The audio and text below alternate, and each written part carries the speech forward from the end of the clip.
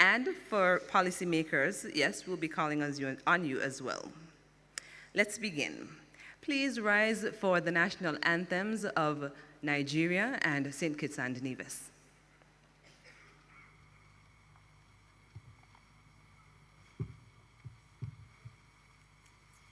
Nigeria, we hail thee, our own dear native land. Though tribe and tongue may differ, in brotherhood we stand. Nigerians old and proud to serve our sovereign motherland. Our flag shall be a symbol that truth and justice reign. In peace all battle honored, and this we count as gain. To hand unto our children a banner without stain. O God of all creation, grant this our one request.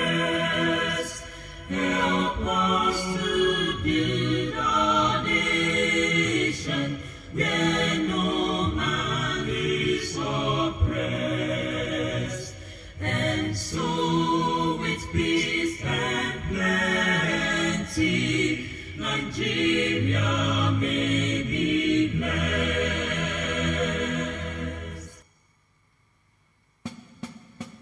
Oh, land of beauty, our country where peace abounds, thy children stand free on the strength of will and love, with God in all our struggles. St. Kitts and Nevis be a nation bound together with a common destiny. As followers we stand for justice and liberty, with wisdom and truth we will serve and honor thee. No sword nor snake can conquer, for God will show defend. His blessings shall forever to posterity extend.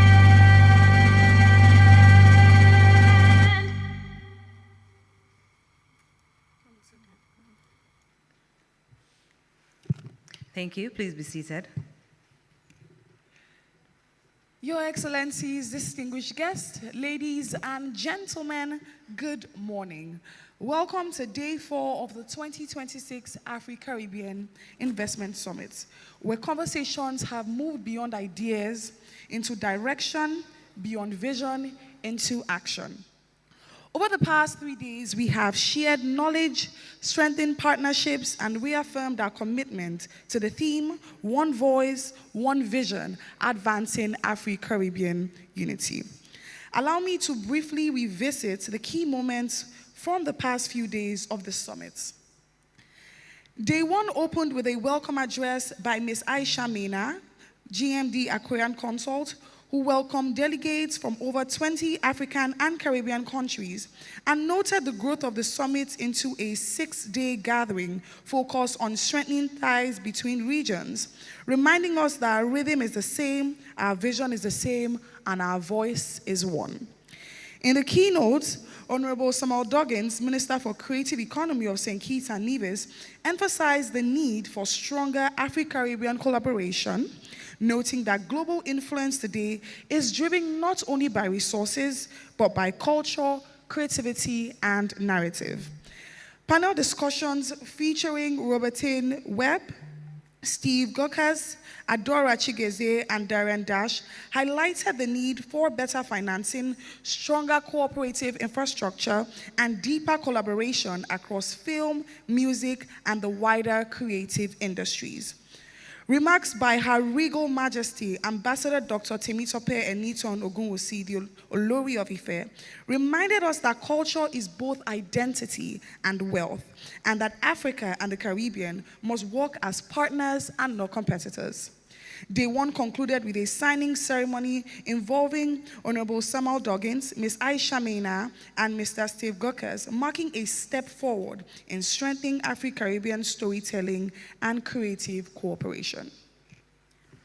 Distinguished guests, ladies and gentlemen, on day 2 of the 2026 Afri-Caribbean Investment Summit, discussions focused on the role of storytelling and the creative economy in strengthening Afri-Caribbean identity, trade, and development. Speakers emphasized the need for both regions to rely less on external systems and build stronger creative and economic structures from within, using storytelling not just as culture, but as strategy to shape global perception and create opportunity. The fireside chat on the evolution of Nollywood and Afri-Caribbean creative growth highlighted the importance of better funding, stronger digital infrastructure, improved intellectual property protection, and authentic storytelling. In the panel on storytelling as a strategy, speakers noted that global demand is shaped by cultural exposure, and called for stronger collaboration, creative investment, and better connectivity between Africa and the Caribbean. The keynote on catalyzing private investment in resilient economic systems stressed the need for stronger value chains, increased trade, and greater self-reliance, with the creative industries and agriculture identified as key drivers of growth. Overall, Day 2 reinforced the importance of coordination, investment, and cultural ownership as both regions continue to build a shared and resilient future.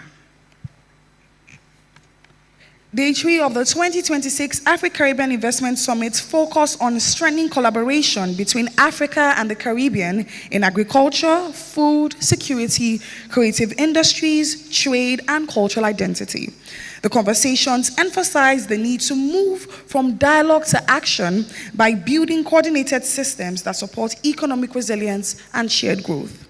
Speakers highlighted new opportunities in the creative economy, including stronger financing, intellectual property protection, and cultural exchange, reaffirming that cultural identity is not only heritage but economic power. Discussions on agriculture and food security stressed the importance of climate-smart farming, reduced dependence on imports, and stronger regional value chains to ensure long-term sustainability. Trade and connectivity were also key themes, with calls for better logistics, improved travel links, and harmonized regulations to unlock the full potential of Afri-Caribbean trade. Overall, Day 3 reinforced that deeper cooperation, stronger policies, and investment-ready projects are essential as both regions work towards a more connected and self-reliant future. Today is Day 4, and we have even more robust conversations and deliberations coming our way soon. Distinguished guests, ladies and gentlemen, my name is Ave, the host, and I'm honored to serve as a co-MC for the events today. But I'm not doing this alone. I'm doing this with my amazing co-MC. Ladies and gentlemen, I'm Carla Berridge. Nice to meet you again, Carla. I'm so pleased to be here with you for another day. Lovely. And so we begin, ladies and gentlemen, with our first panel. Our first panel will be guided by the topic, Resources to Returns, Structuring Capital for Afri-Caribbean Industrial Growth. Please welcome our moderator, Mr. Wale Olusi. And we will begin with the reading of our bios for our panelists. Ladies and gentlemen, it is my honor to introduce Darren Dash. Dash is a global entrepreneur, investor, and cultural architect whose career spans music, media, finance, and now large-scale infrastructure development. He began as the co-founder of what became Rockefeller Records, one of the most iconic platforms in hip-hop history, and went on to serve as CFO and head of corporate strategy at QC Media, helping lead a landmark $320 million transaction with Hybe. Today, Dash brings the same vision, scale, and execution into the world of food security assets as chairman of Wykin Industries. Wykin is a multi-sector development platform anchored on over 11,000 acres in Guyana, designed to become a fully integrated agro-industrial and logistics hub. At its core, it is a strategic partnership with Del Monte, a global leader in fresh produce with multi-billion-dollar revenues and distribution across every major international market. Together, they are building a vertically integrated agricultural and export platform, combining cultivation, processing, cold storage, and logistics into a single ecosystem. At full scale, the plantation is projected to generate over $700 million in long-term contracted revenue across its life cycle, anchored by global offtake and built for export at scale. But Wykin goes beyond agriculture. It integrates renewable energy, logistics infrastructure, hospitality, and trade corridors, positioning Guyana and the wider CARICOM region as a new global hub for food production and distribution. At a time when the world is focused on food security, Dash is not just talking about solutions, he is building them. His platform is designed to connect continents, link CARICOM into a unified, efficient food and trade network. With a rare combination of cultural influence, financial expertise, and infrastructure execution, Dash represents a new model of leadership. Please join me in welcoming Mr. Darian Dash.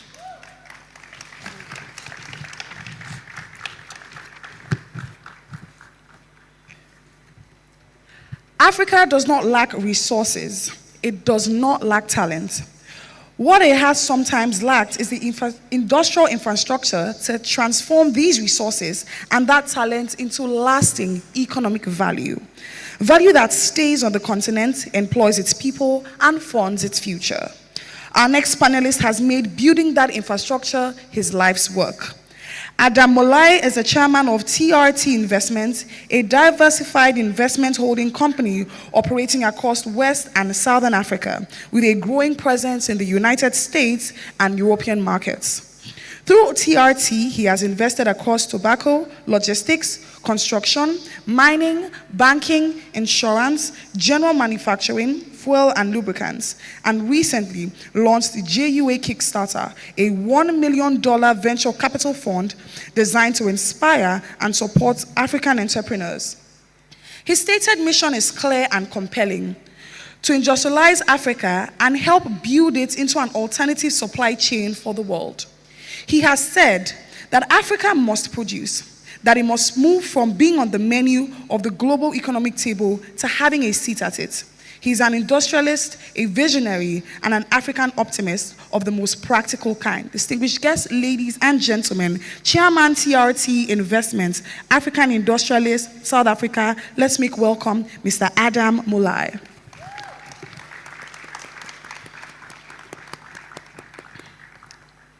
Africa produces more than 60% of the world's diamonds by volume and more than half by value.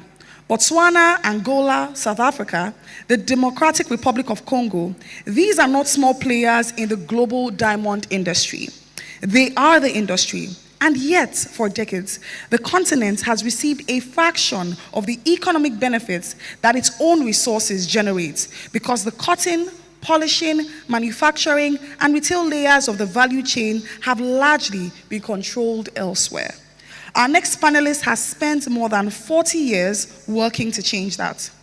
Dr. Fula Ngenge is the chairman of the African Diamond Council, Africa's official diamond governing body, a position he has held since 1999, making him one of the longest serving institutional leaders in the history of the global diamond industry. He is a mining engineer, a chief global economist, and one of the most respected strategic advisors in the international diamond trade. In 1986, he made history as the world's first of African descent, introducing ideal and super ideal cut diamonds to the global diamond supply chain. He was instrumental in establishing the African International Diamond Exchange and the African Diamond Trust Fund. He played a pivotal role in laying the foundation for Dubai's rise as a major diamond and jewelry manufacturing center through the Dubai Multi-Commodities Center in 2002. He advocates across 12 languages on behalf of the African continent and its intellectual leadership. He has been uncompromising in his insistence that Africa must move beyond raw material extraction, that the continent must retain more of the revenue from cutting, polishing, jewelry manufacturing, and retail. He has said that diamonds must be a tool of industrialization, sovereignty, and bargaining power, not simply commodities extracted for the benefit of others. Distinguished guests, ladies and gentlemen, Chairman, African Diamond Council, ADC, mining engineer, and senior strategy advisor, Angola, let's make welcome Dr. Fula Ngenge.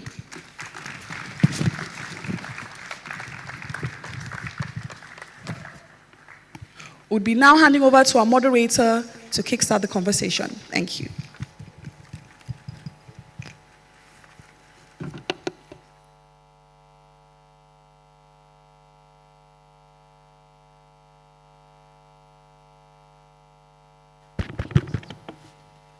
Is working? Oh, okay. Yeah. Good morning, everybody.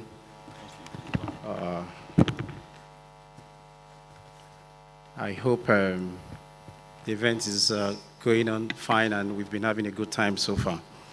My name is Wale Olusi. I'm a director in the PwC Deals Advisory Service. And this topic that we are discussing this morning, from resource to return, structuring capital for Africa-Caribbean industrial growth, is particularly interesting for me because of the nature of what I've spent the last 5 to 6 years doing in that space. What we've seen is the problem has always not been that there's no capital in Africa, but whether the projects that those capital should be deployed into are bankable or not. That's on the capital side. On the resource-rich nature of Africa, there is also the typical challenge that has been highlighted. The problem is not that we do not have resources. In fact, Africa is resource-rich. I've worked on multiple countries in Africa, and some of these countries are some of the richest countries in the world. Take Congo, for example. I once did a project in Kinshasa, and they have everything. They are perhaps the most resource-rich country in the world. Take Nigeria. We could literally produce anything if we want, but most of the efforts in the last couple of years have been on oil and gas.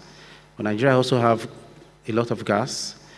We also have a lot of cocoa, but we are not even top 3 in cocoa production. There's a common saying that says palm oil was taken from Nigeria, and now Indonesia and Malaysia and co are the big players there. And then if you go to the other West African countries, say Ghana or Cote d'Ivoire, who are also very big players in the cocoa industry, they don't make a lot of money from chocolates, which is what cocoa is processed into. If you check around the world where the bulk of that value goes to, is somewhere in Europe. So today, conversation in Cote d'Ivoire and Ghana is switching towards how do we maximize, the benefit of, this cocoa that we produce a lot.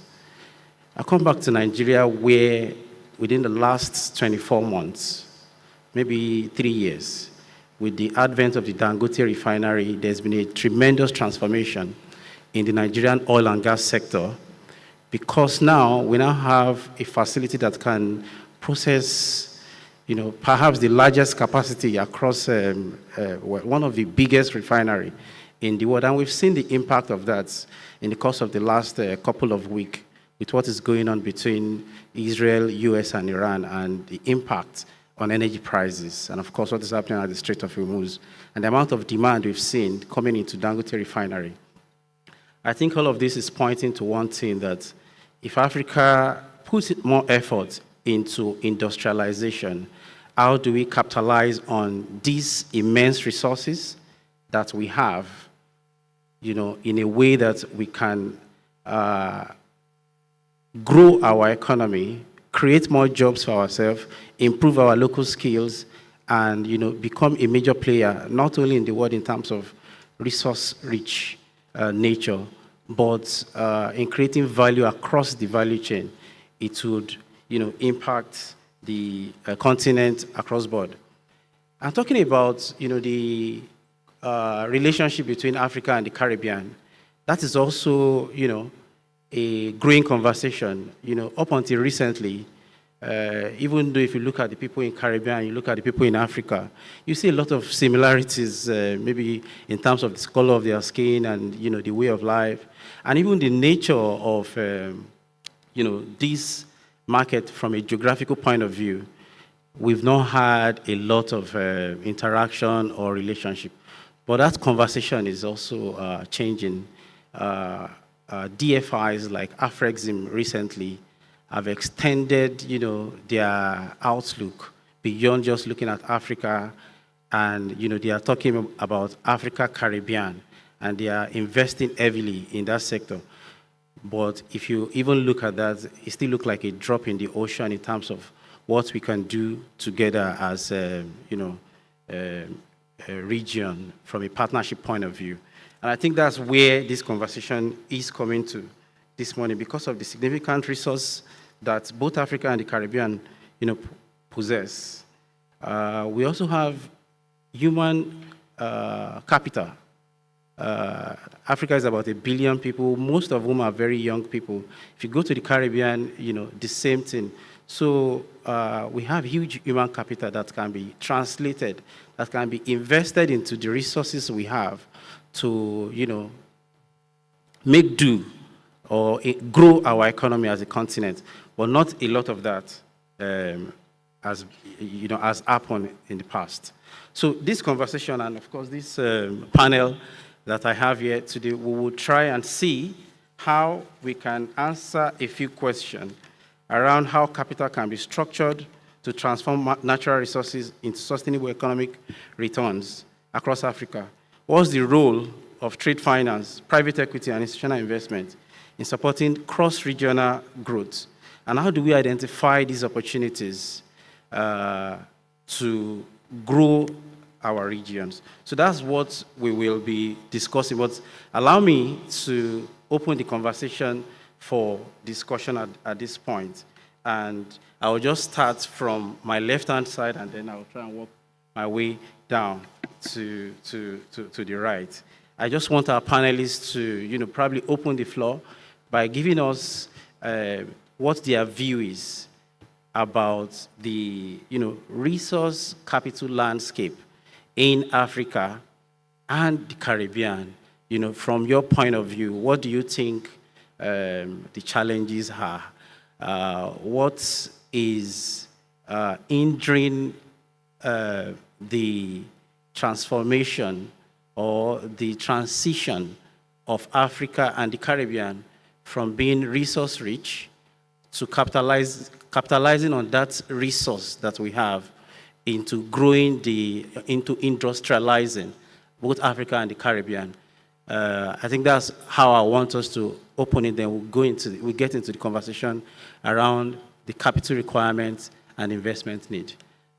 Please, I'll open the floor with you, sir. Thank you. Wale, thank you. I think the way I would probably frame this matter is to say we don't have a resource challenge, and we actually don't have a capital challenge. We have a value extraction and a market access challenge. And why I say value extraction is, I'll use an example of one of my industries that I've spent a lot of time in.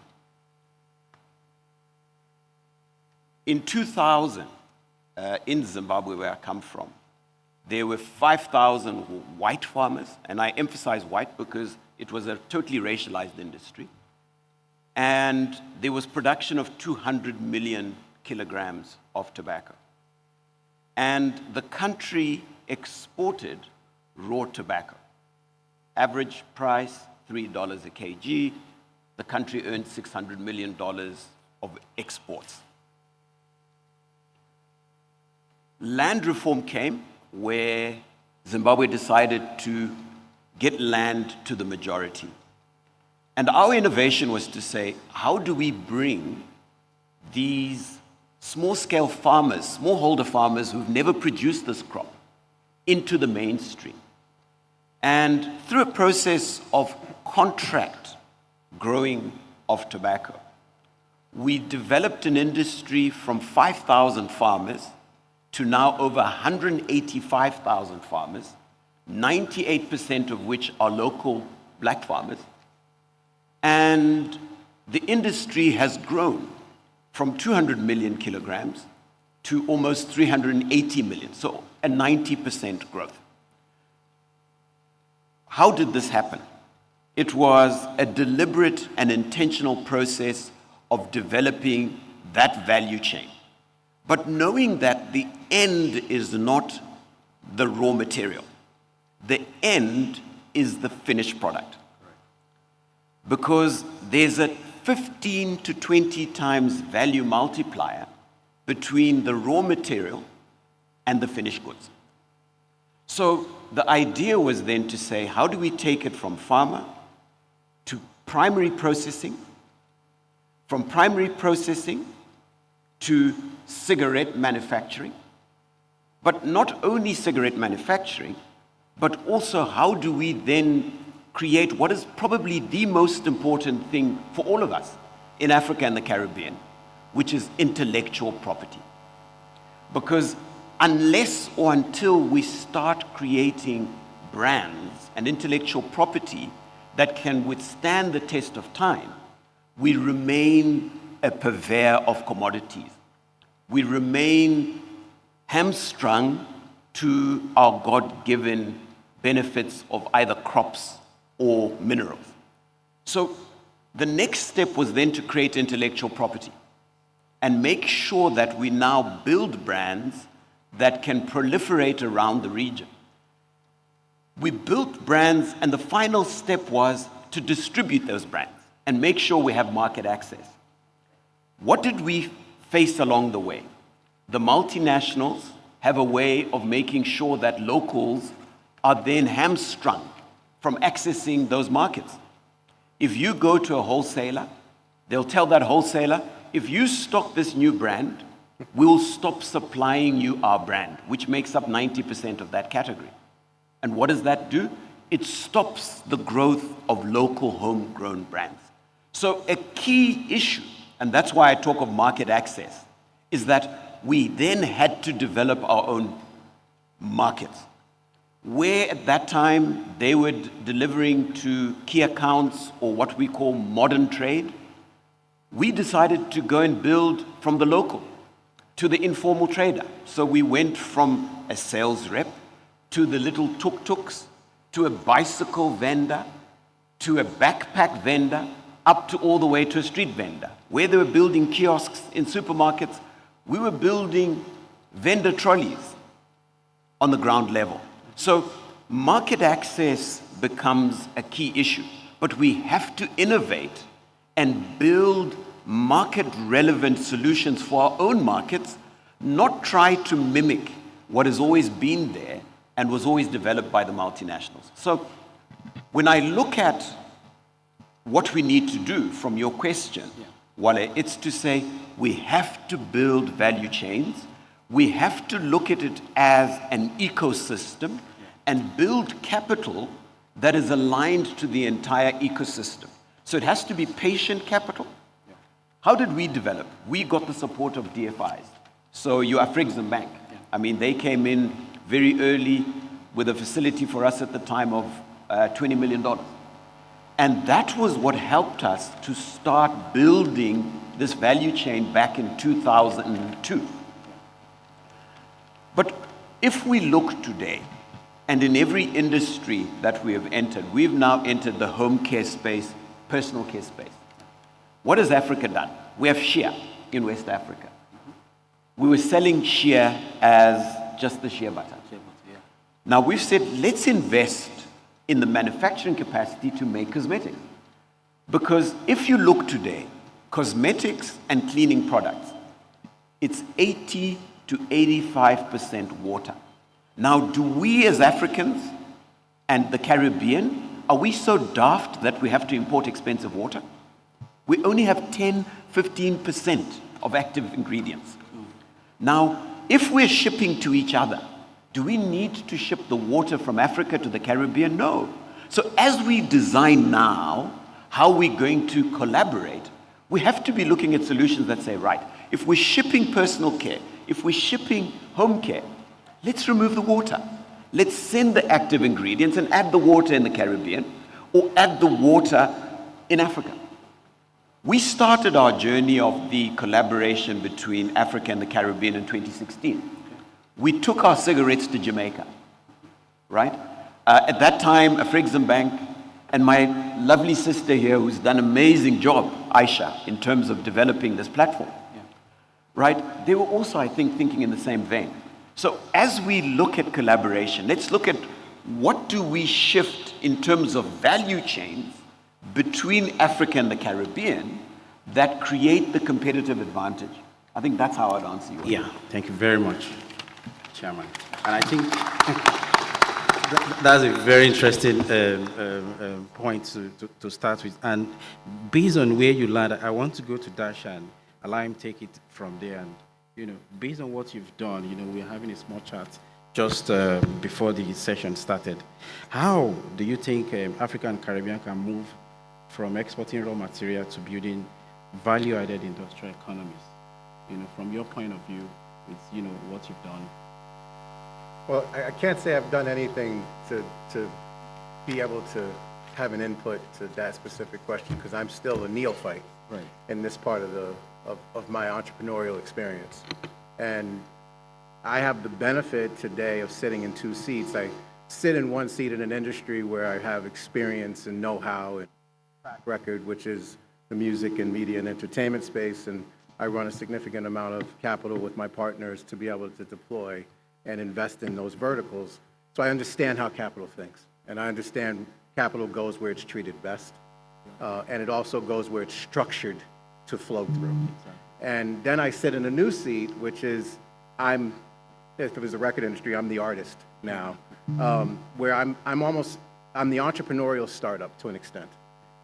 As an investor, after we sold our business in 23, I moved to Guyana. I visited twice, and then I just moved there because I saw the opportunity and I believed it was that big. And over the years, what I've seen and learned, because this is very new to me, is that the DFIs are extremely important capital sources to being able to take entrepreneurial vision, take startup investors, venture investors, which was what I would call myself in this instance, and be able to move that capital through and take it forward. However, you have to de-risk the capital. And so we had an opportunity to invest in buying the Wyken Ranch, which is an 11,000-acre parcel in Lethem. And even after today's conversation, I am now forever changed. I hadn't even taken the perspective of building brand, and here I am, a brand builder. Historically, I never even thought through the whole value chain of building the brand, but I looked at the platform and the opportunity of the platform. And the one thing I know about the Caribbean is that there are not enough platform businesses.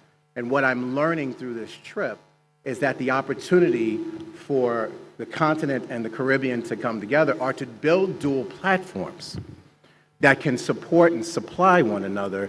And through the brand building that comes from having multi-platform, there's a huge opportunity to have one consolidated empire, effectively.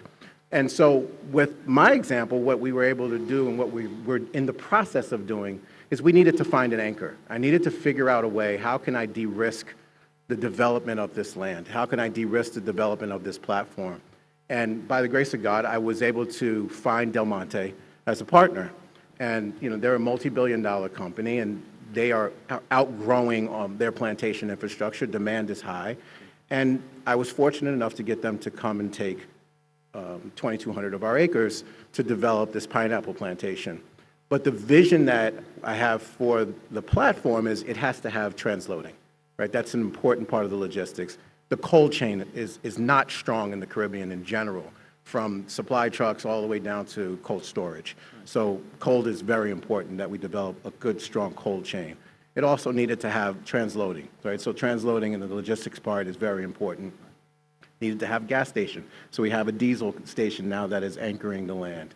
And it was also an opportunity, as I looked at it from a vertical integration perspective, to say, okay, all of this needs power, right? So we can never forget the power part of it, and the need to build power. So we have Wyken Power and Light, right? So what I'm effectively trying to do is to take this partner that I have that anchors me with a 25-year, 100% offtake agreement from a cash flow perspective, and what happens? You get this gross revenue, and then there are COGS, right? There's your costs. And inside of those COGS, it's usually power, processing, logistics, and human capital. And you can build, and what we're doing is building industry around the costs in our top line, which then builds enterprise value in each one of those separate entities that are then consolidated upstream. That's the viewpoint and approach that I've taken because I understand how capital thinks, and I also know where value is created. Value is created in the multiple that you can sell each enterprise for. I left out the brands, and I'm not going to forget that anymore. Thank you. I greatly appreciate that perspective. And at the end of the day, I think then it's, okay, now I've done this, I've got a large off-taker, how can I expand? How can I now partner into Africa? How can I partner here to build a dual platform? How can I bring, this is the Afri-Caribbean Investment Summit. So I'm here to say, okay, how can I now attract capital partners that are invested in here? And how can I also provide food sovereignty? I learned the difference between food security and food sovereignty yesterday. And how can I now start to provide food sovereignty to the other Caribbean partners in the region that need a platform that is exclusively built for what they need to have and their brands that they want to produce and develop? So that's the perspective that I know I didn't answer your question, but that is the perspective that I've approached this from, and I can only speak from my experience. And it's interesting to be in the seat that I'm sitting in now. I spend half of my day deploying capital, and now I spend the other half of my day trying to find the best resources and best capital partners to bring in to be able to build an enterprise. So, that's my answer.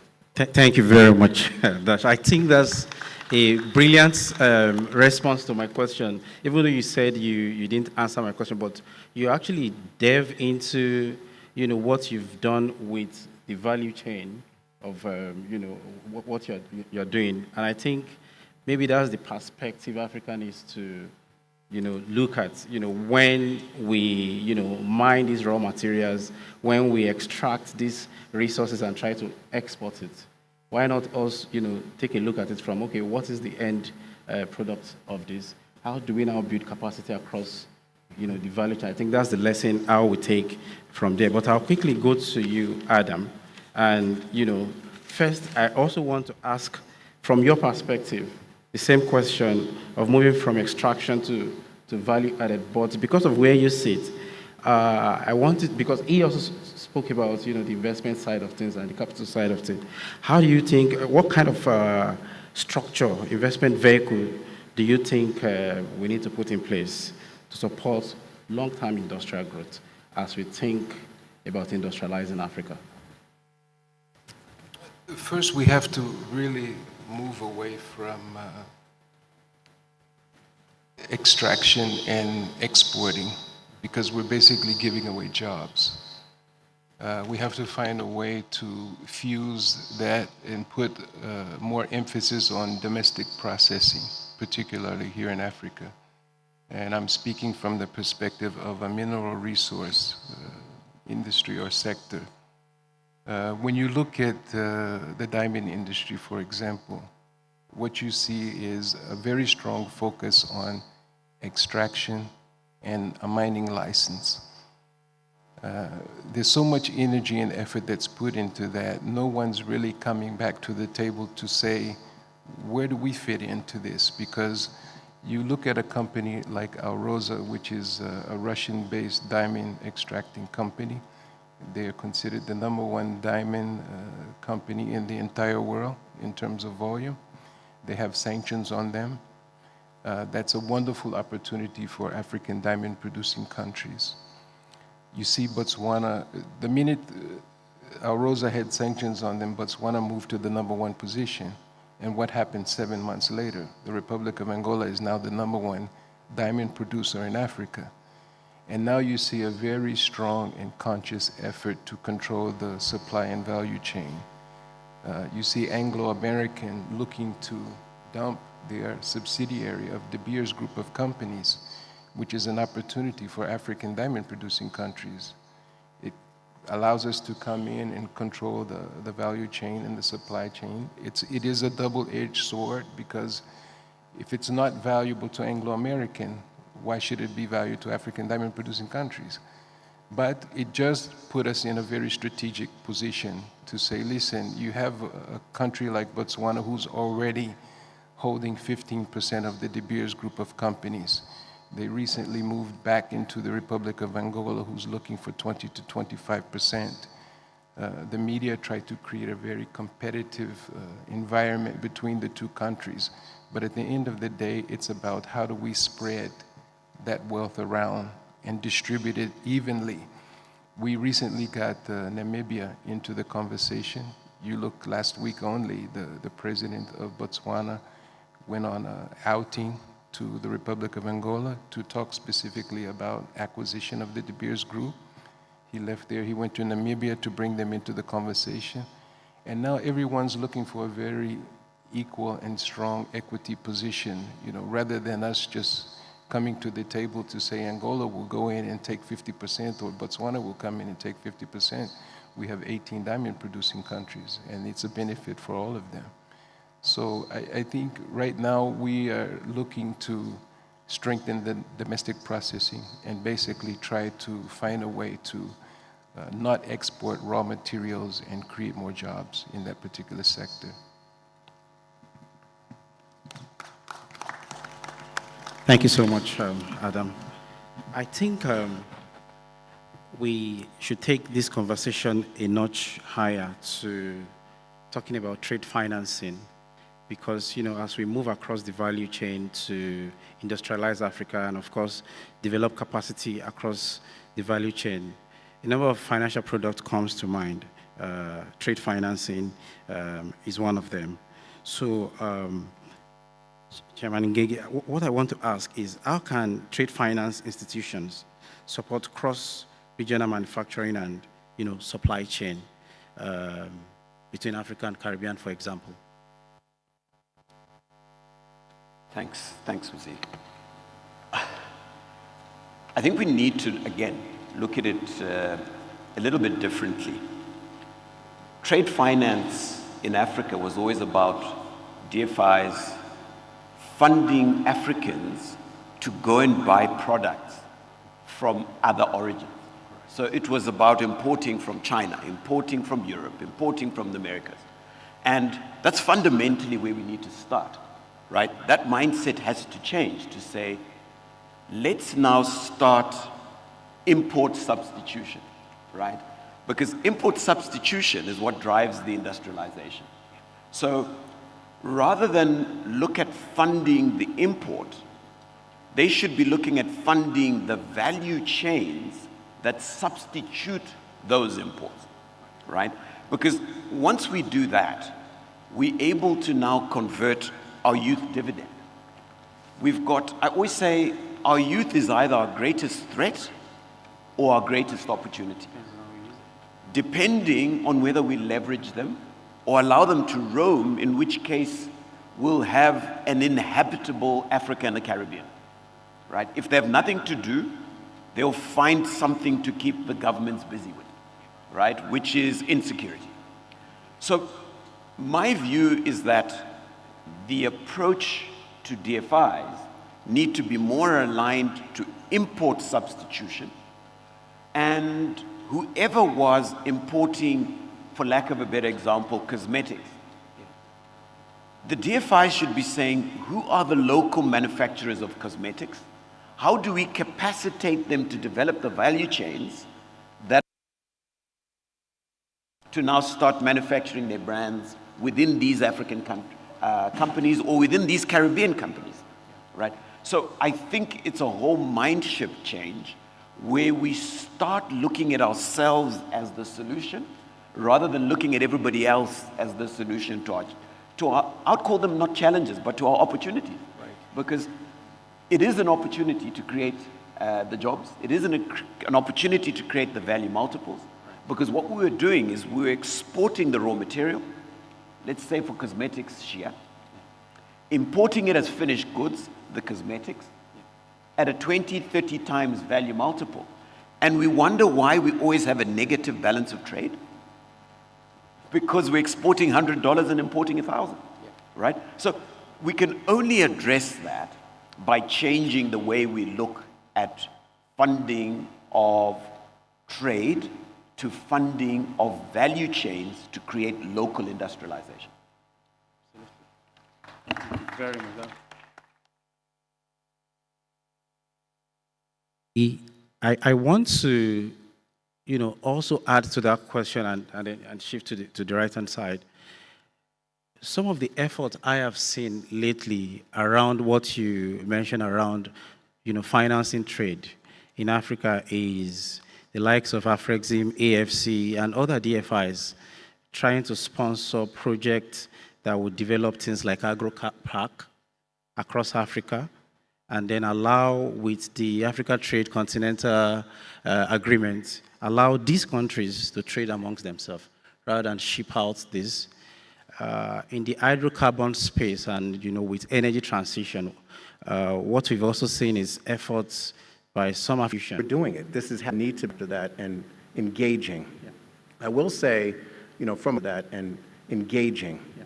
I will say, from a trade finance perspective and the DFI's role, it is paramount, especially in my experience so far in Guyana and in the Caribbean, there is not an efficient capital vehicle, whether it's, there's no financing vehicle or structured financial vehicle, structured debt that exists today outside of a DFI where an entrepreneur or even somebody who has a valuable contract can finance it. The model of financing that exists today that I'm experiencing is based off collateral. And that can be very limiting. Because if you have a contract that whether it's an agricultural contract, an oil and gas contract, in the instance of Guyana, for example, I've seen multiple instances where the supply chain is getting large contracts from Exxon to supply them with different things. Well, good news is you got a large contract.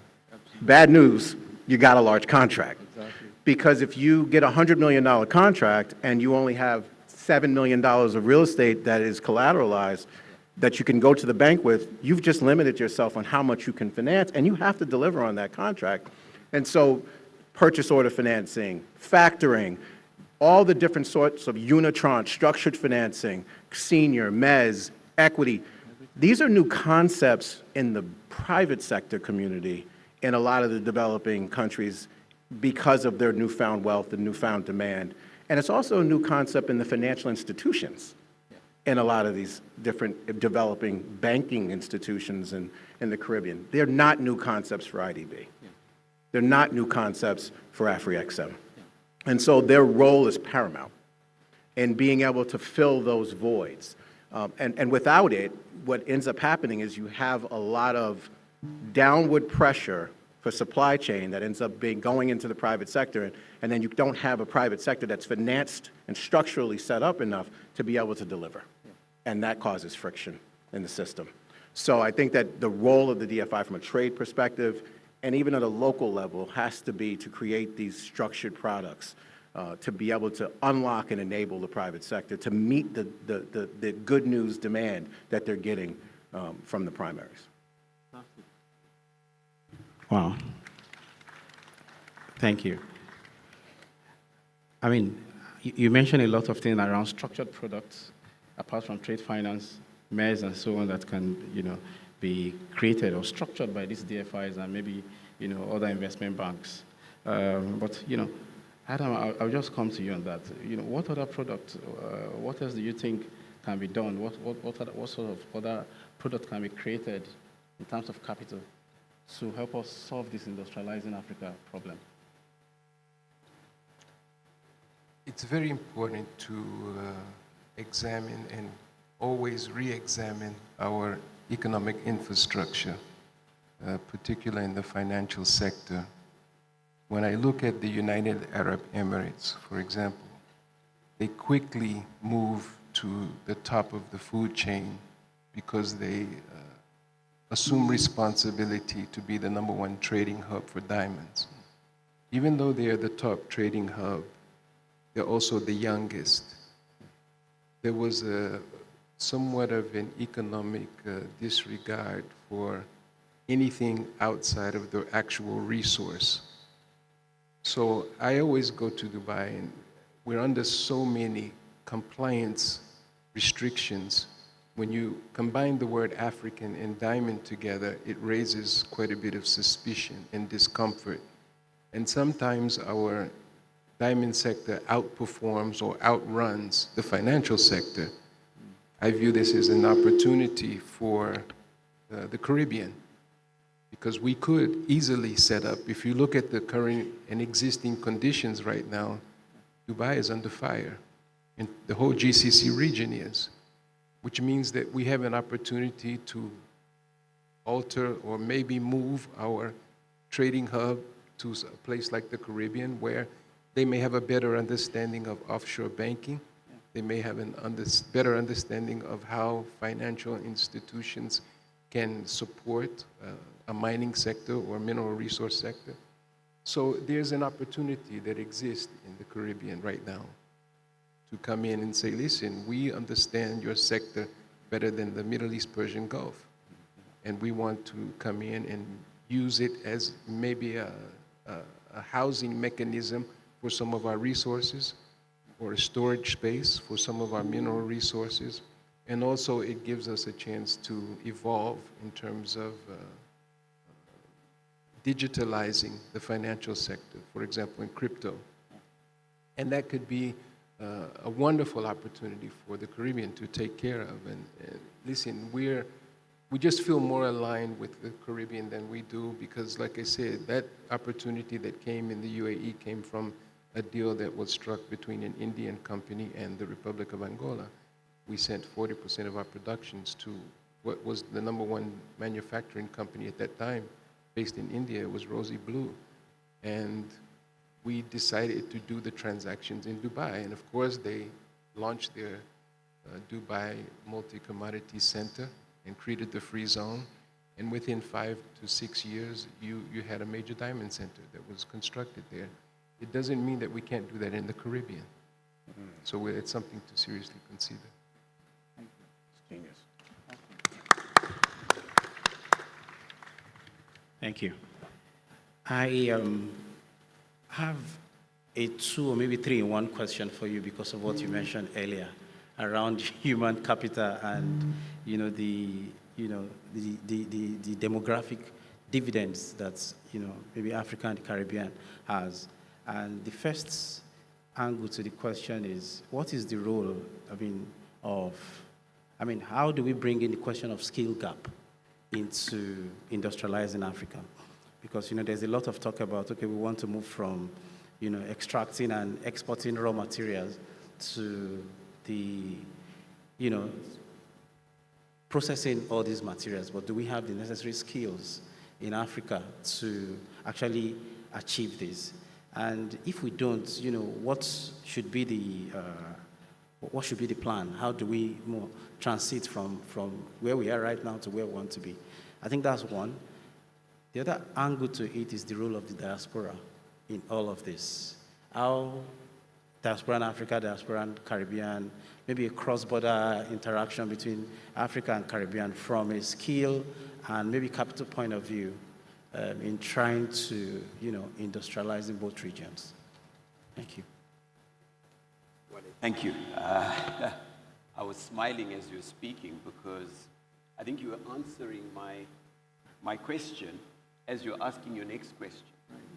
When you were asking about skills, I don't think Africa lacks it. The diaspora is our skill. I mean, if you look in the global capitals, I mean, the best doctors in the US are Nigerian, right? The best engineers in the UK and the Middle East are from Africa, right? The skill from Africa is in abundance in the diaspora. But the question should be, how do we leverage that skill? How do we create conditions that make them want to come back and bring their skill home, right? So I think it's more about creating the right conditions. I find it abominable, and I would like to repeat this. You have governments everywhere in Africa and the Caribbean. What do you hear them talking about always? FDI, FDI, FDI, right? Why can't we focus on DDI, domestic direct investment, not foreign direct investment, right?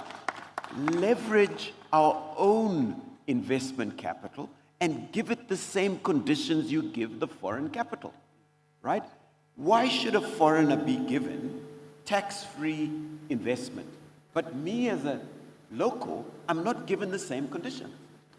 So why should I be a second-class citizen within my own home? So let's address the structural issues, which don't need any foreigner, which don't need any foreign consultants, but just need our own willpower to start recognizing ourselves and our own value, right? So the challenge starts with our own mindset to ourselves. Until we start to respect ourselves, right, we will not get the value from ourselves. Second part of your question, I believe we have the most phenomenal dead capital from within our diaspora. And I know we've got so many financial minds here. And I really believe there's instruments we can look at.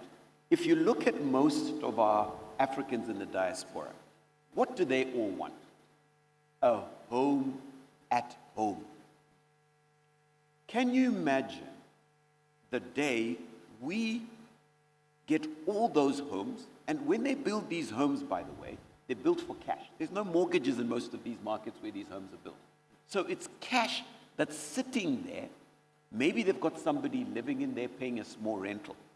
But can you imagine if we leveraged those assets, put them into a pool that we use to raise capital? We would raise trillions from all these dead capital of homes that are sitting there doing nothing, right? That's where the value comes in my perspective, in that we've got an amazing diaspora who have a heart to want to develop home, but we're creating so many dead assets. And I think let's leverage those dead assets. Let's bring them and create financial inclusion that brings in these dead assets. And what we can do to raise global capital to create these industries using existing homes, using existing land, is phenomenal. So that would be my contribution to that. Thank you very much. That's a brilliant answer. Please, Dash, I would like to get your perspective on the same question because I think it's very important. The role of diaspora, Africa and Caribbean in industrializing Africa. What other role do you think they can play? I agree that you can't understate the role of the sovereign. And it is absolutely the responsibility of the sovereign, and you talk about the Middle East and how they use their sovereign wealth funds to create investment vehicles, how they're backstopping and guaranteeing and insurance guaranteeing to allow capital to flow and feel like it has a safe place because the sovereign is helping to backstop it. I also think the sovereign has a responsibility to develop specialty, doctors, lawyers, but there's also a lot of specialty that needs to be developed in the Caribbean around different sorts of jobs, right? And what I'm seeing now can speak to my experience in Guyana. Again, I'm a guest in their home. I'm a guest in your house. So I can't speak as an expert because I'm a guest. But from my perspective, what I've seen and what I'm experiencing, especially when I look at my own, what I'm invested in, I need to employ 1,000 people. Hard stop. It hadn't occurred to me until this trip that the greatest export for me from Africa, from Nigeria, is going to be human capital. I need human capital. And the living wage that, because of the nature of what I'm doing, the living wage that we can pay, I think is acceptable. And I also think it skills up a workforce that already has a skill, and then it can help to additionally skill them up. And then they can come back and bring it home. Right now, what I'm seeing is that there is no human capital deployment coming from Africa towards the Caribbean. I see a lot of people coming from India. I see a lot of people coming from Latin America because it's close and it's probably more efficient. But I do think that there's a tremendous role that the sovereigns can play with one another to build that trade of human capital and expertise between one another. And I have to say, especially in the Caribbean, as I'm understanding this more and more, has to be the role of the sovereigns in the Caribbean to create sovereign funds that have the ability and diversity to invest deeply in building their own industry at home. It can't just come from the DFIs, they're very important, but until the sovereign takes that role, you're at risk, because you could get an administration and USAID can go away in 20 minutes. And that's a real thing. It just happened, right? And that can continue to happen. So it's the role of the sovereign, if that's in fact what we're talking about, to make those investment commitments and create that security for capital to flow. Thank you very much, Dash. And I think you landed me exactly where I wanted to be, because my next question to Adam was going to be the importance. Sorry. Right. Was going to be the importance of governance, transparency, and policy framework in attracting investment. Of course, in the context of what we are discussing, I'd like you to share your thoughts on this, please. Trade finance institutions are typically very risk adverse. It doesn't always benefit Africa. We have to develop a comfort level to lead rather than follow. Many of the mechanisms that work for Africa could be used and become successful models for what we know as developed countries. We look at Africa, there's quite a few mechanisms that may work in a country like South Africa that doesn't work in a country like Angola. We saw Exim Bank, for example, come with a very strong, powerful Western style model. They implemented it in South Africa and it actually worked. But when they came to the Republic of Angola, it fell apart completely. And it was based on a lack of understanding of the environment in a place like Angola. When you look at Angola, you need to understand that we had the same head of state for almost 39 years. We had a civil war for 27 years. We don't speak English.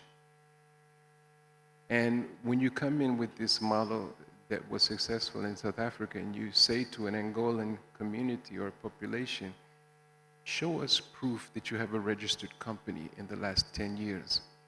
And let's see your bank account statement for the last 10 years, without knowing that most of the companies, 90% of the companies that are registered in Angola were registered in the last 365 days.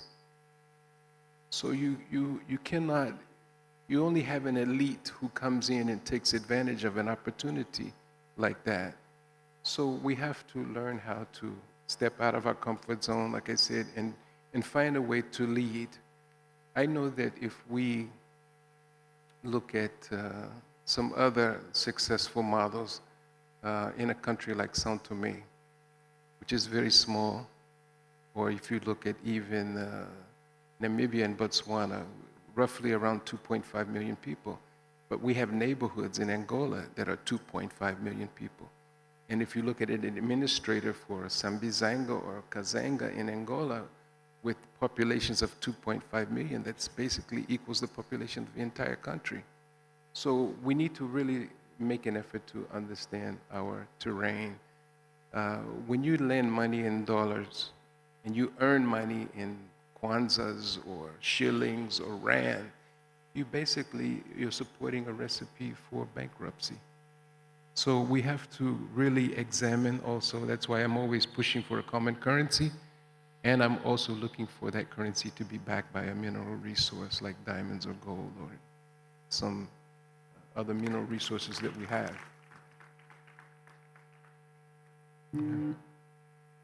My final question was going to be around de-risking some of this conversation we are having around investing in Africa, as well as, building the value chain to transit Africa from, exporting raw material to being industrialized fully.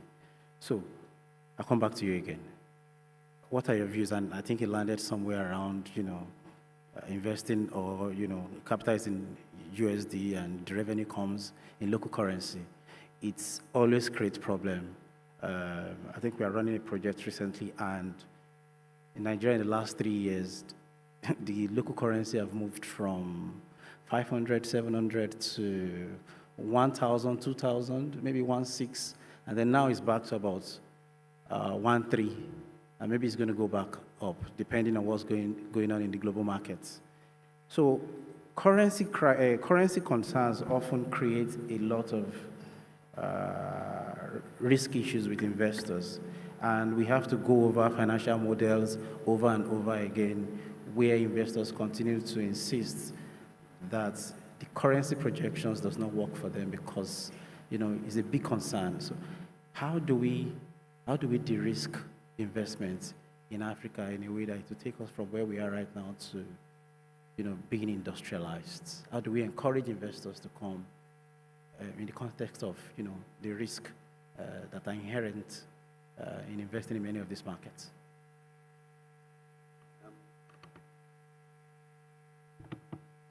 Wale, thank you. I think for me, it's fundamentally an issue of confidence, right? If you talk about a country, you were talking about the Kwanzaa. If you talk about a country, the country where I come from experienced probably one of the highest levels of inflation ever experienced.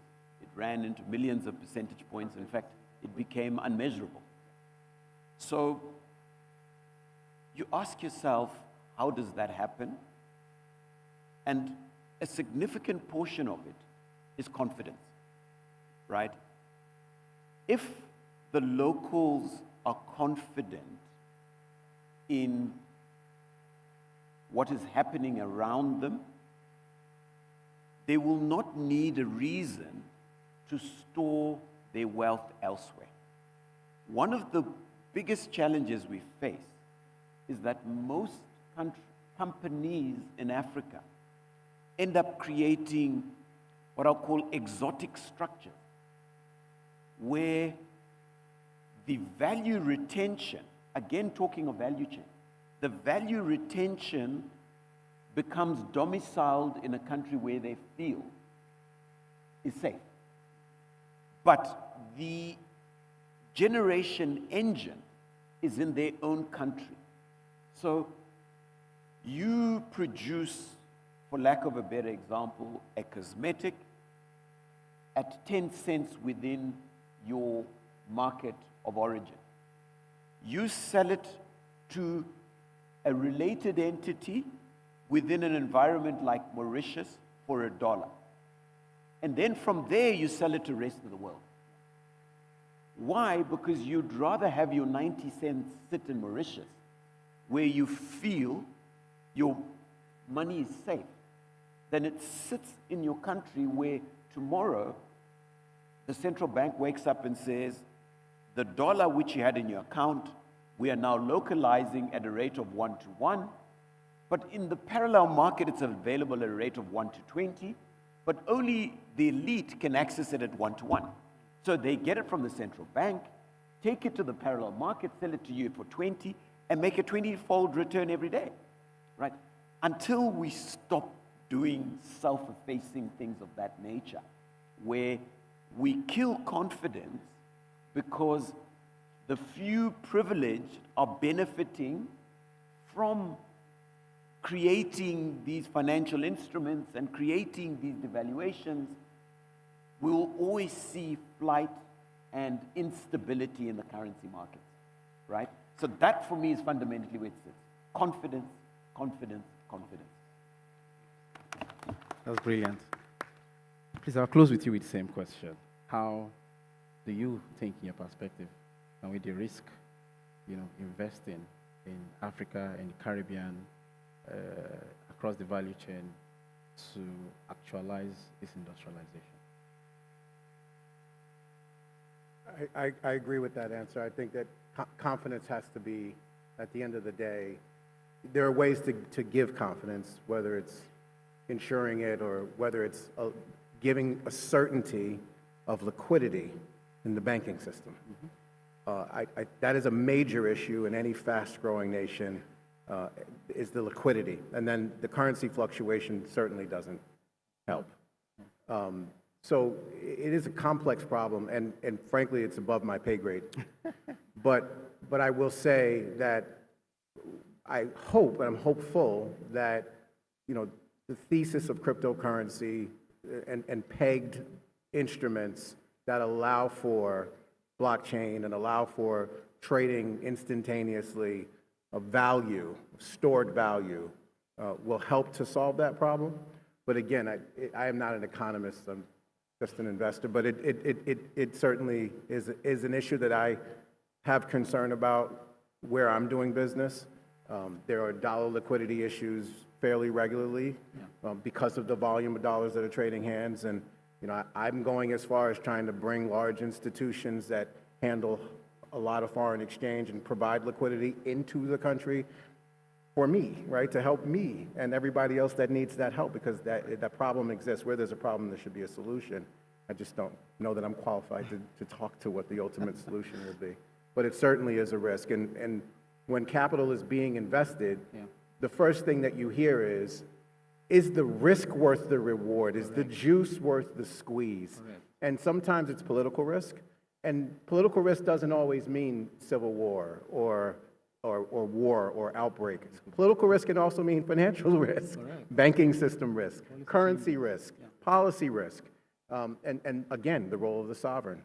But those are the real risks that capital is considering every day when they're looking at, if for the same return that I'm going to get to invest in someplace I know, I understand, I'm comfortable with, I'm going to take more risk, all of these other variables for the same return, or maybe the return is higher, it's 20% higher. If that juice is not worth the squeeze, is where the capital gets jammed up and stops. And people don't always understand that. Amazing. Thank you. Thank you, Dash. You always start with, this is above your pay grade, you're not sure, but then you always go on to, provide a lot of insight around the question. But, Zia, I'll round up with you as well on the same question. From your perspective, how do you think we can, de-risk investing in Africa across the value chain from extracting raw material to being fully industrialized? The greatest untapped sovereign wealth fund, in my eyes, from where I stand, is the diaspora. We haven't done a very good job managing our diaspora and giving them a reason to come and commit in ways that we know they can. If you look at what happens, a diaspora they're masters at sending money back home. But everyone, it's not always for investment purposes, but it should be. But if there's a grave disrespect for those funds that are being sent back, you won't have the support of the diaspora. They won't take the risk. So we need to do a better job stepping out of our comfort zone to convince the diaspora that this is very much a part of yours. You're entitled to it. You're more than welcome to come home, because if the diaspora doesn't come home and invest, guess who does? The West. And they come and take advantage even in a more effective way than those who really want to come home and be convinced that they're really a part of the economic infrastructure. So for me, it has to be a very strong emphasis and focus on managing the diaspora and having them come back and make their contributions. I wouldn't really put them in a position to take advantage of them, but I would definitely focus on offering more equity to them. This is where the value really lies. Awesome. Thank you very much. Ladies and gentlemen, I think we've come to the end of this session. I want to especially thank my panelists for all their insight that they've shared today.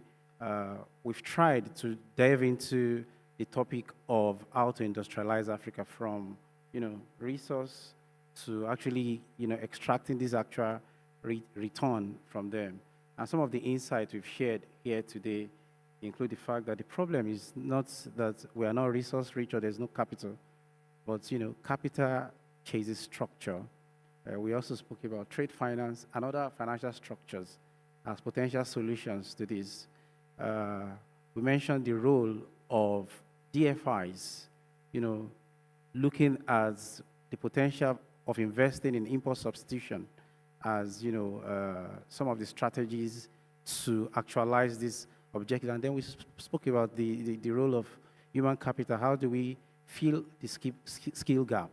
I think he mentioned how we can leverage our huge diasporan population as well as capital to also support.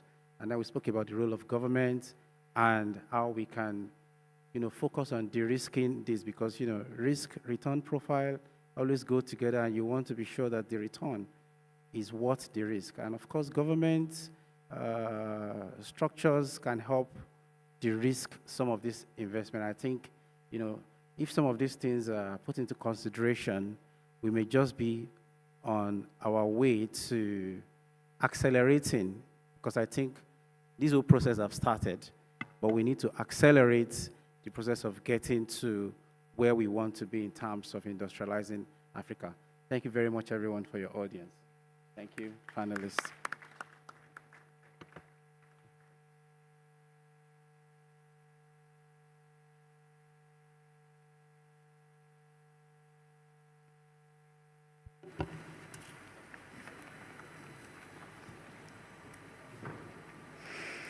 Ladies and gentlemen, that is what real conversations look like. Not just ideas, but a path to execution. Let's give them another round of applause.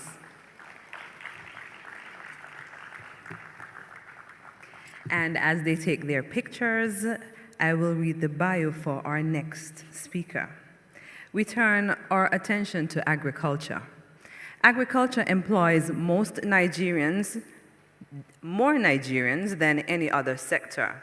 It feeds families, anchors rural economies, and holds the potential to transform Nigeria from a food importing nation into one of the great agricultural exporters of the world. And yet, for decades, one of the most consistent barriers to realizing that potential has been a simple and stubborn one. Banks would not lend to farmers. The risks were perceived as too high, the returns too uncertain, the sector too complex. NIRSAL was created to change that calculus, and the man before us today is one of the leaders driving that change. Mr. Iwain Imoe serves as Executive Director of the Nigeria Incentive-Based Risk-Sharing System for Agricultural Lending, NIRSAL, the Central Bank of Nigeria's $500 million non-bank financial institution established to de-risk agricultural lending, fix value chains, and make Nigeria's agriculture sector genuinely bankable. NIRSAL does not lend directly. Instead, it provides risk guarantees, technical assistance, insurance mechanisms, and incentives that give commercial banks the confidence to deploy capital into agricultural value chains they would otherwise avoid. His work sits at one of the most critical intersections in Nigeria's economic development, between the financial sector and the food system, between the ambitions of smallholder farmers and the capital markets that could fund them. He brings to that intersection both institutional knowledge and a genuine commitment to the sector's transformation. Ladies and gentlemen, speaking on the topic, Building the Financial Architecture for Afri-Caribbean Agricultural Trade, Lessons from Near-South's Journey, please welcome Mr. Iwain Imoe.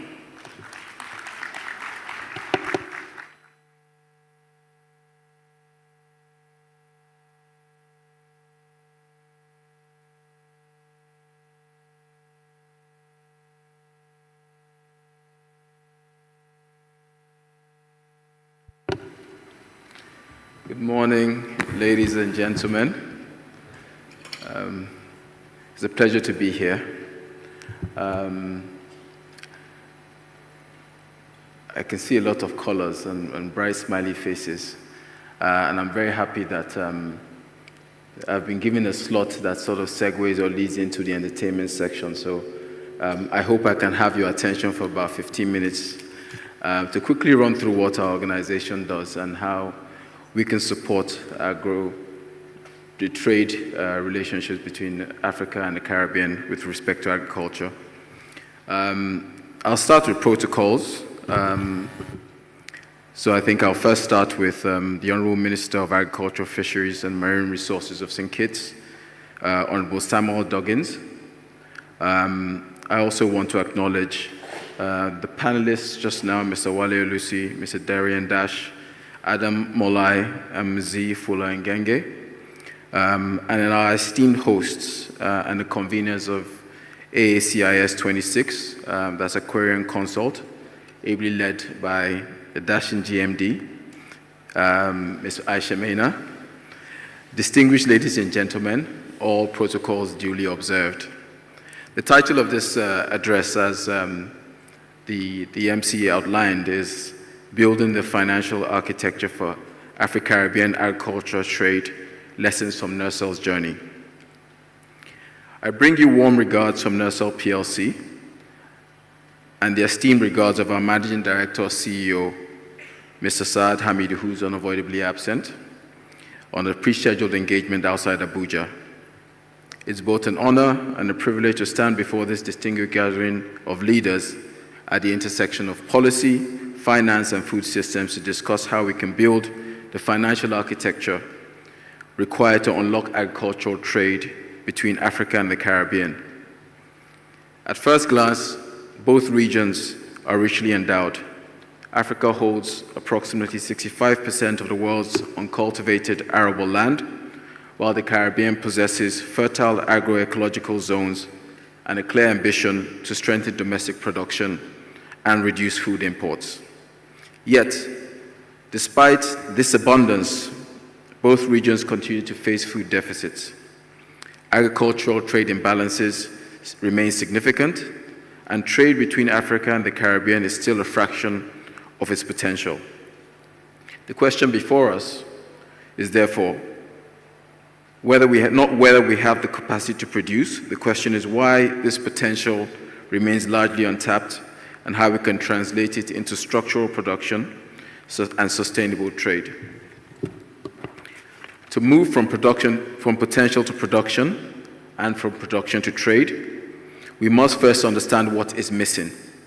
What is often described as a financing gap, and I think quite a number of the panelists spoke to this earlier on, is in reality a structural systems gap. And at the heart of this gap lies the financial architecture. The financial architecture is not just the presence of capital, it is a coordinated system of institutions, instruments, and market structures that enable capital to flow efficiently across the agricultural value chain, from production to aggregation to processing and ultimately to trade. In a functional system, this architecture brings together producers, aggregators, processors, financial institutions, insurers, logistic providers, commodities exchanges, regulators, and standard bodies, all operating within a coordinated framework where risks are understood, priced, and managed. However, in many developing agricultural systems, including Nigeria's historically, this architecture is fragmented. Banks and producers exist within the same system, but are unable to effectively transact due to knowledge and information asymmetries that did not enable the appropriate assessment and price of risk, and which ultimately hindered capital flows. It was this structural disconnect that necessitated the creation of a specialized risk-sharing institution designed to play a critical role and catalytic risk-sharing role within the agricultural sector's financial architecture. The Nigeria Incentive-Based Risk-Sharing System for Agricultural Lending, NIRSAL PLC, was devised by the Central Bank of Nigeria and incorporated in 2013 to de-risk and facilitate financing to agricultural value chains in Nigeria. Prior to NIRSAL, agricultural lending in Nigeria was in structural decline and stood at about 1.78% of banking sector lending in 2011, despite agriculture contributing over 20% of the nation's GDP. Financial institutions have steadily reduced their exposure to the sector due to high default rates and weak visibility. What NIRSAL sought to achieve was a reversal of the bank lending trend by restoring lender confidence through structured and targeted de-risking. So NIRSAL's operations are upheld by 4 coordinated pillars. First, risk sharing, where a significant portion of credit risk is absorbed through guarantees, reducing potential losses for lenders. Second, technical assistance, building the capacity of both financial institutions and value chain participants to structure, assess, and manage agricultural transactions effectively. Third, insurance advocacy, ensuring that key production and climate risks are transferred through appropriate insurance instruments. And the fourth is performance incentives, aligning behavior across the ecosystem to encourage sustained participation in agricultural lending. Since inception, NIRSAL has facilitated over 300 billion naira in agricultural financing from private financial institutions. Critically, this has been achieved with non-performing facilities of less than 1%, demonstrating that agriculture, whilst perceived as risky, can be financed at scale without compromising asset quality. It has supported the production of over 800,000 metric tons of food and commodities. It has expanded participation of commercial banks, and it has supported the growth of bank lending to agriculture from about 1% at its inception to about 5% in 2025. While this journey continues, it has to date unearthed some nuanced institutional and systemic insights, some of which are relevant to Afri-Caribbean agricultural trade and are shared below. The first lesson is risk sharing as a foundation. The first and most critical lesson is the role of risk sharing. Agriculture was perceived as high risk, and financial institutions responded rationally by limiting exposure. The introduction of credit risk guarantees fundamentally changed this dynamic, and by risk sharing, NIRSAL restored lending confidence.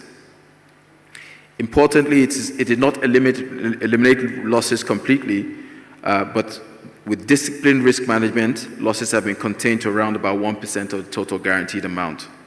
This demonstrates a key principle, which is that agricultural finance scales not when risk is avoided, but when it's appropriately understood, dimensioned, and shared. Lesson 2, technical assistance and knowledge systems. The second lesson is the importance of bridging knowledge gaps, and more importantly, institutionalizing knowledge within the system.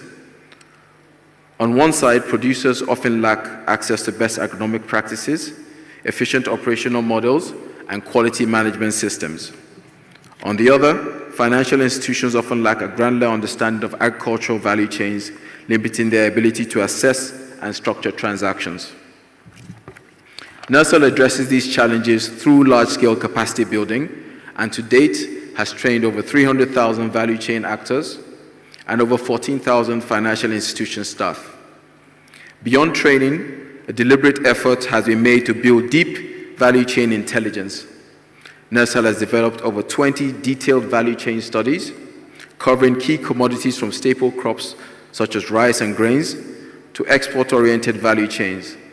These studies provide end-to-end insights into production cycles, cost structures, market dynamics, and risk factors. In addition, tailored financing frameworks have been developed to guide financial institutions in structuring transactions aligned with the realities of specific value chains. A notable enhancement to this knowledge architecture is the development of agriculture commodity ecological areas, ACEA. ACEA is a geospatial mapping system that identifies the most suitable locations for specific agricultural commodities based on ecological and economic factors. By aligning production with natural comparative advantage, including soil conditions, climate patterns, and resource availability, ACEA improves productivity, enhances quality, and significantly reduces production risk. For financial institutions, this provides an additional layer of confidence, as lending decisions can be anchored on scientifically informed production zones. The impact of this combined approach has been significant, and it has reduced information asymmetry, improved structuring, and made agricultural lending more accessible and predictable. The key lesson here is agricultural finance becomes scalable when knowledge is deliberately developed, codified, and embedded within the system, and when productivity is intelligently aligned with ecological advantage. Lesson 3, clustering and structured production. The third lesson is the need to address fragmentation. Small, non-contiguous production systems limit scale, increase costs, and constrain financing. Through clustering, including geospatial cooperatives that engage smallholder farmers, NERSAL aggregated production into structured systems supported by technologies such as the use of drones and a proprietary agricultural risk management system, ARMS. The ARMS is a software-as-a-service tool that provides near real-time field reporting across the entire production lifecycle.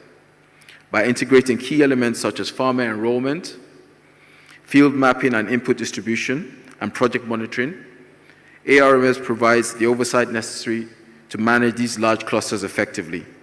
Ultimately, this tech enabled structuring led to larger transaction sizes, better monitoring, improved quality control, and efficient aggregation. In essence, agriculture becomes scalable and financeable when production is organized and collective rather than fragmented. Building on this foundation, NERSAL proceeded to the development of a formalized land bank, a structured database of verified, available, largely contiguous arable land across different regions within the country. To date, over 100,000 hectares of land has been successfully mapped nationwide.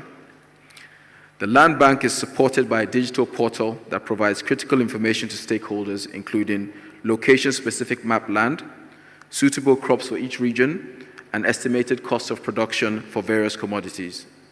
This integrated platform enables investors to make informed decisions, supports efficient resource allocation, and strengthens the overall agricultural investment ecosystem. Lesson 4, insurance as a risk transfer mechanism. The fourth lesson is the importance of insurance. In collaboration with a consortium of Nigerian insurance underwriters and with the regulatory support from the National Agricultural Insurance Commission, NERSAL introduced a number of innovative agricultural insurance products, namely the NERSAL Area Yield Index Insurance, NERSAL Comprehensive Index Insurance, NERSAL Hybrid Weather Yield Index Insurance, and the NERSAL Hybrid Multi-Peril Crop Insurance. These products were specifically designed with insurance stakeholders to identify gaps and challenges limiting the adoption of insurance by farmers and producers.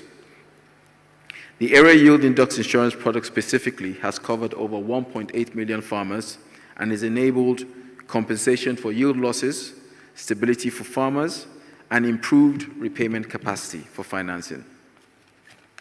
Lesson 5, universality and replicability. The final lesson is that these challenges are not unique.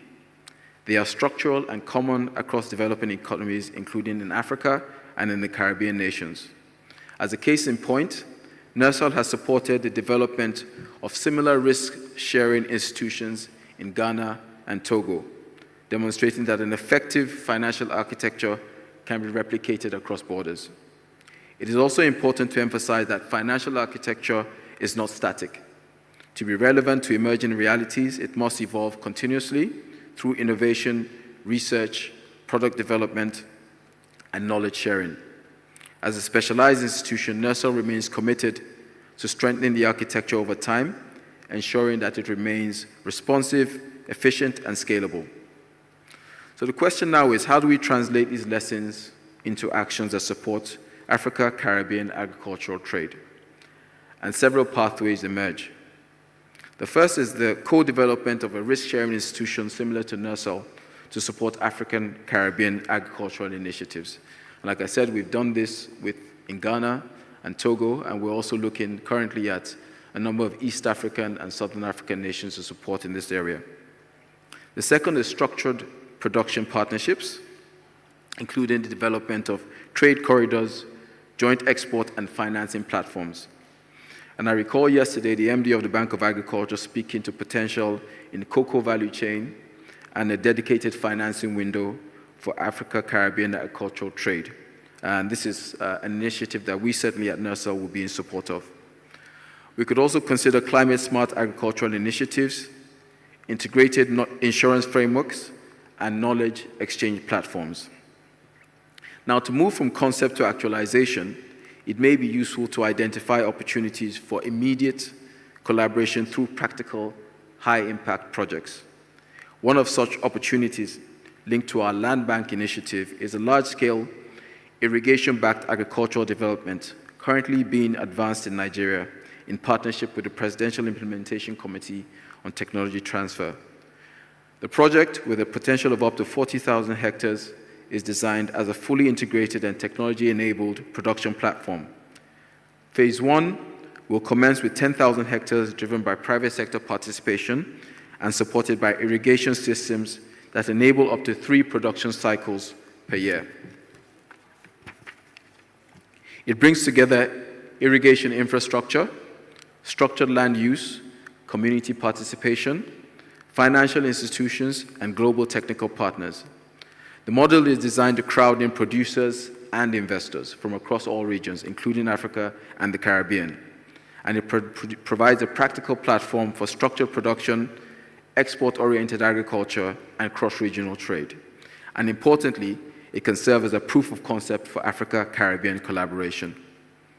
Ladies and gentlemen, as I conclude, we often speak about agricultural potential. But potential does not feed populations and it does not drive trade. Only bankability does. The lessons are clear. Risk must be dimensioned and shared, knowledge must be built, production must be organized, and systems must be aligned. The opportunity before us is not simply to take steps towards increasing trade, it is to deliberately design the systems that make that trade possible. NERSAL stands ready to support the development of a robust financial architecture, to share its experience, and to work with stakeholders across Africa and the Caribbean to build systems that are practical, scalable, and impactful. The tools exist, and the models are proven. What is required now is commitment and coordinated action. Thank you for your kind attention.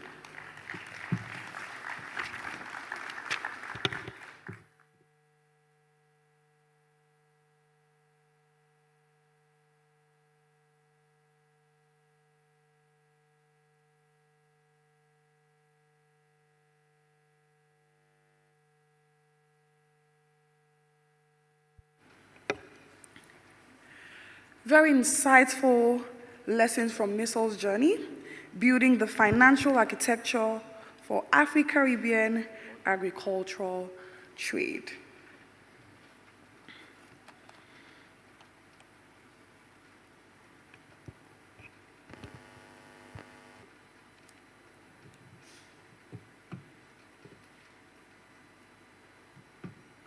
Thank you.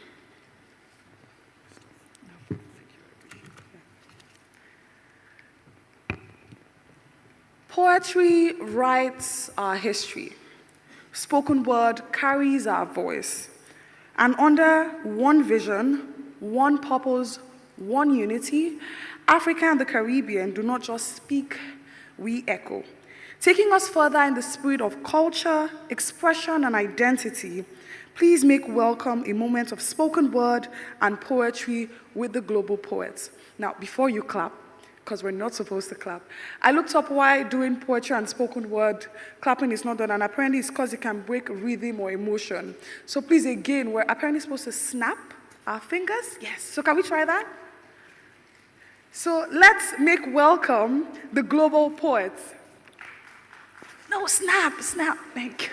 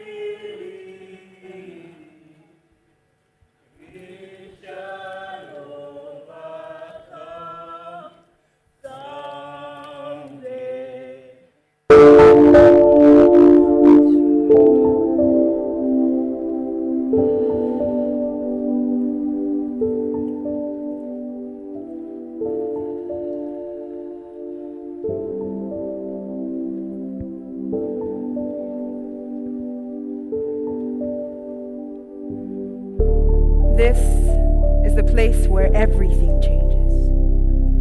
On land, a mother screams for a son that will never be returned to her. Her son echoes her wail beneath the waves, because drowning is a better option than being a slave. We know the gun has a taste for children like us. It does the impossible, turns a black boy to ash, steals a child away from its mother, turns off the light in those watchtower eyes. We are forced to row this boat gently down a stream, but this dream is the one nightmare you cannot pinch yourself awake from. We are forced to forget our kin, to watch our people die in their own filth on another man's ship. We are forced to be less human and more cargo. We are forced to forget our spirit, our grit, only until they need it. We are forced. They throw a tower of Babel into our mouths and steal our sound, so we forget what our fathers sound like. Tell me, did God give these black bodies so we could blend into the earth? An extension of our skin holding us when nothing else will. It has held too many of my people in graves, too shallow to give the illusion of a mother's embrace when I step. I'm not sure which part is land and which part is a body. We are forced. We were stolen.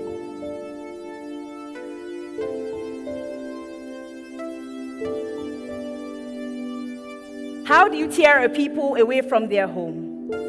You must first take away what they know, replace it, destroy it. Play God and mold their new identities like clay. Leave them at the shore and tell them who they are, who you are, until you become the peak they aspire to climb, the height they can never reach. Build yourself a pedestal upon their backs and make them your footstool. Make your own Adam and Eve, your own creation story, your own.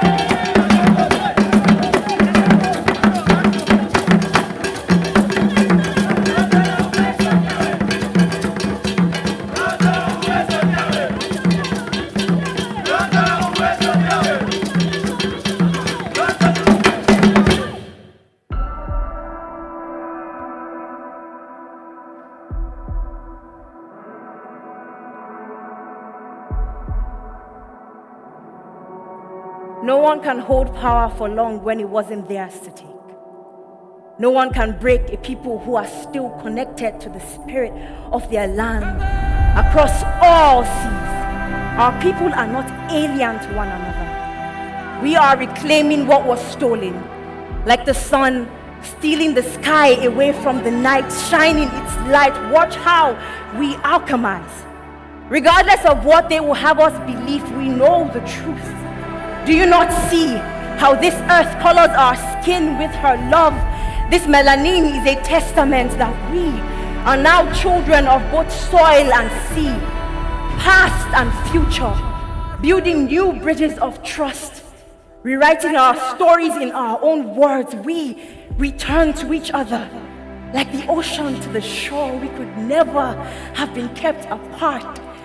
We return to each other with songs that turn our sorrows into strategy. We We return to each other, no longer bound to the sound of chains clanking between our feet. We return to each other free. So let this be our testimony. The sea does not forget the bodies he carried away, but number has done. This is not a tragedy, and we are no longer victims. We return in glory, and this time we steer the ships. This time we are not cargo, not product. We produce. We translate innovations across the transatlantic oceans that fail to drown us. And how poetic is that?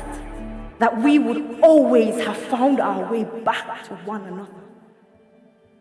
The systems we implement today are for us, by us, and for all who will come after. And this time, no one can take it away. No one can take it away. So ẹ káàbọ̀, bienvenue lakai u, barka da gida, bon biri lakas. No. See, your ancestors have cleared the path for your return.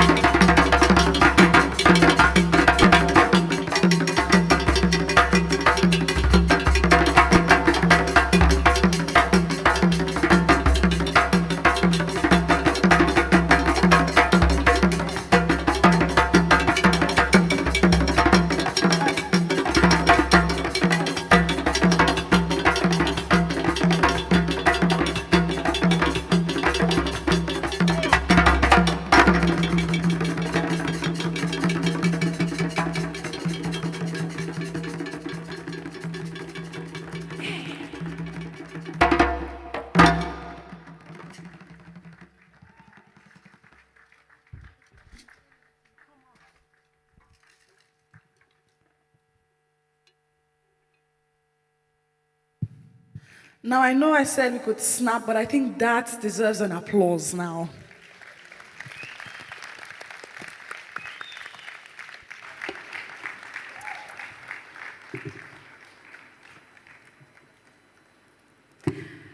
So, Ave, Yes, have you Carla. ever written a poem? Have I written a poem? Well, I used to, when I was much younger. Didn't really see the light of day. But fun fact, I have a twin sister. She used to do a lot of that, but she doesn't do that anymore. I just used to see the poems here. What about you? I have. Well, I used to. Oh, I you don't too used anymore. to. I used to. These are the Listening issues. to her reminds me of an event that used to take place in St. Kitts. It was a Oh. wonderful event. It was hosted by Minister of Creative Economy and Agriculture, Honorable Samuel Duggins. It was called Island Expressions. Oh, lovely. And it allowed creatives to express themselves. I was never brave enough to take the stage, Oh, but it was a wonderful event. Oh, beautiful, beautiful. Well, I and Carla were backstage and we're like, you know what? Since I used to like poems, she used to write poems, we might as well just make something happen. So we decided to do something very special because of the audience. So I and Carla wrote a poem. Would you like to hear it? Carla, are you ready? We can do this. We can do this. We can do this. Not divided by water, not broken by time. Our stories may differ, but our rhythm is rhyme. One voice, one vision, rising in unity. Africa and the Caribbean, one community. Together we build what the past could not see. A future of strength, of pride, and possibility. You know, Thank you, Carla. We need to reconsider. Maybe Perhaps. next year it could be Yeah, us we'll on the be ready. stage here. We will definitely be ready. Variety, they say, distinguished guests, ladies and gentlemen, is the spice of life. I dare say I and my lovely co-MC Carla have been doing an amazing job, especially since the day started. We're going to be taking a back seat and handing over to another master of ceremony. And so we invite Dr. Yukuba Sambo to lead you in the next sessions. Thank you.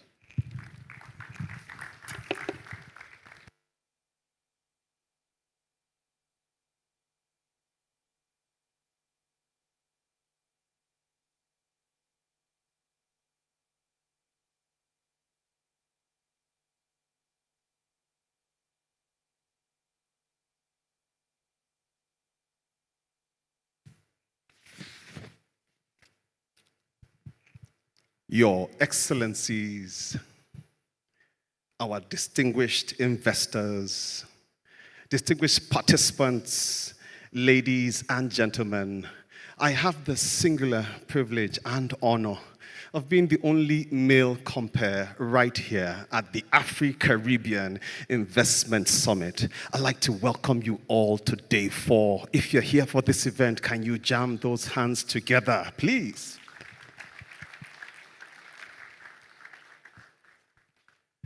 I would especially like to appreciate Ade and Carla. I think they did a good job with their poem, didn't they? Let's encourage them, please. Another hand for them. My name is Sambo, Dr. Yakubu Sambo. I'm a doctor by day, MC by night, and I'm a superhero all day.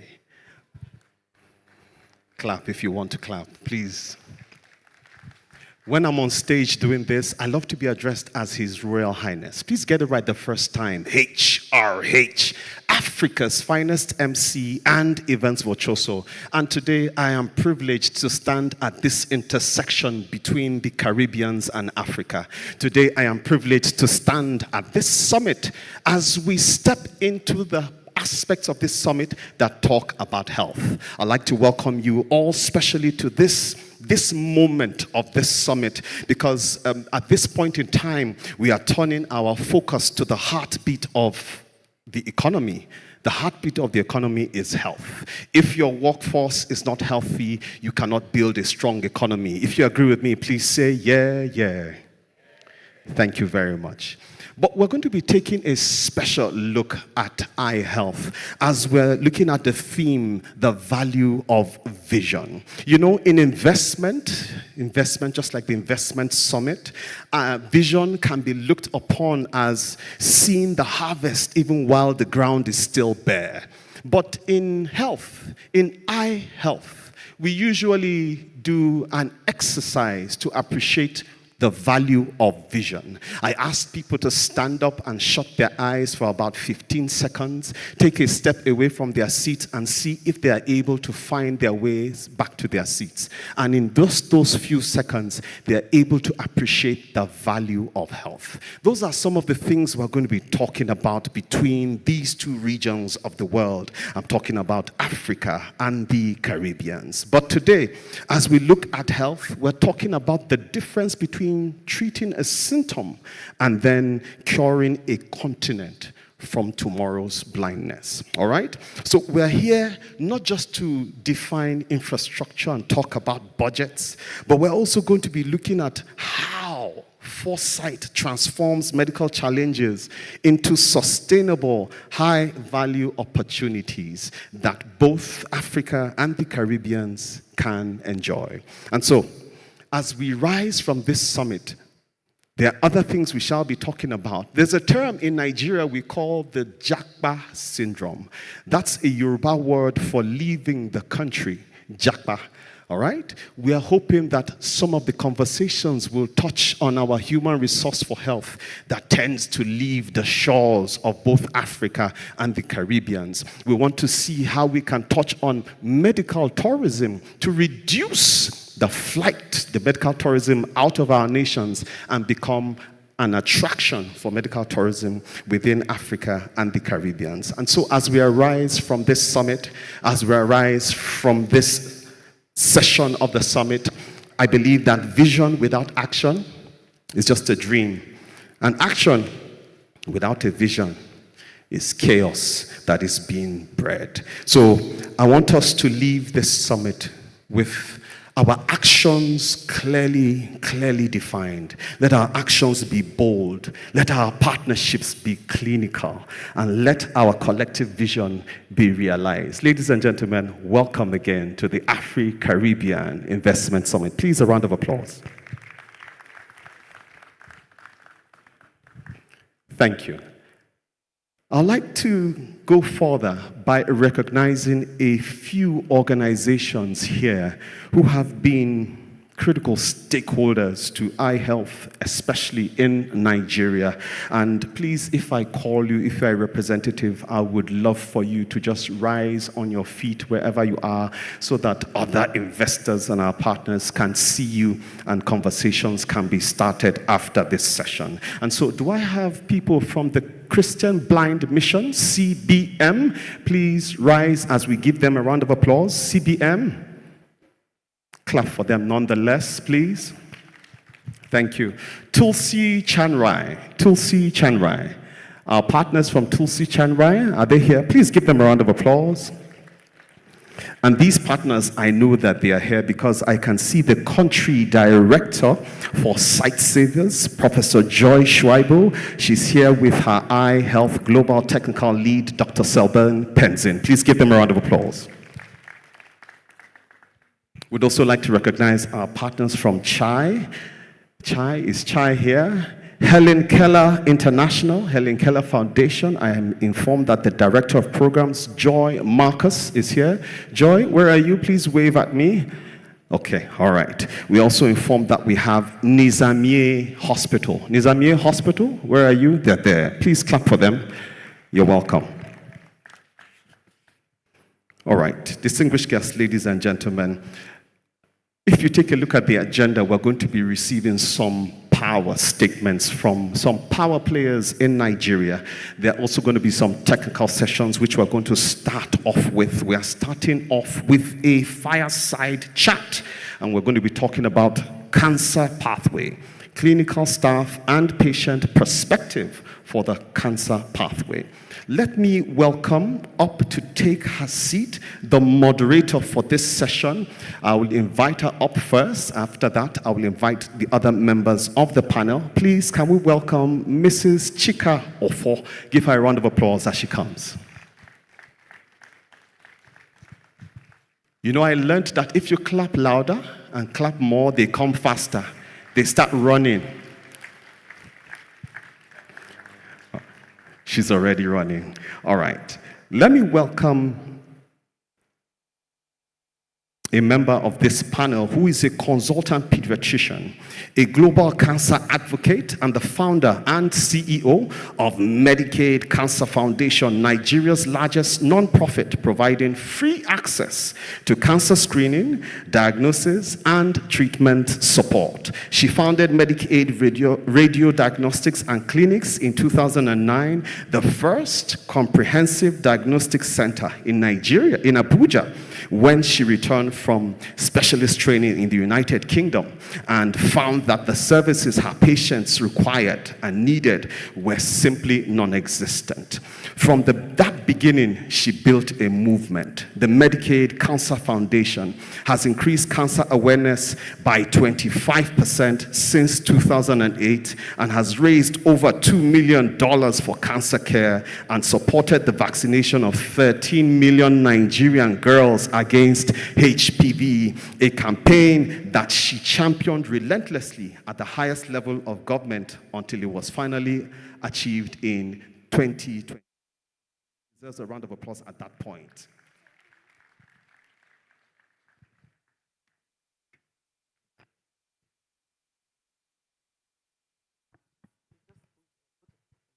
Okay, I think it's just both of us. That's perfect. I'm so sorry. I'm so sorry, man. I'm yet to introduce her fully. I was interrupted by some information that I needed to bring to us, which I'll pass in a short minute. She has been elected 3 times to the board of the Union for International Cancer Control, the world's largest and oldest global cancer organization. And in 2024, she was elected UICC president-elect, making her the first African ever to be appointed to lead that institution in the 90 years history. She has said, getting cancer on political agendas requires strategy and persistence. She has both in abundance. Please welcome the CEO and founder of Medicaid Cancer Foundation, Dr. Zainab Shinkafi Bagudu. Please give her a round of applause.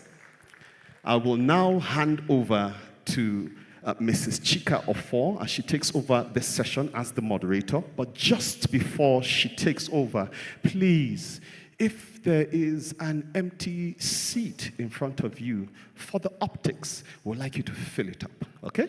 If there are empty spaces in front of you, we'd like to form a more cohesive audience as we go further. So please, you will be kind. Thank you.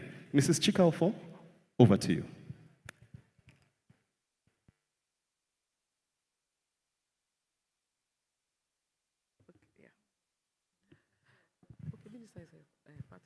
So while Mrs. Chikafoy is getting ready to start, I just want to recognize and to welcome the presence of the Honorable Minister of State for Health and Social Welfare, the Federal Republic of Nigeria. Let's give a big hand for Dr. Isiaq Adekunle Salako. Please give him a round of applause.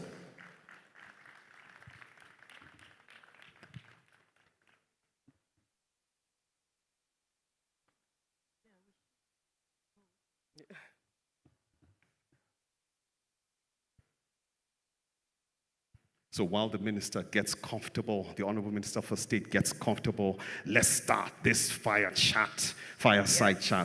Mrs. Chika Ofor, over to you. Yes. Oh, can you hear me? Yes. Our job is very simple today. Our job is very simple today. And the question before us today is very simple. It is, how do we build a cancer pathway that is systematic, patient-centered, and investable, linking prevention, early detection, treatment, and financing into one coordinated system across Africa and Caribbean.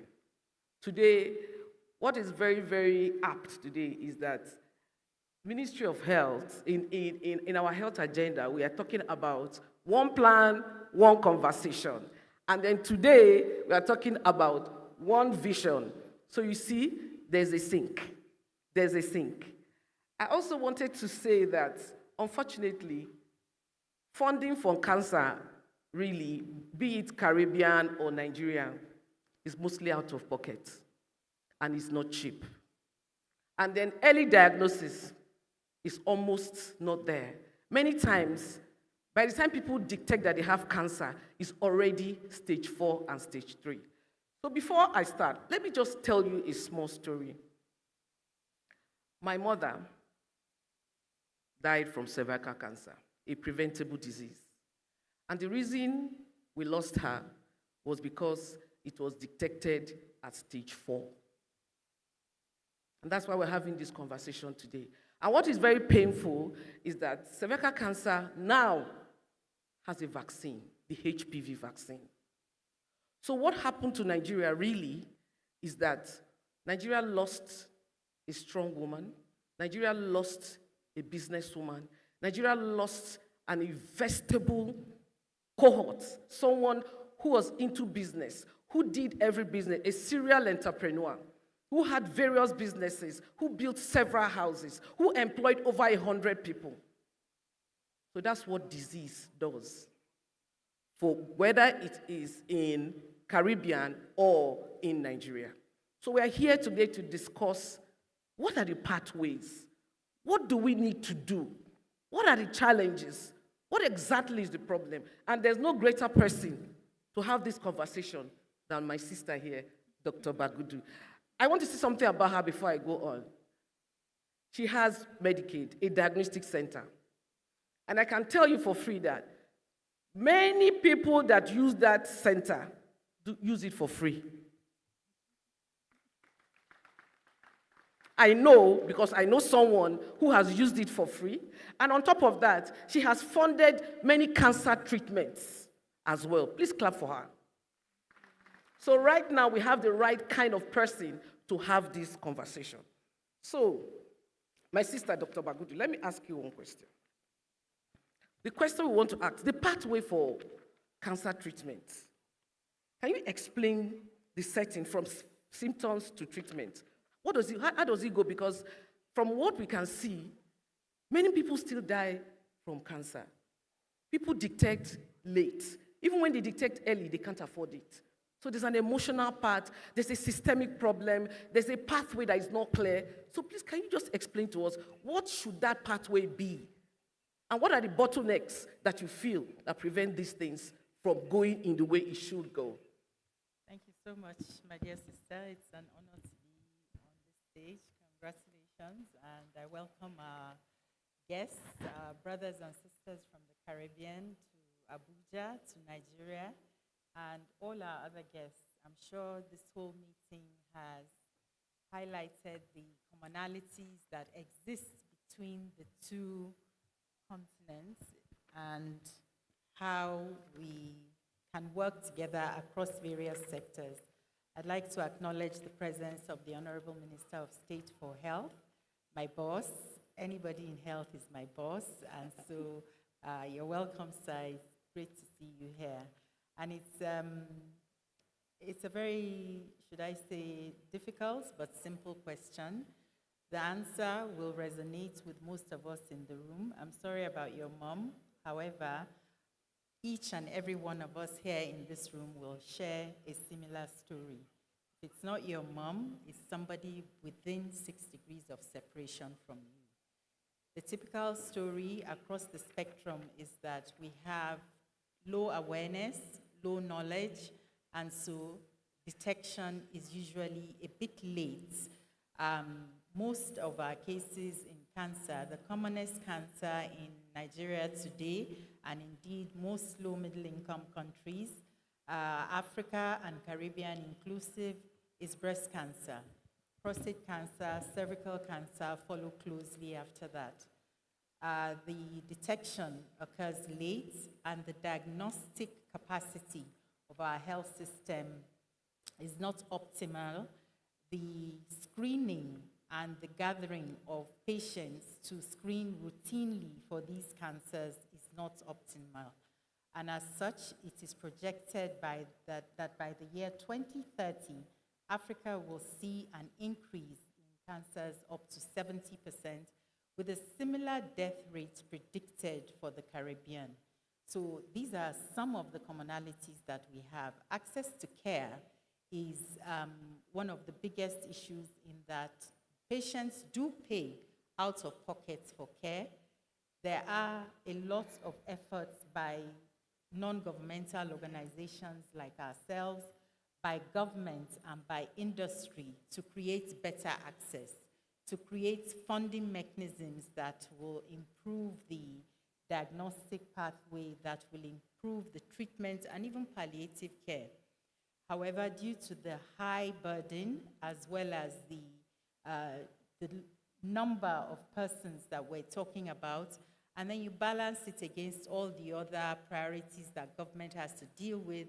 We've heard about agriculture today, we've heard about infrastructure. So as leaders, it can be difficult to prioritize a single disease and appropriate the required funding.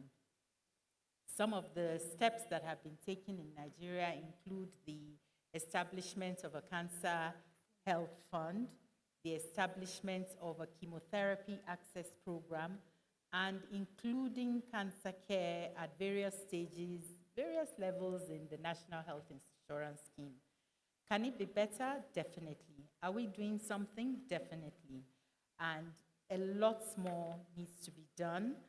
And I think that we have as advocates, our role is to highlight the importance of doing this. And as an investment summit, one of the things that we look at when we talk about cancer, in particular the preventable ones, is the amount that you're investing now to look at it and the returns that you stance again. You spoke about the HPV vaccine. It's one of the vaccines that has thankfully been introduced into Nigeria in a very successful way. We now have over 16 million girls between the ages of 9 and 14 that have been vaccinated with the HPV vaccine. We got it a bit late. I think we're in the 3rd year now, but the National Primary Healthcare Agency is doing a fantastic job. In perspective, across the entire African continent, before Nigeria came on board, just under 6 million girls had been introduced. In 3 years, we've done 16 million. This is a huge, huge success. Do we have more to do? Yes. And the issues, but there are a lot of issues that we're facing in trying to give the vaccine to the girls. High on the list is misinformation and the notion that, there's some ulterior motive behind giving the vaccine. The investment case for cervical cancer is about $15. For each dollar that you invest today, you stand to make a return of $15 in 3 years' time. So if we put it that way, maybe the finance experts will come on board with us and help us to get somewhere there. So I'll stop here just to give a brief. Okay, that's fantastic. And then it's good to know that because HPV vaccine is available to support the prevention of cervical cancer, the Nigerian government has put it as part of its routine vaccination program for 9-year-olds. What it means invariably is that a 9-year-old girl can walk into a primary health care center and get vaccinated. Let's clap for Nigeria.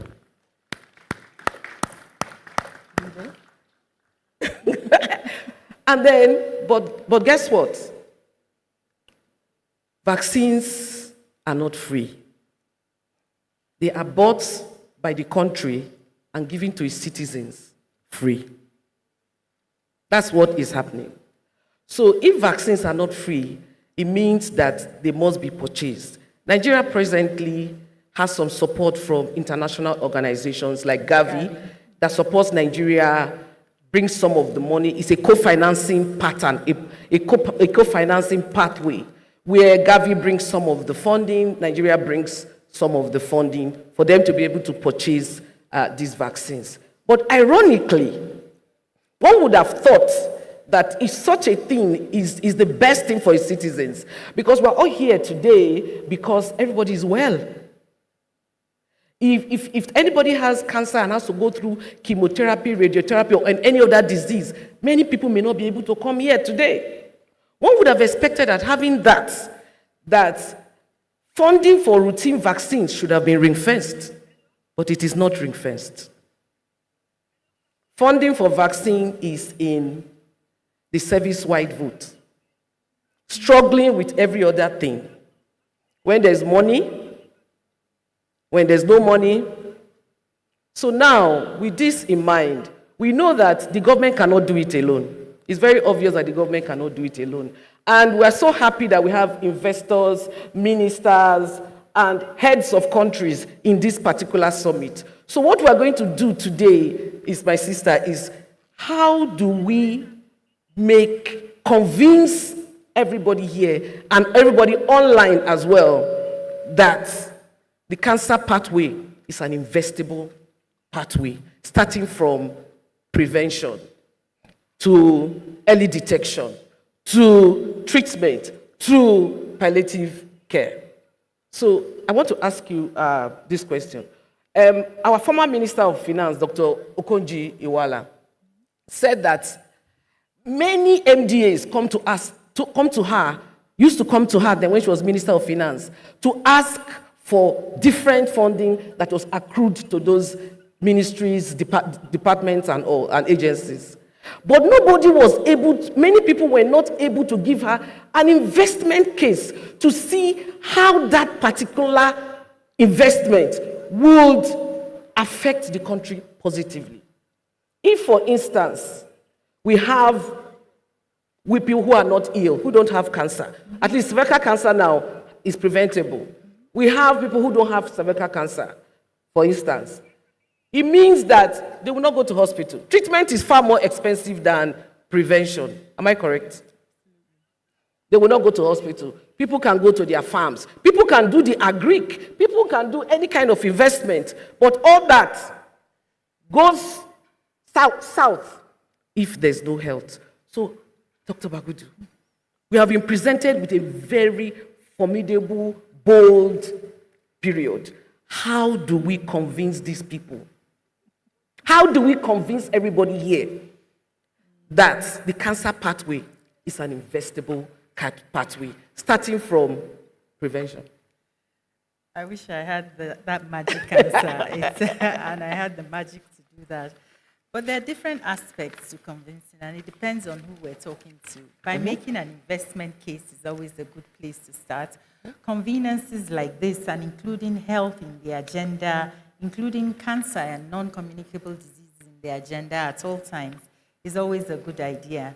And one thing that I would like to talk about that is very, very pertinent, that we often just pay symbolic attention to, is the power of lived experience.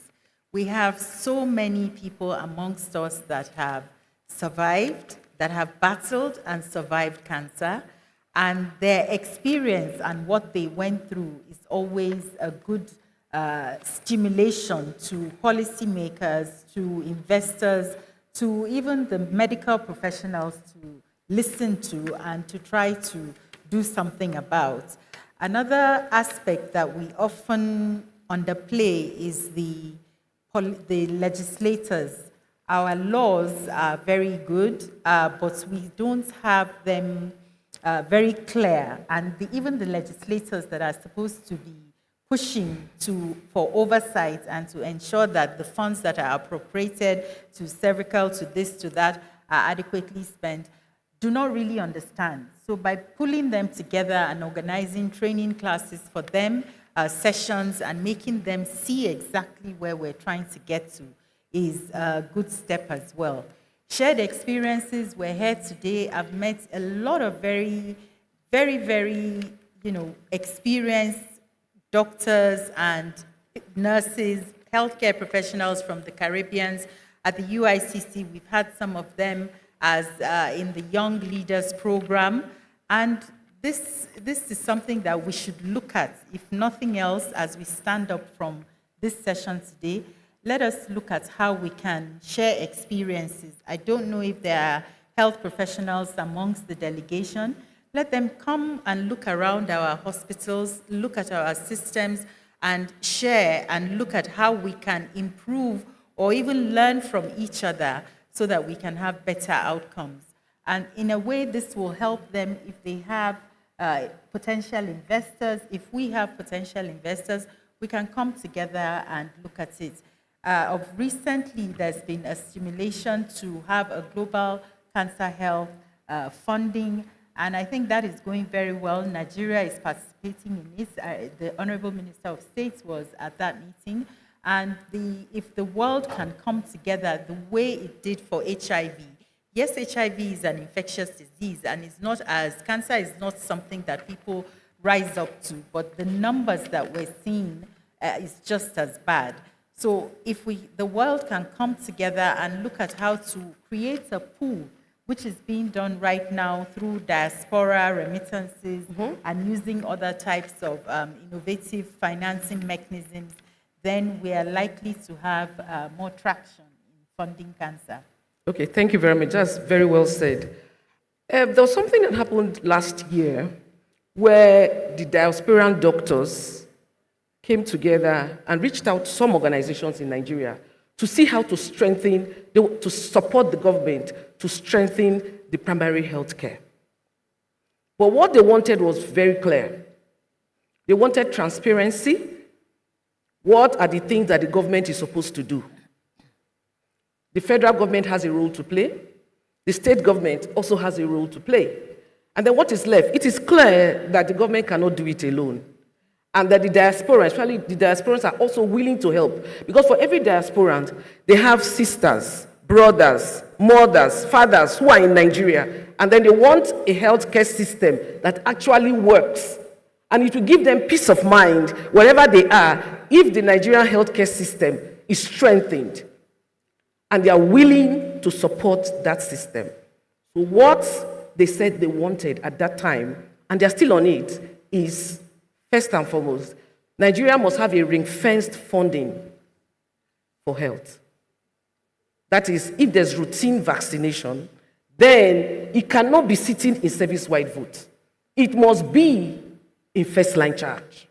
Secondly, the states must also support to fund health as well. The National Assembly also have a part to play.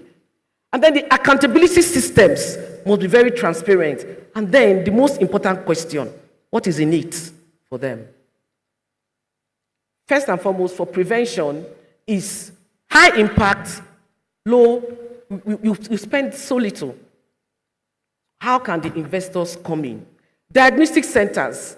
Nigeria, for instance, we are over 200 and something million. Many diagnostic centers are doing well and are making a lot of money. Am I correct? You have one. We're not making any money. No, your own case. Your own is an NGO because you're using it to just help people. But when other people come in and look at it as a real investment, it's a money-making machine. Or you don't think so? No, it can't be. I saw an article recently that says that we are turning over about $600 million. Now, any $600 million in Nigeria, because we have the numbers. So properly directed, it definitely is. Properly directed, we are seeing $600 million. So investors, that's a good place to start. And then for treatment, cancer treatment, and then palliative care. Palliative care in Nigeria, it's minimal. It's minimal. So there's a lot of money to be made around palliative care. So we are asking the investors, come to the Caribbeans, come to Nigeria, build palliative care units, and then you will make money. Many diasporans will not mind putting their family members into those palliative care structure such a way that they can pay funding. So there's money to be made in health. Let me talk like Okonjo Iweala. Convince me that what I am doing will benefit the country.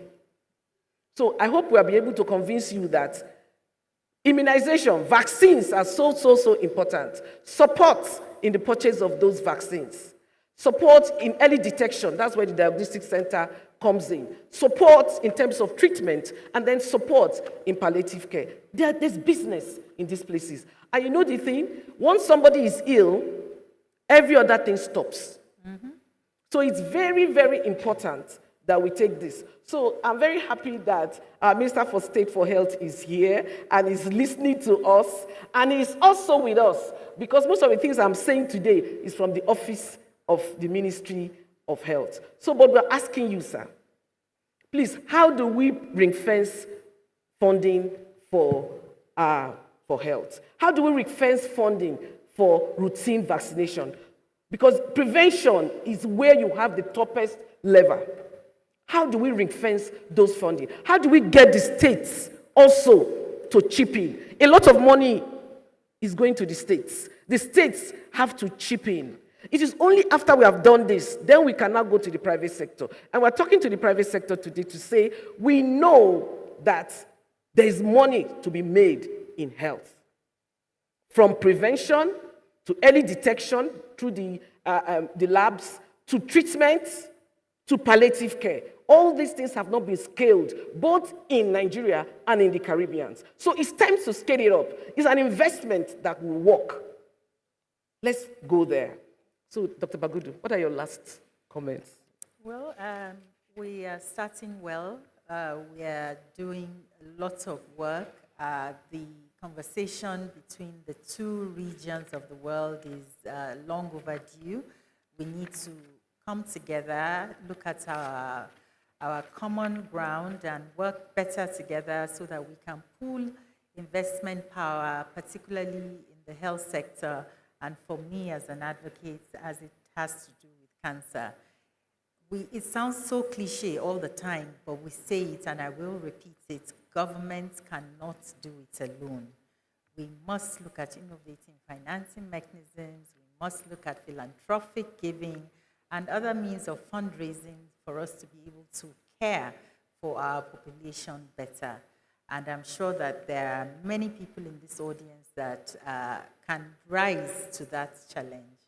So those would be my last words. Thank you very much. Thank you. So I hope we have been able to convince you that health is investable, that cancer is an investable sector.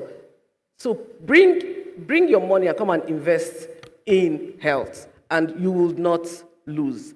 So I also want to say that we have what we call the Basic Healthcare Provision Fund, and then we have the insurance as well, and many other pathways that can be invested in. Thank you very much, everyone. Clap for us now. Yes. Yeah. Can we give Mrs. Chika Ofor as well as Dr. Zainab Bagudu a round of applause, please? Encourage them. Our convener coming to take a photo shoot with them as they wrap up this fireside chat. Cancer pathway, clinical staff, and patient perspective.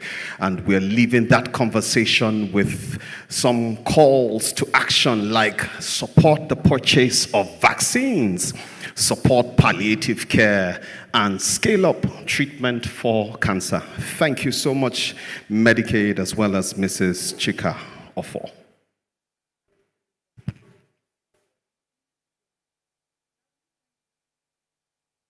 Okay, let us invite the Honorable Minister of State for Health to join them for this photo.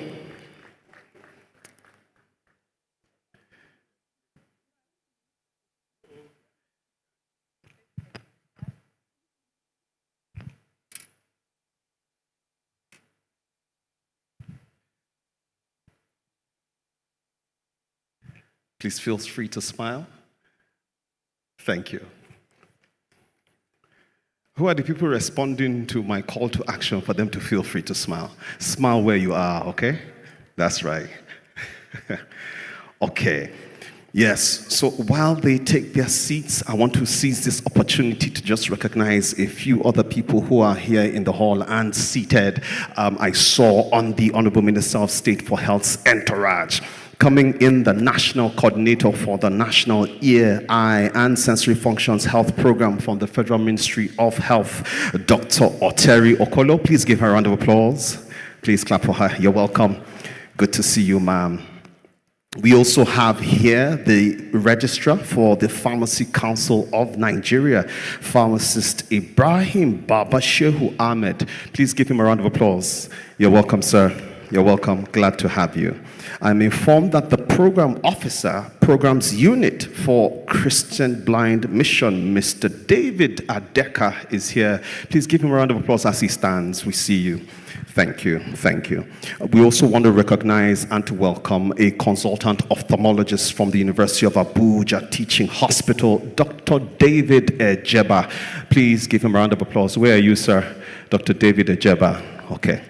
It's important that we identify all of these stakeholders because one of the outcomes that we expect from this summit is networking. We want to know who is in the room so that we can carry on the conversations after now when the session is over. All right. I'd like us to move further at this point at the summit as we take a look at the value of vision. And where the sub-theme for that is scaling Afri-Caribbean human capital through eye health. I would like to welcome the moderator of this session to come take her seat before I welcome the other members of the panel. The moderator is a consultant ophthalmologist and a professor of public health ophthalmology at the University of Nigeria. She has over 2 decades of experience in clinical care, research, and health system strengthening. Her work focuses on integrating eye health into primary health care as a driver of human capital and sustainable development. She is a Kofi Annan Global Health Leader, a fellow of the International Council of Ophthalmology, and she holds a PhD in primary eye care systems from the London School of Hygiene and Tropical Medicine. She has contributed to shaping national health policy in Nigeria and brings a systems-focused perspective to advancing equitable and scalable eye care. Ladies and gentlemen of AACIS 26, let's welcome Professor Ada Agaji. Give her a round of applause, please. And just before she takes her seat, I want you to really get ready, because when she comes, she really brings the fire. So just get ready for that. Politics. Who arrives? He arrives from the community, from years of walking the wards, listening to patients, understanding what health means, not as a policy abstraction, but as a lived daily reality for the people being served. This next speaker is indeed a public servant. He is the Honorable Minister of State for Health and Social Welfare of the Federal Republic of Nigeria, appointed by President Bola Ahmed Tinubu and reassigned to the health portfolio in October 2024. He's a public health physician, a certified colposcopist, a sonologist, a health activist, a community mobilizer, a writer, and a radio presenter. I thought somebody would be clapping. He holds an MBBS from the University of Lagos, a Master of Public Health from Lagos State University, and is currently pursuing a PhD in Health Policy and Management. He was appointed Commissioner in Ogun State.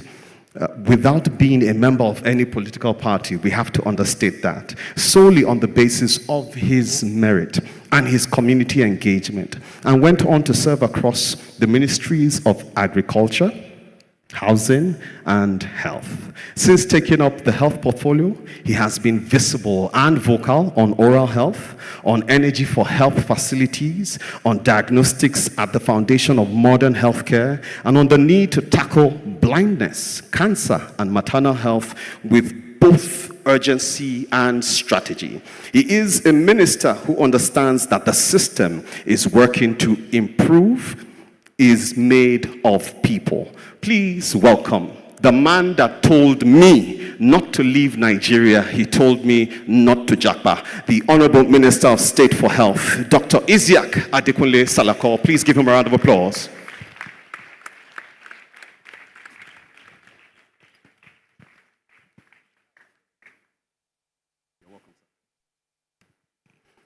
While he takes his seat, I'd like to welcome another panelist who serves on the Montserrat serves as the Montserrat Minister of Agriculture, Lands, Housing, Environment, Youth Affairs, and Sports. He has a portfolio that sits at the intersection of people, place, and well-being. While his ministerial responsibilities span critical sectors of national development, his work speaks directly to a broader and increasingly urgent conversation: the health of communities. You aim to shape a generation that is more informed, more resilient, and better equipped to lead healthier lives.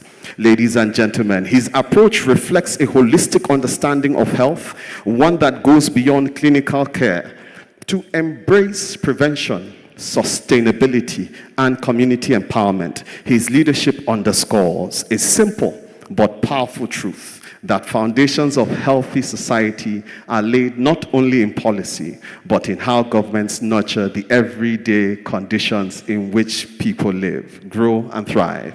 Ladies and gentlemen, today, this man represents the International Agency for the Prevention of Blindness at the summit, where he's bringing with him the institutional knowledge, global network, and advocacy experience of one of the world's most impactful health alliances.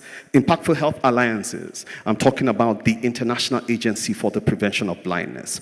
His presence here reflects that IAPB's recognition that the conversation about eye health cannot be separated from the broader conversation about health equity, economic development, and the well-being of communities across Africa and the Caribbean.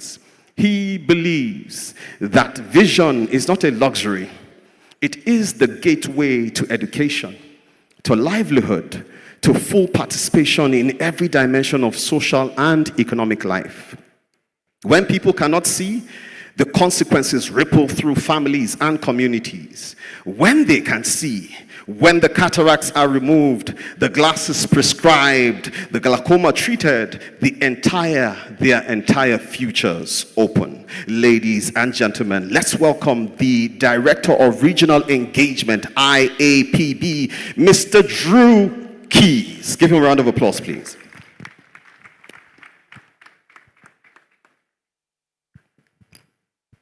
Also on this panel from the same organization is a representative of IAPB that brings to this summit the clinical expertise, the systems understanding, and the field experience that the eye health conversation demands. Her work sits on the intersection of healthcare delivery, capacity building, and advocacy, ensuring not just that the clinical tools exist, but that the workforce, the infrastructure, and the political will are in place to deploy them when they are needed. In the context of the Afri-Caribbean health partnerships that this summit seeks to advance, her voice is an essential one, reminding us that the universal health coverage means all of it: the eyes, the cancers, the maternal health, the mental health, all of it, the whole person. Please welcome the health financing advisor for Fred Hollows Foundation, all the way from Kenya, Dr. Gladys Rono. Give her a round of applause as she comes up.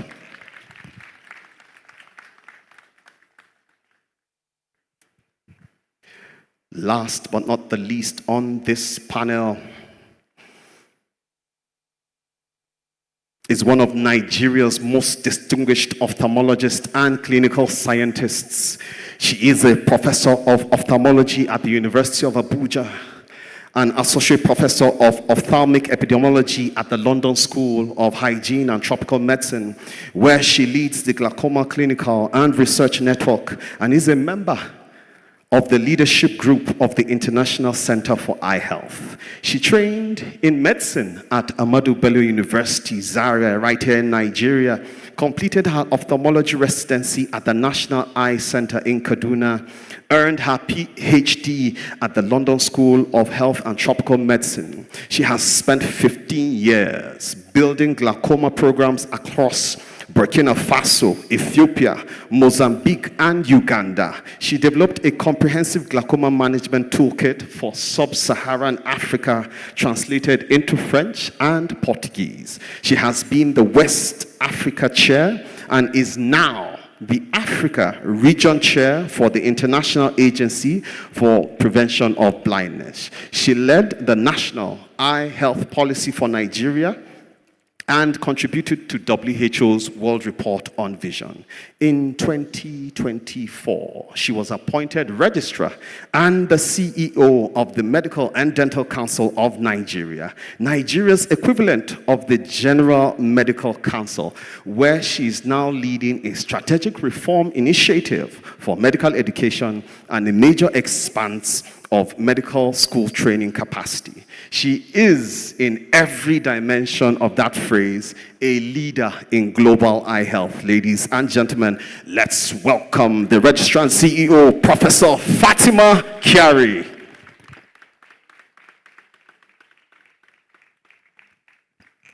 I believe the panel is complete. I hand over to the moderator, Professor Ada Agaji.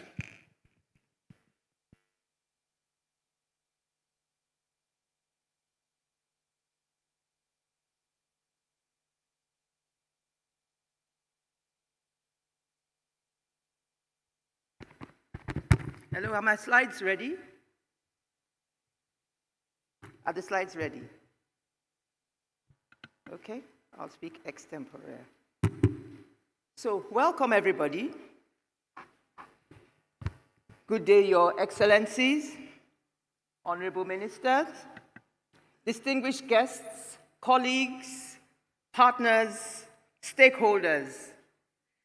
It is a pleasure to welcome you all to this session of the value of vision, investing in eye health for Afro-Caribbean growth. First, let me ask, this is an investment summit. Why are we talking about eye health and vision? The answer is because good vision and eye health are fundamental to the way people learn, people work, people earn, and how they go about their everyday activities. I can see many people wearing glasses in this summit. And for many of us in this room, we have clear vision, which we take for granted. We wake up in the morning, we check our phones, we go to work, we go about our normal activities without giving a thought to our eyes. But this is not the case for millions of people all over the world. And when I talk about millions, it's not just a statistic. They are people. Like the child in school who cannot see the blackboard and drops out of school. The trader who cannot read his prices and so he cannot make his trades and makes a catastrophic revenue loss. We talked about agriculture early in the day. Can you imagine a farmer who cannot identify viable seeds? And so he plants an economically unproductive crop. Or the driver who has poor vision as he struggles to navigate the highways and ends up causing fatal car accidents, leading to loss of life and limb. So these are the consequences of poor vision. And yet, simple solutions exist. Many of these conditions can be cured by a simple pair of glasses or by a short, cost-effective cataract operation. And when we provide these, something powerful changes. The child who could not see the blackboard sees the board, goes back to school, and becomes a productive member of society. The worker who lost his job from poor vision is reinstated and improves economic productivity. And the drivers who now have good vision can navigate the highways and prevent catastrophic accidents, preventing the loss of life and limb. And so this is not just about restoring vision, it's about restoring opportunity. Across Africa and the Caribbean, over 100 million people have vision loss. And that translates to 100 million lost opportunities. So when we look at the problem through that lens, the case for investment becomes obvious. Because when vision is restored, you can learn, you can earn, you can increase productivity. So it's not a matter of whether we can afford to invest in eye health. It is a matter of whether we can afford not to invest in eye health. The evidence is clear. We have the evidence. What we need is to translate this evidence into actionable policy. We need to translate policy into investment. We need to translate investment into eye health services at scale to unlock the value of vision and increase economic productivity. In November this year, the government of Antigua and Bermuda will be hosting the first ever global summit on eye health. And they'll be bringing together heads of government, ministers, policymakers, investors, to talk about how they can make commitments to investing in eye care to unlock economic productivity. This session, and indeed this summit, is an opportunity for us to begin to shape those commitments, to think practically about policy, investment, eye health services, and economic productivity. And I have no doubt that we will do justice to it at this summit because of the excellent array of speakers we have. So we'll begin with brief remarks, followed by a focused discussion, and conclude with clear commitments. So it is now my pleasure to invite Nigeria's Honorable Minister of State for Health and Social Welfare, Dr. Isiaq Adekunle Salako, who, by the way, has given enormous and unprecedented support to eye care in Nigeria. I invite him to make the opening remarks. Thank you. Honorable Minister. Honorable Minister, sir.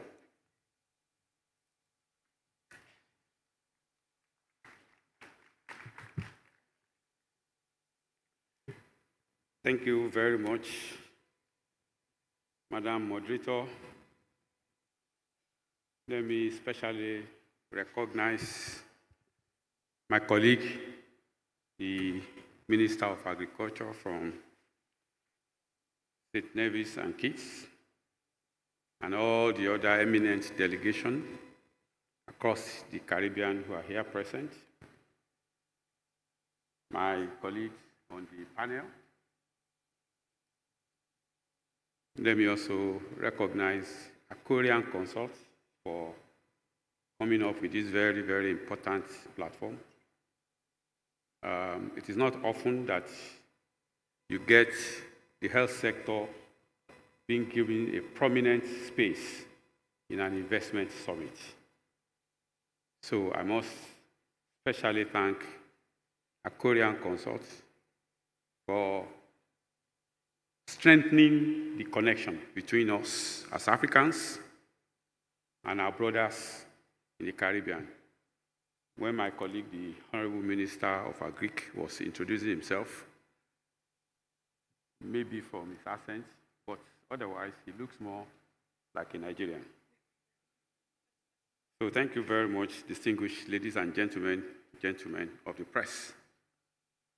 I am delighted to join this high-level investment summit that is focusing on the value of vision and that is designed to gather global leaders, policymakers, eye health experts, and give us an opportunity to bring together global attention to the critical importance of investing in comprehensive eye health for prevention, early detection, and care of eye diseases in order to preserve vision.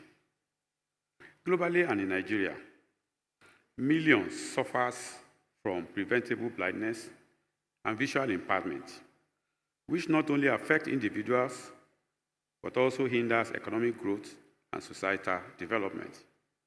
We must therefore prioritize eye health as an integral part of our broader health agenda. It is incontestable that investing in eye care can yield significant economic returns through increased opportunities for education, productivity, and reduced healthcare costs. Studies have shown that for every $1 invested in global eye care, there are 28 to 36 return through the prevention of vision loss, improved quality of life, reduced burden on the healthcare system, more productivity, and so on. Enhanced eye care services is a panacea to promoting social inclusion, education, and overall well-being. In recognition of these far-reaching socioeconomic impacts, Nigeria has committed herself to improving eye health and reducing avoidable blindness, and we're making significant strides in eye health through several policy initiatives, programs, and projects, including the establishment of National Eye Health Program with eye desks at sub-national levels and at the Federal Capital Territory. We have developed a National Eye Health Policy and a National Eye Health Strategic Development Plan 2024 to 2028, which set out roles and responsibilities and targets for eye health, and it is driving clinical and programmatic initiatives to address priority eye health conditions at all levels of care, including within the community. A notable presidential initiative aimed at providing 100% subsidized through the philanthropic model and affordable through the sustainable model spectacles to those in need, reducing visual impairment and promoting productivity is being implemented under the Effective Spectacle Coverage Initiative, otherwise called Jigibola 2.0. The initiative aims to address presbyopia at scale, and in 1 year, close to 1.5 million people have been screened, and over 1 million people have received free glasses in 16 states of the Federation, with approximately 66% of the beneficiaries receiving their first ever pair of glasses. This initiative is being expanded under the Renew Hope Health Connect to deliver at least 5 million free pair of spectacles and 25,000 free cataract surgeries by the end of 2027. Thank you.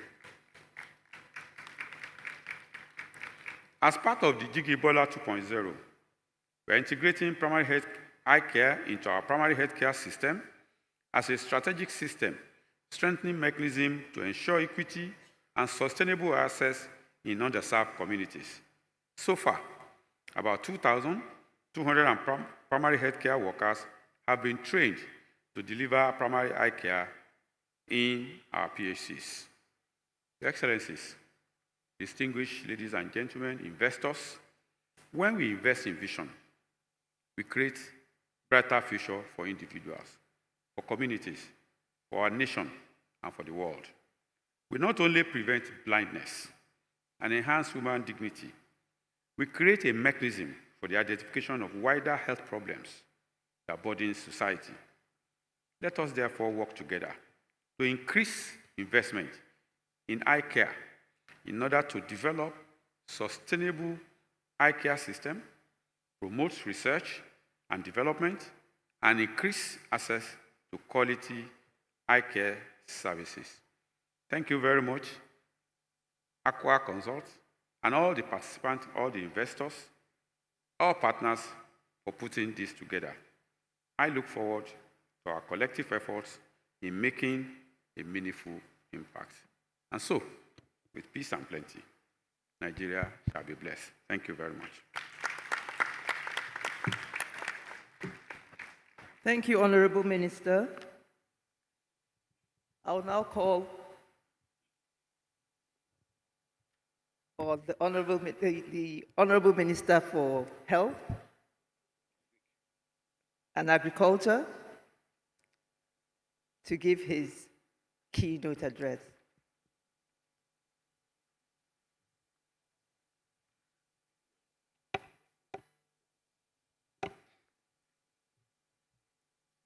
Honorable Minister Saloko, Excellencies, distinguished heads of state and government, ministers of finance and health, investors, partners, and all those gathered here today. Ladies and gentlemen, I must admit first that I am replacing one of our great leaders who is actually a real medical doctor.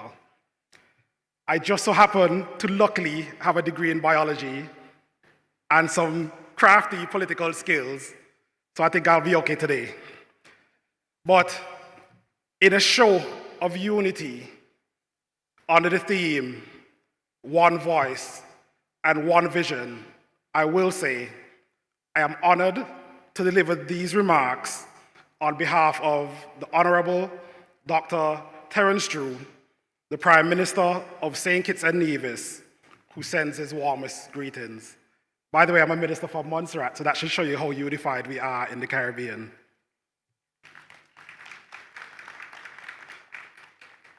Prime Minister Drew has asked me to convey the following.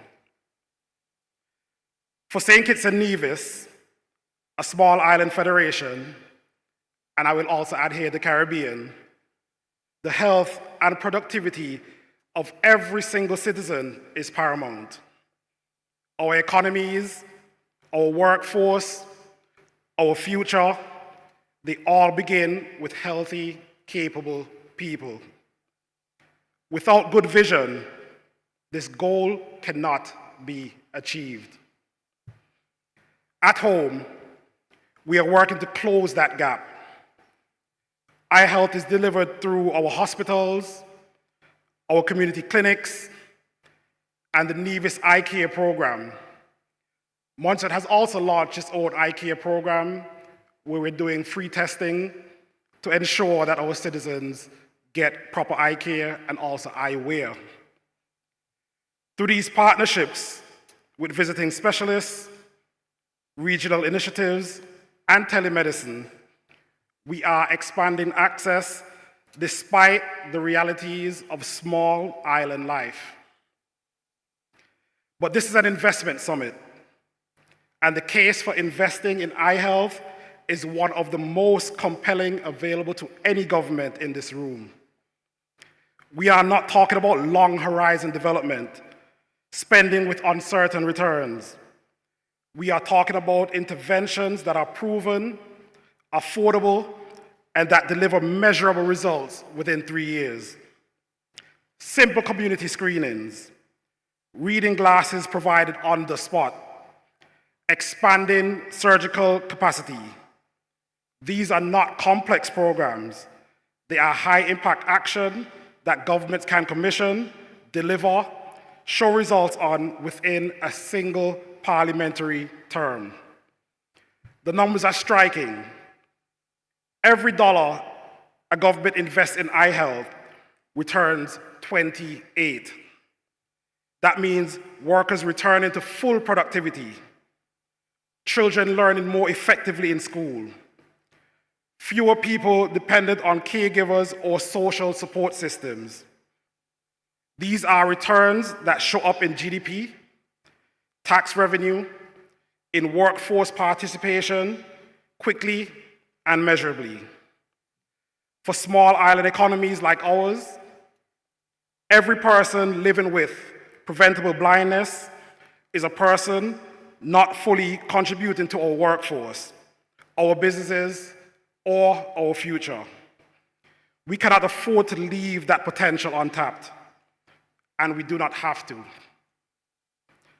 This is why Prime Minister Drew is proud to share that the Organization of the Eastern Caribbean State has launched the region's first coordinated eye health plan, bringing together member states. The OECS is pooling resources, developing shared centers of excellence, and building a system that no single island could sustain alone. This is exactly the kind of Afro-Caribbean collaboration that the AACIS exists to catalyze. And it is a model that can reach far beyond the Eastern Caribbean. On behalf of Prime Minister Drew, St. Kitts and Nevis, and the Caribbean, calls on every government and partner in this room.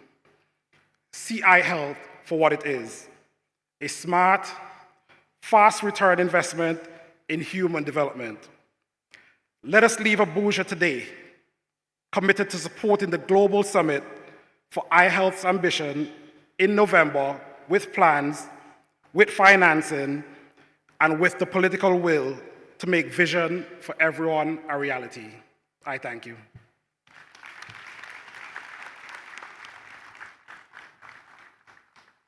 Thank you, Honorable Minister from Montserrat.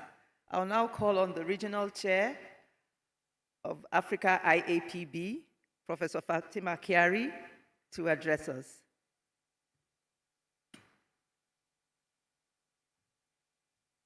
Good afternoon,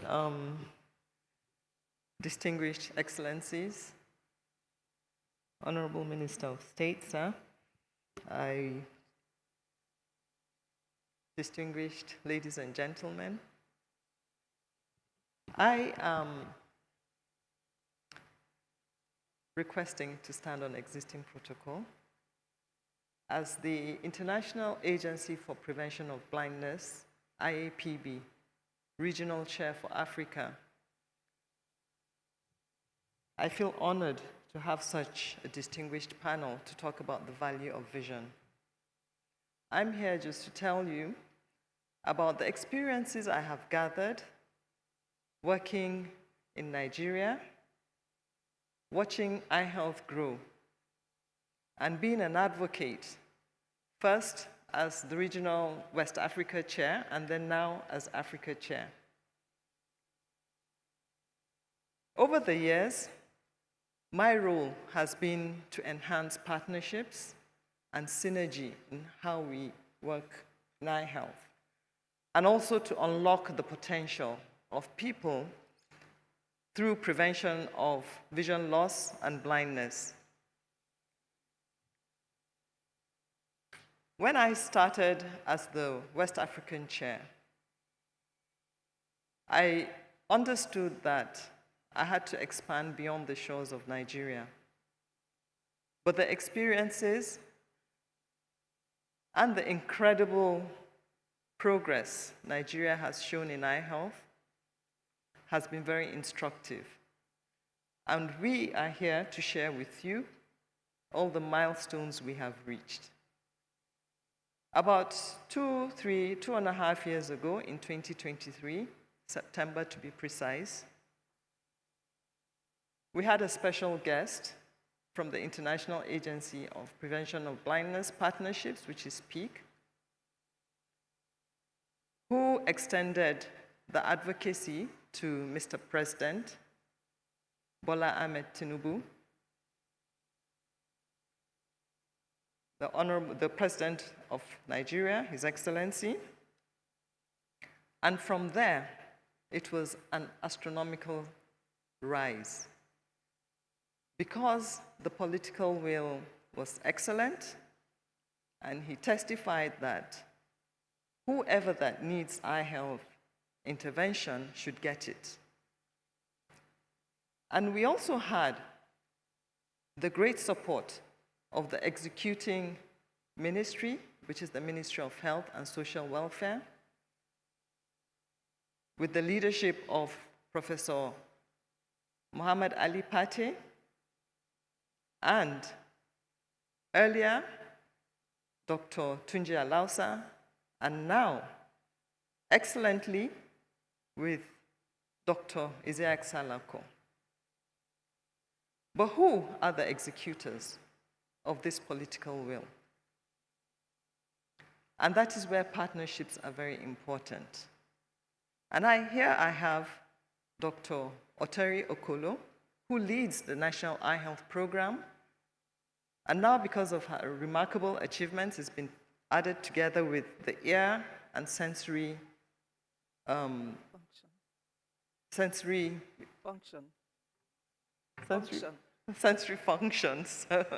eye, ear, and sensory functions. And that has also shown the extreme remarkable advancement of eye health.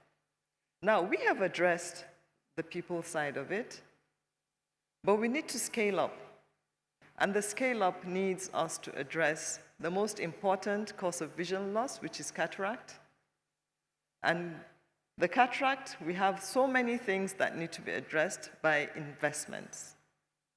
Intraocular lenses, microscopes, operating microscopes, and surgical instruments. And then the glasses. These are all things that need to be invested on.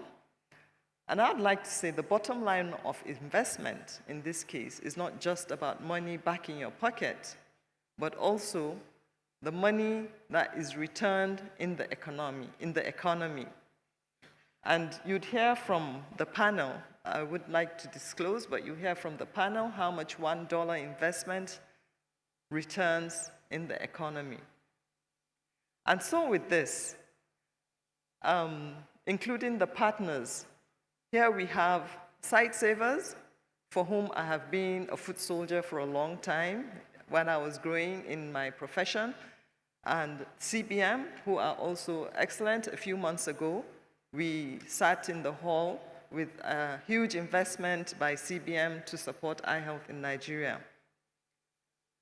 When we look at the partnerships we have with African and Caribbean, and then we think about the learnings that we both have, and the similarities of our epidemiologic backgrounds and also challenges in eye health, and most of whom we share the same challenges, like high vision loss, poor investments in eye health, and health worker migration. So those are the things that the panel will be discussing, and we'll see how we can support each other in this growth. Once again, thank you very much. And Ada, thanks for being the moderator. Thank you, Professor Chiari. The International Agency for the Prevention of Blindness has been crucial in advancing global advocacy for sustainable eye care. And so on this panel, we have two people from IAPB. Let me introduce Mr. Drew Keys. He's the Director of Regional Engagement. And he's going to announce the engagement and future marriage between sustainable eye health and strategic investment, as he introduces us to the value of vision, investing in eye health for global impact. Please make welcome Mr. Drew Keys.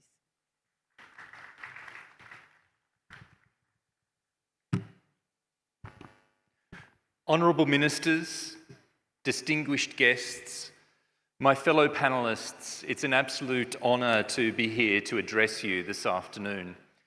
2 weeks ago, I was presenting in Sao Paulo in Brazil, and the organisers of the conference suggested that I needed a translator, not from English to Portuguese, but from Australian to English. And so I apologise in advance if you struggle with my Australian accent, but hopefully it will not be too challenging. I'm just going to see if the slides are working. If not, we can do it without the slides. But what I wanted to highlight for you this afternoon was the importance of the value of vision, of course, but also to remind you of the two takeaways that we have already heard in this panel and also in our earlier panels this afternoon. The first one is the importance of an investment case. And the second piece that Dr. Ada mentioned is that this year, hosted by Antigua and Barbuda, will be held the first global summit for eye health. Not a sectoral summit, but a political level summit. To underpin this summit, this political level engagement of heads of state, health and finance ministers, it was necessary to create an investment case, and we've heard about the importance of that. This investment case was launched last year in September at the United Nations General Assembly in the presence of countries such as Nigeria and St. Kitts and Nevis. And it highlighted these numbers that we see here in the presentation. There are almost 1 billion people in low and middle income countries who are living with avoidable sight loss.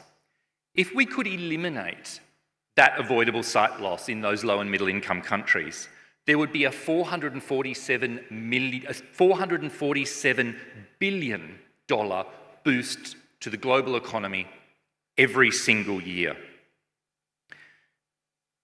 But what does that require? That requires a $7.1 billion investment over the next 5 years. And for that investment, there will be an almost $200 billion economic return. That, as we heard in the Honourable Prime Minister from St. Kitts and Nevis's remarks, is a $1 in $28 return. It's one of the highest returns of investment in all of global health. If we take that for a moment to a domestic level, if we think about Nigeria, what does that mean for Nigeria? That means that if in Nigeria $110 million was invested in eye health over the next 5 years, there would be a $2.5 billion return. It's not quite 1.28 because this is a global figure, but we also have the modelling for more than 110 countries globally for this figure. But there are other benefits as well. What does this investment mean? It means 3.3 million years of schooling gained. It means 5,800 traffic deaths averted. It means 80,000 life years gained. This is for an investment over the next 5 years. This is not solving the problem of sight globally forever. This is about an activity that takes place over the next 5 years. And to do this, there are 6 accelerators, and they've been touched on by some of my panelist colleagues this afternoon. The 6 accelerators are early detection through screening in the community, giving out reading glasses on the spot, increasing workforce capacity for eye exams and dispensing glasses, boosting surgical productivity and teams, removing barriers to access, and making the quality of cataract surgery even better. So these are the accelerators. This is the to-do list. But why is this value of vision investment case so impressive? Now, I have to confess that I am not a health economist, and I am also not a clinician. And so from my perspective as an advocate for eye health, it's this last point that's really, really exciting, and we heard some of it touched on by the address from the Honourable Prime Minister of St Kitts and Nevis. These interventions are cheap and the productivity gains are immediate. And we're not just talking here about the investments that are necessary from governments. This is a whole of society approach. So if you're a business leader in the room, think about the economic boost to your businesses of ensuring that your workforce has their eyes tested once a year and that they get the access to spectacles that they need. Secondly, we have the 6 accelerators. We have the pathways for action. This is unique amongst investment cases. It tells us what to do to deliver the gains. And most importantly, and my favourite point, is that these results can be delivered within an election cycle. So the takeaway for politicians in the room, if you invest in eye health, you will get re-elected in 3 years' time. Finally, I would like to thank our colleagues from the eye health sector who are here. This was an enormous investment case. The data came in from more than 50 countries globally, from more than 50 low and middle income countries. All of the eye health organisations that you have heard listed this afternoon were part of this in some way. The final report writing was conducted by the IAPB, Sabre Foundation and the Fred Hollows Foundation, but it was a collective and global effort. And that's the final takeaway, that together, whether we are talking about West Africa and the Caribbean, or whether we are talking globally, this is an issue that we can tackle together. Thank you.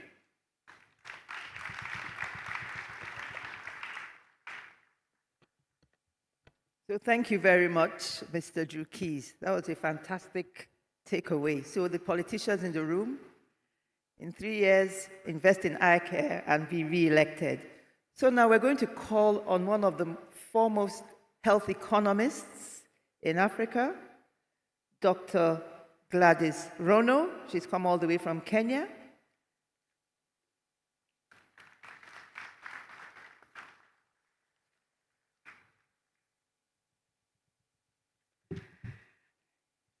And she's going to talk about financing and value chain and investment pathways for eye health.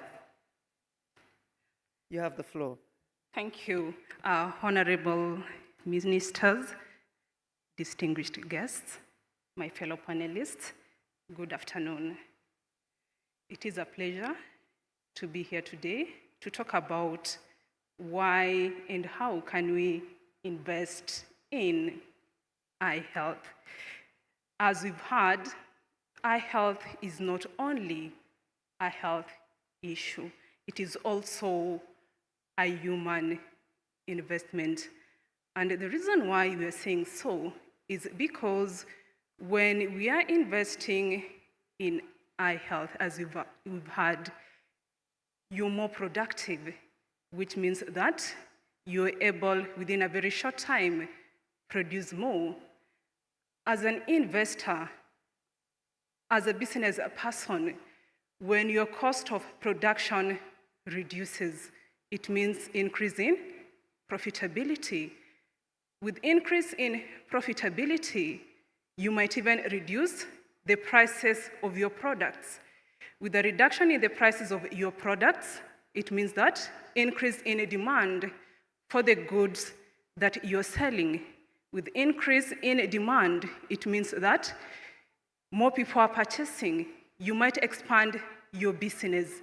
It is important for us all to think about how and where can we come in to support in the provision of eye health services, because directly and indirectly, all of us are going to be affected.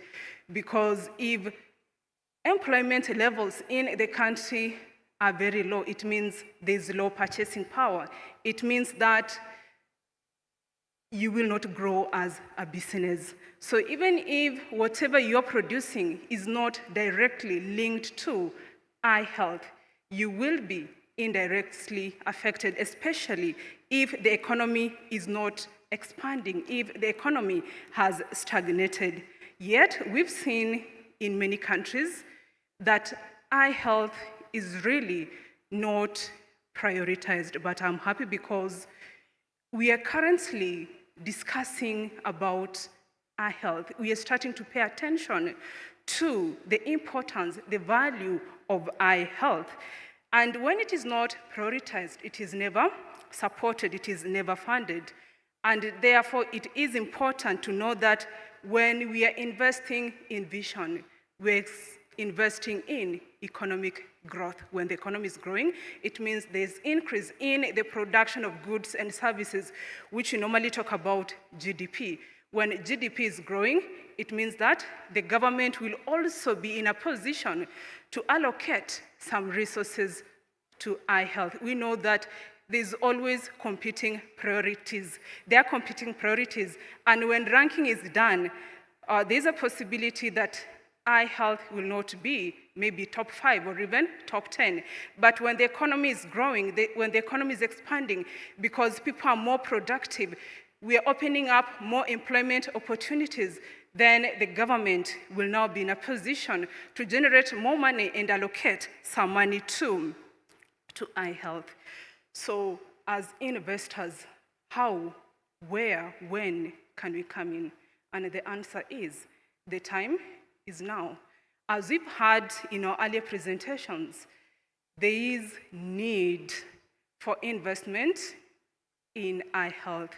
And the need is in the 2 continents, Afri-Caribbean. The 90% of the cases come from these 2 regions. There is need. And for investors, we come in to provide a solution to the need. And where can we come in? We can come in through service delivery. And the good news is that the treatment models are actually very cost effective. We can support, small investments in screening equipment, in essential consumables, especially at the point of entry, the primary level. It's very cost effective and very efficient in terms of the outcome. Additionally, we can come in through the supply chain. Glasses, we all know they are very expensive. Do we have local manufacturers? Are glasses locally manufactured? There is an opportunity for us to think about locally producing affordable glasses in addition to other essential consumables. Our equipment are very expensive, and firms within that space are very few, and they are controlling the market. Can we think of how can be innovative to be able to now start investing in eye equipment? Can we come up with scalable treatment models? Let's think about it as investors. There is an opportunity for that. We talk about untapped potential. We talk about bankable opportunities within eye health. Opportunities are enormous. What about human resources for eye health? There are very few. So what can we do about it? The training institutions, our universities, how can we increase capacity? How can we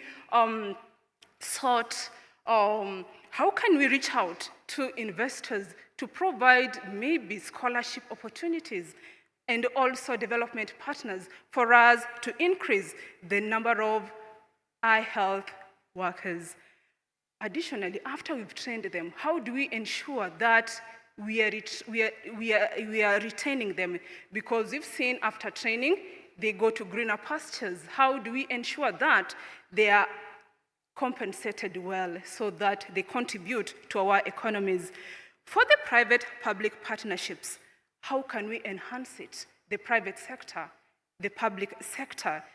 In terms of service delivery expansion, the private sector can come in because whatever the public is doing is not enough, not because they don't want to support eye health. They are competing priorities. So we are requesting the private sector to come in and support in the service delivery, financing, innovations, because when it comes to financing eye health, we have many sources of eye health financing. Number one is the government, but it is never enough. Number two, we have the donors.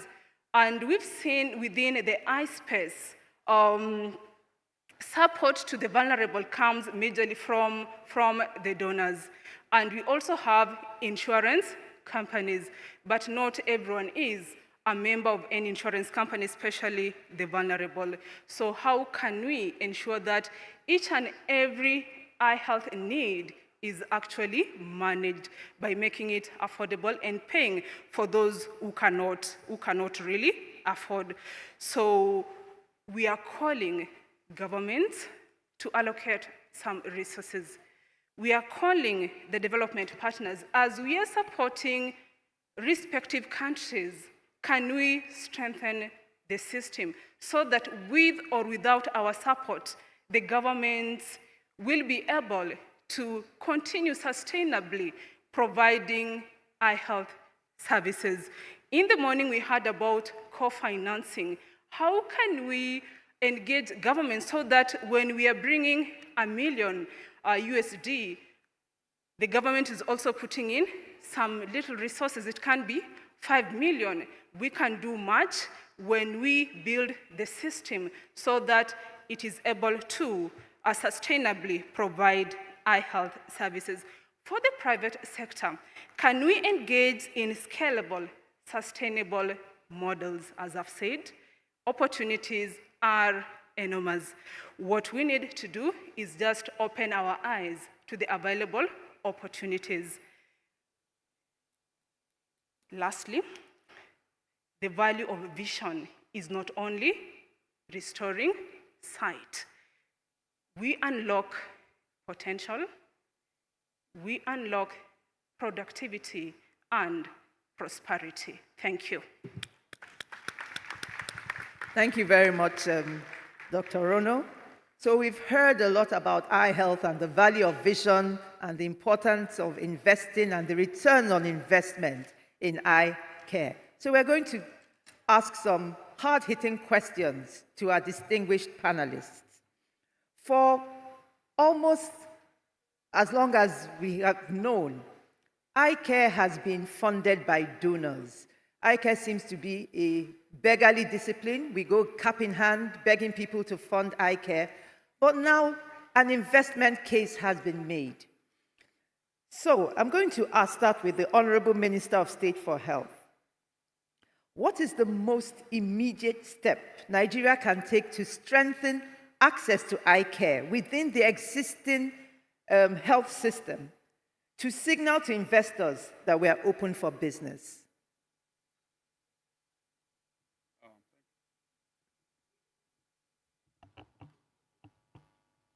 Thank you very much, Madam Moderator. First, let me say that one of the important visions of President Bola Ahmed Tinubu for Nigeria is to create a $1 trillion USD economy.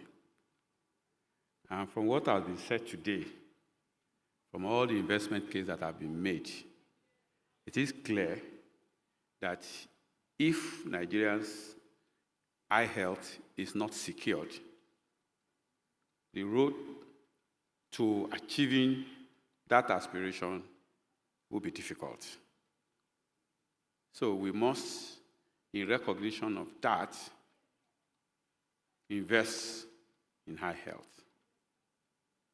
Earlier on, when we were speaking about cancer, Dr. Shinkafi, Dr. Bagudu, spoke about the need for ring fencing and eye marking resources for specific public health issues. One of them, of course, is how to improve the eye health of Nigerians. At the moment, we have a basic healthcare provision fund, which is some form of ring fencing. By law, that basic healthcare provision fund must be funded by at least 1% of the consolidated revenue, which is made available. And you see that a high proportion of that fund is deployed for primary health care. So the immediate thing that I believe, which we have started, but we need now to improve on and expand it, is integrating eye health better into primary health care system, such that the basic healthcare provision fund that is available can also significantly help us to move eye health forward. Of course, there's an advocacy, which I also like to invite members of the audience to join us in, for an increase in the amount, the proportion of consolidated revenue that is available for basic healthcare provision fund. That is one major step. The other step is we also need to involve our subnationals better. At the moment, yes, we have IL desk at the subnational level. We need to push beyond the desk for subnationals to also have eye health programs that can also have budget lines in their budget and that can fund specific areas of eye health, particularly in the area of school health and screening school children to detect very early those who have suboptimal vision and providing remedies for those ones. The other part is to also create additional opportunities for people to be able to get eye screening. First, by training technicians, pharmacy technicians, for example, vendors who provide, we call them those who sell drugs. What are they called now? We need to train those level of people within the scope of our tax shifting policy.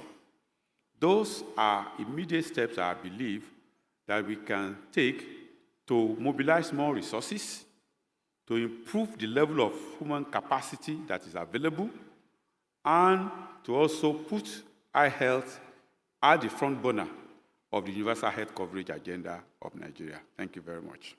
Thank you very much, Honorable Minister of State. That is fantastic. You're speaking our language of investment. For what you've said, there is the current president, His Excellency President Bola Ahmed Tinubu, is developing a $1 trillion economy, and there's no $1 trillion economy without eye health. You've also talked about ring fencing funds for eye care through the primary basic health care provision fund, so that is fantastic. And the most exciting is the subnational eye health budget lines, because for so long, there's been limited political priority for eye health, so there have been no budget lines. But hearing that we're going to develop subnational eye health budget lines is a signal by government that there's political priority for eye care, and that is a massive investment. So we thank you for that commitment. And now, Honorable Minister for Agric from Montserrat, I would like to ask, is there a collective vision or plan to invest in eye health across the Caribbean, especially leading up to the global summit that will be held in Antigua in November this year? So I'll be very... Can you hear me? Okay. I'll be very honest and say that I wasn't really quite prepared for this panel since I found out I was going to sit on it 5 minutes before. But I'll give you from a Montserrat context. Good. In Montserrat, what we've actually been doing is using our non-government organizations to fund eye health. The reason for that is, yes, our budget is small, but our NGOs have seen eye health as a pivotal healthcare issue, mainly because persons who suffer from blindness often require more care than some of the other diseases that we see. Obviously, the reason for that is the disability, not being able to see, affects your mobility, affects how you take care of yourself. So what we've done is engage them and work with them and facilitate the NGOs to actually help on that front.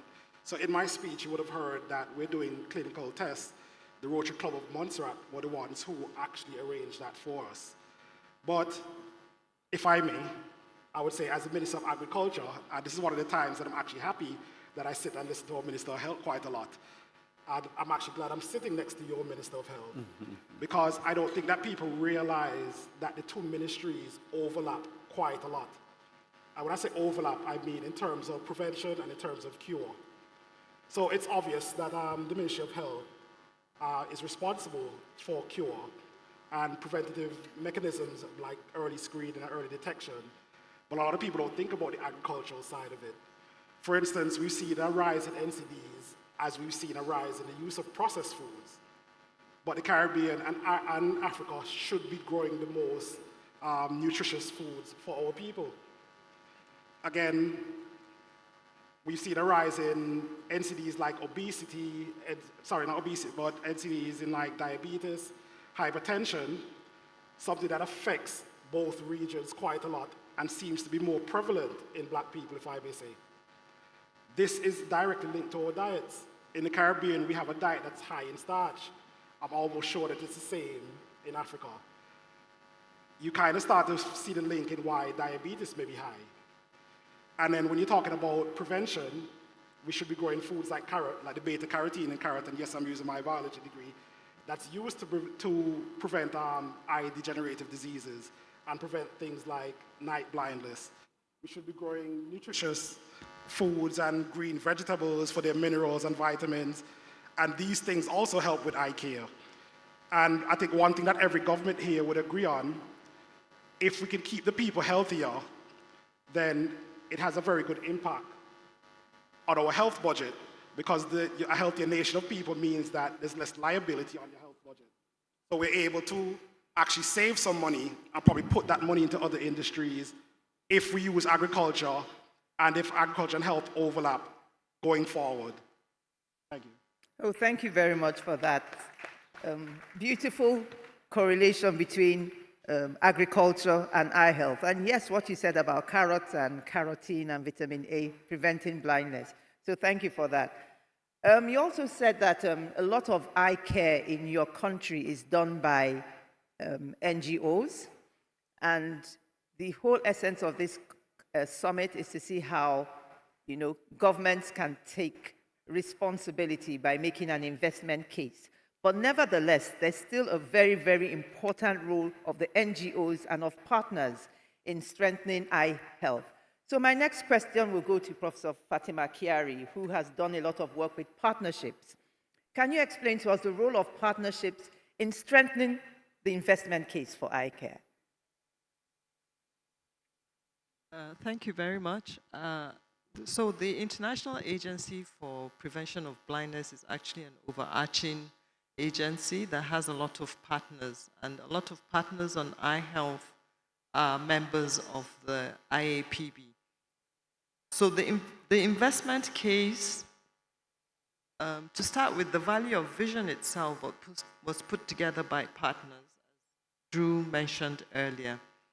And when we sit at the IAPB meetings and board meetings, where all partners are present, we prioritize, and in that prioritization, partners decide on areas of investment that they would take upon. There are very few key areas that we always talk about. First of all, the most important causes of blindness, which is cataract. And with cataract, it takes about 50% of blindness and vision impairment. And there are several areas that require investment in cataract, especially the consumables. That is the input. And then when we think about the output, when we restore vision in one elderly person, we have released the potential of that person's carers. Sometimes it might be a child who has been prevented from going to school because they're caring for their elderly parent or grandparent. Now this child can go back to school. And then sometimes it's a working, productive man who has lost his earning potential because of loss of vision, but now the vision has been restored, and then he can now go back to work and earn for his family so that not only him thrives, but also his family thrives. So that is when we talk about the two bottom lines. The first bottom line, of course, is the business return in products that you have invested in: medication, intraocular lenses, and surgical equipment and consumables. And then the second investment bottom line is the power it has on the economy and the return of dignified work and schooling of children. So these are the things that partners talk about. And we always try to synergize between our discussions. And instead of focusing on the same thing, partners spread themselves across the different areas that require investments. Thank you.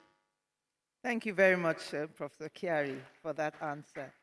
Okay, so everyone is talking about the same thing: investment, investment, investment. And Mr. Drew, you made a compelling case for investing in eye health. Okay, you said there's a very high return on investment. For every $1, we get $28 return on investment. But I know there will be very many steps between the $1 investment and getting the return on investment. So how can we de-risk this investment to make it attractive for investors?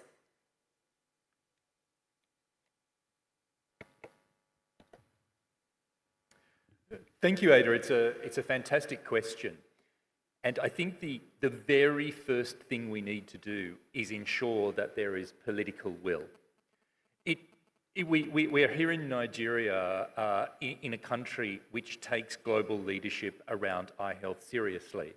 And in fact, for those of you who are here representing Caribbean nations, it's also a sub-region which takes eye health seriously. My country, Australia, is also an exporter of eye health, but we are in the minority. In the majority of countries, there is little political will because there is little knowledge around the seriousness of this public health question. So if our political leaders are not taking the issue seriously, then it is not going to be seen as a serious issue in which people can invest. We have to ensure that eye health as a priority is there as part of the global conversation so that people will have confidence to invest. We also need to be clear that this is not just about governments investing. It's not just about philanthropy investing. It's about a whole of society response to the issue. Otherwise, again, it will be seen as something that is not sustainable. And of course, when there is no sustainability, also there is greater risk. Thank you very much for that, Mr. Drew. So we need the political will, and then investment will follow. Okay. Now, Dr. Rono, you mentioned locally manufactured consumables in Africa. How realistic is this in Africa and in the Caribbean? Because we import most of our consumables. Do we have models in Africa that we can copy and scale?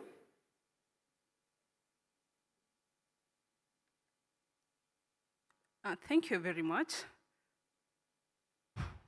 It's a bit complicated, but we've seen countries locally manufacture some drugs, including my own country, where I come from. We've seen other drugs being manufactured.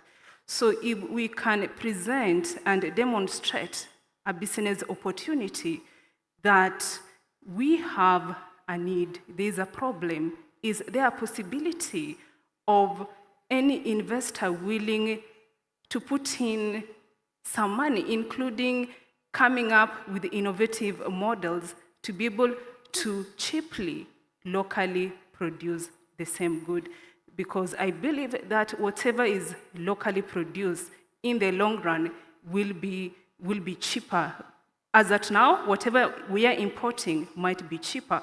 But if we can be innovative and develop cheaper treatment models, because there is need, the prices eventually will come down. It is doable. Thank you. Thank you very much. So you're saying it's doable. It's possible for us to have companies or industries that manufacture consumables in Africa that we can take to scale. So the day is far gone. There are so many other questions that I would like to ask, but because for want of time, I'll just ask one question that each panelist will give a one-sentence response. We know that the Global Summit for Eye Care is coming up in November in 2026, and it's going to be an investment summit in eye health. So what is the one takeaway? What is the one commitment we can make to eye care before the Global Summit? I'll start with the Honorable Minister.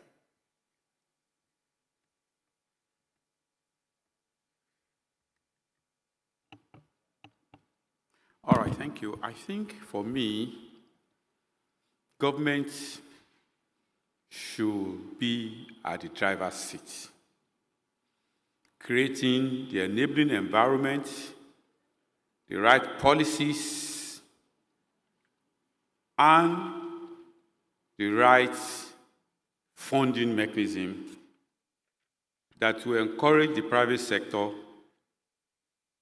and non-governmental organizations to also increase their commitment to high health.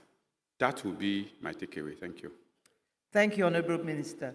And the Honorable Minister for Agriculture, any commitments to the best of your capacity, because we know you're Minister of Agriculture?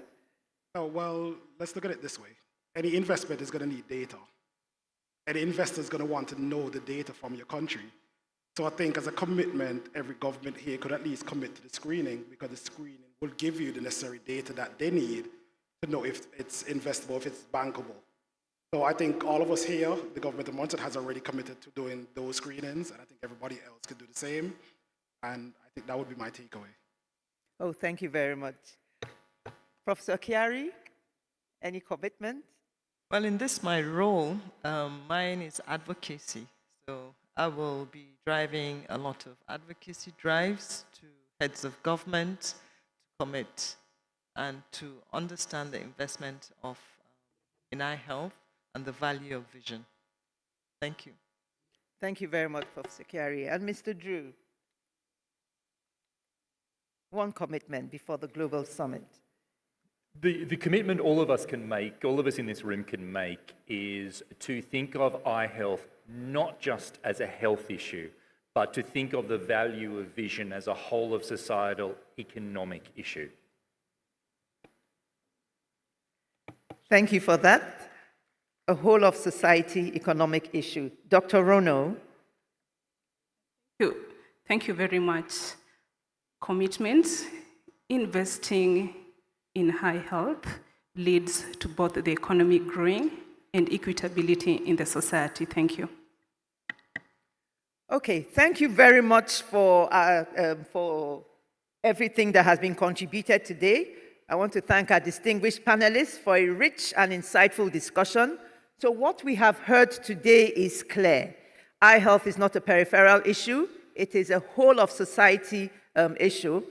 And it is because it's central to how people learn, how they walk, how they go about their daily activities.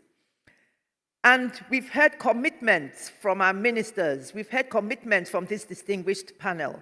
And we really appreciate the value of vision. So going forward towards the Global Summit, we are excited that such political commitments have been made. And if we can keep up the momentum, then we're assured that we will get value for our investment. For every dollar, we'll get $28 in added investment. And with that, I want to encourage all our investors to see the value of vision in eye health services that we plan to take to scale. And on that note, I want to say thank you very much to all of you for being here, and especially our distinguished panelists. Really appreciate the value of your time, and we hope you really appreciate the value of vision. Thank you very much, everyone.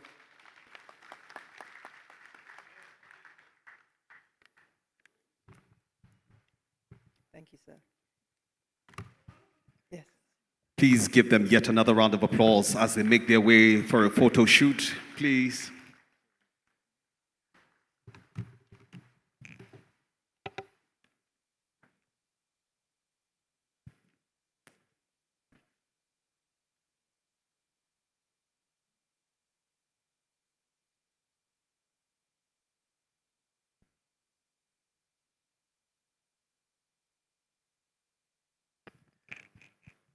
So can we take this picture together?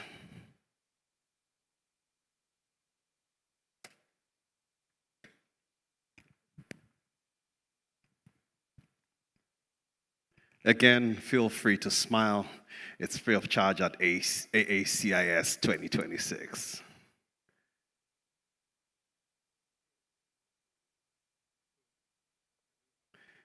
Please give them yet another round of applause and just appreciate the moderator, Professor Adagaji, and the panelists. Thank you so much.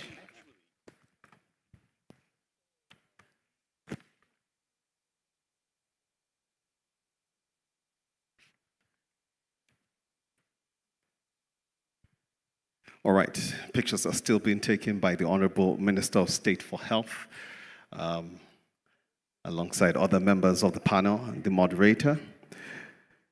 Distinguished guests, ladies and gentlemen, this is still the Afri-Caribbean Investment Summit, and we just finished listening to a panel session that talked about the value of vision.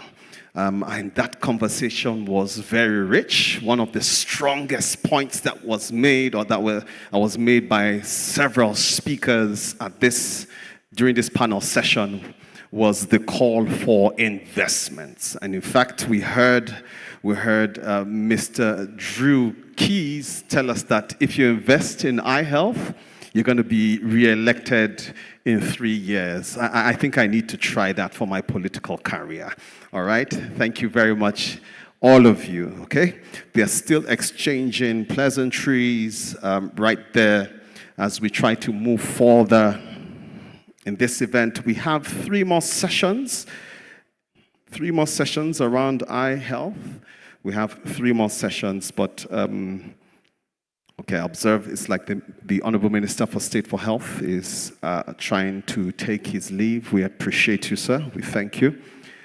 While he's leaving, I just want to see if I could recognize 1 or 2 people who stepped into the hall while that session was going on. I think I'd like to recognize a consultant ophthalmologist, formerly in the Ministry of Health, Dr. Yagana Imam. Dr. Yagana Imam, please, a round of applause for him. Where are you, sir? Dr. Yagana Imam. Okay. All right. Looking for him because those are all partners that we need to meet right here before we end this event. Okay. As I mentioned, we have 3 more items on the agenda before we bring this to a close. One of the items that we had on this agenda was to receive a speech, a keynote address, I beg your pardon, from the Honorable Coordinating Minister of Health and Social Welfare for the Federal Republic of Nigeria. I'm talking about Professor Muhammad Ali Pate. And he has sent a representative, and I would like to invite his representative up here to deliver that speech. And then we'll take the other last two elements for for this session. I'd like to welcome this Federal Permanent Secretary representing the Honorable Coordinating Minister, Dr. Camille Shoretere. Please give him a round of applause as he comes up. I know we can do better. Please clap.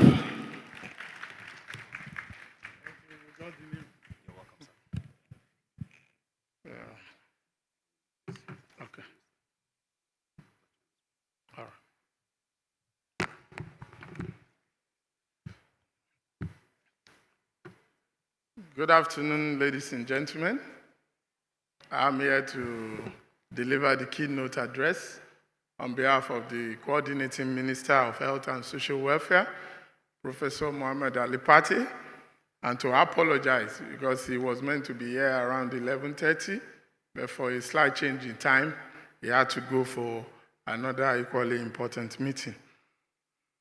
Distinguished co-chairs, my Honorable Minister of State for Health, who just left now, Honorable Minister Philip Telesford, esteemed ministers from the African Union and CARICOM, distinguished investors, development partners, ladies and gentlemen. It is an honor to address this inaugural Afri-Caribbean Health Summit, conveyed under the theme, One Voice, One Vision, Advancing Afri-Caribbean Unity, Leveraging Innovative Health Technologies for People-Centered Health Resilience. We meet at a time when Africa and Caribbean face common pressures from pandemics and non-communicable diseases to supply chain shocks, but also share a historic opportunity to mobilize private capital to build stronger, more resilient health system. From challenges to a shared reform vision. For many years, Nigeria's health system has faced deep structural weaknesses that limited our ability to improve health outcomes at scale. Health financing has been inadequate, inefficient, and inequitable. Countries that spend a smaller share of GDP on health sometimes achieve better results, and the communities with the greatest needs are often the least served. Governance has been undermined by fragmentation and poor coordination across federal, state, and local levels. Multiple regulators and numerous unaligned projects and programs. Our data systems remain incomplete and of variable quality. And even when data is available, it is not consistently used to inform policy and resource allocation. External assistance has also been fragmented, with financing and technical support spread across many initiatives that are not always aligned with national priorities. In confronting these realities, it became clear that incremental project-by-project interventions were insufficient. A strategic reset of the health sector was required to address root causes, align all actors, and share impact at scale.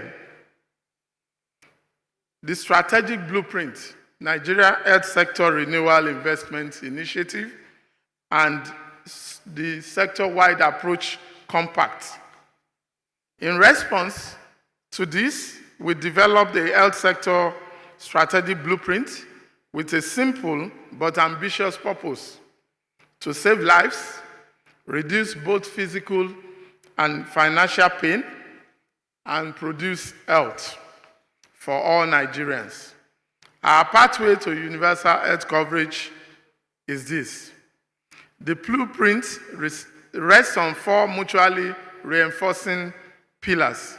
1, strengthening governance to make it more effective, fully implementing the National Health Act, enhancing accountability to citizens, defragmenting the sector, and improving regulatory oversight so that the roles are clearer and performance is tracked.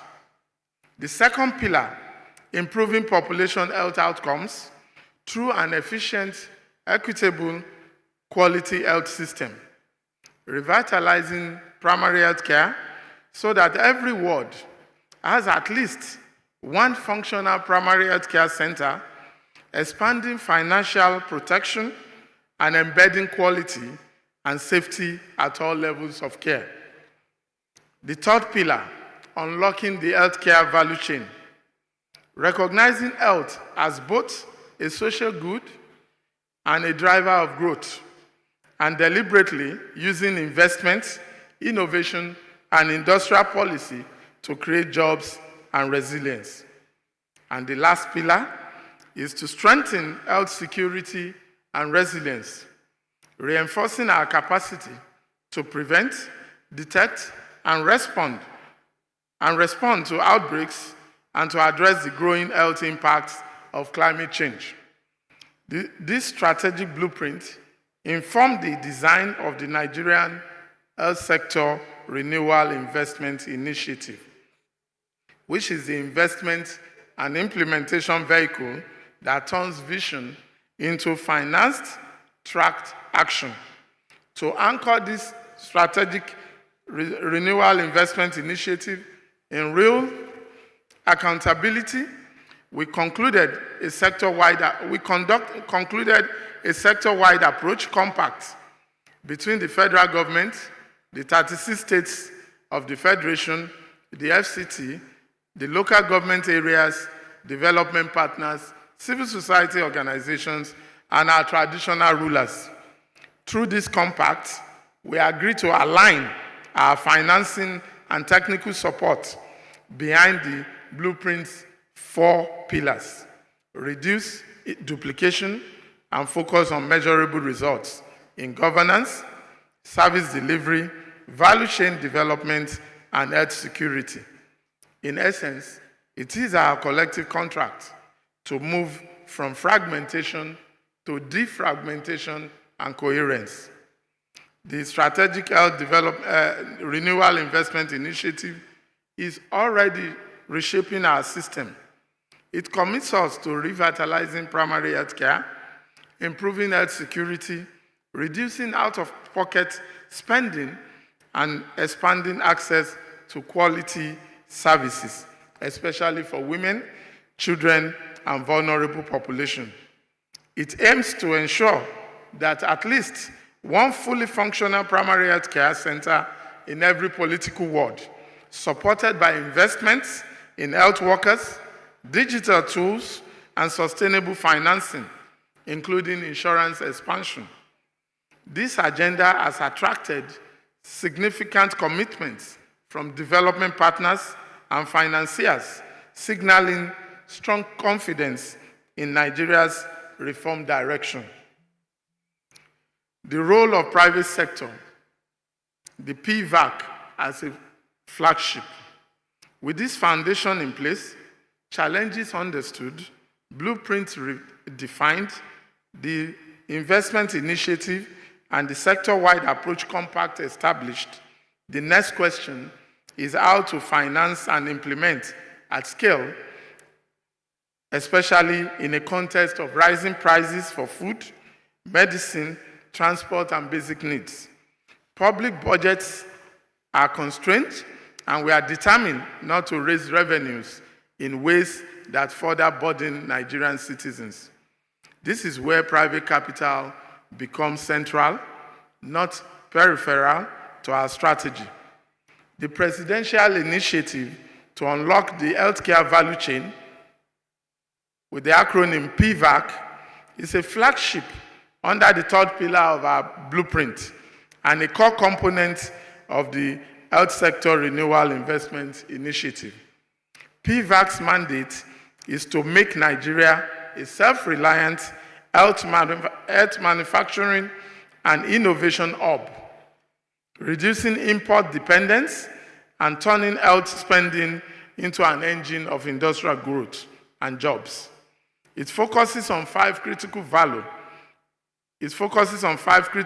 chains: pharmaceuticals, vaccines, medical devices, diagnostics, and consumables, alongside workforce and research and development. Through the executive order and policy reforms, we are streamlining regulation, facilitating access to land and infrastructure, and working with fiscal authorities on tax and tariff incentives for priority investments. PVAC aims to, 1, increase domestic manufacturing of health products and technologies, including generics, vaccines, diagnostics, medical equipment, and consumables. Increase the quantity and quality of jobs in the value chain through foreign direct investment and local capital mobilization. And reduce outbound medical tourism by enhancing the quality and complexity of health services available in Nigeria. We also recognize the rising cost of care, both services and medicine. In the short term, under PVAC, we are pool procuring essential medicines to ensure quality, availability, and affordability in public facilities, protecting households from price spikes. In the medium and long term, we are deliberately building local manufacturing capacity so that prices fall and supply becomes more secure, directly advancing universal health coverage by easing the financial burden on families. For investors, the Nigerian Health Sector Renewal Investment Initiative, through PVAC, provides what has long been missing: a clear national direction, a coordinated public sector counterpart, and a pipeline of viable projects aligned with a formal compact between federal, state, and development partners. This is the enabling environment in which private capital can be both profitable and transformational. Let me highlight in particular where private capital, African, Caribbean, and global can partner with Nigeria in pharmaceuticals and related manufacturing. First, priority product segments. Nigeria still imports a large share of its essential medicine, yet our ambition is to reverse this so that the majority of medicines are produced locally over the coming years. Under PVAC, we are prioritizing essential medicine, including antibiotics, antihypertensives, maternal and child health products, and non-communicable disease medicines, where demand is large, predictable, and still growing. Reproductive and women's health products, where we are already working with global companies such as Bayer and local partners such as Chromedix Pharmaceuticals to localize production of key commodities. Vaccines and biologics, supported by training and technology transfer initiatives to gradually build local vaccine manufacturing capacity. These are the product spaces where capable Caribbean manufacturers and investors can enter joint ventures with Nigerian firms, bringing technology and capital while accessing Nigeria's 230 million strong market and the wider ECOWAS region. Second, greenfield and brownfield manufacturing. PVAC is actively facilitating greenfield plants for finished dose manufacturing with a clear line of sight to public and private demand under the Health Sector Renewal Investment Initiative and National Insurance Expansion. Brownfield expansion and upgrading of existing plants to meet World Health Organization and African Medicine Agency standards, opening doors to pooled procurement and exports. contract manufacturing and fill finish arrangements for multinational companies that want to localize parts of their value chain in Nigeria. Caribbean investors can participate as equity holders, technology providers, or long-term off-takers for products suitable for both African and Caribbean markets. Third, technology transfer and R&D platforms. PVAC is building bridges between industry and knowledge institutions by brokering technology transfer arrangements that connect global innovators with Nigerian manufacturers and research institutes, and by supporting applied R&D and centers of excellence within teaching hospitals and universities.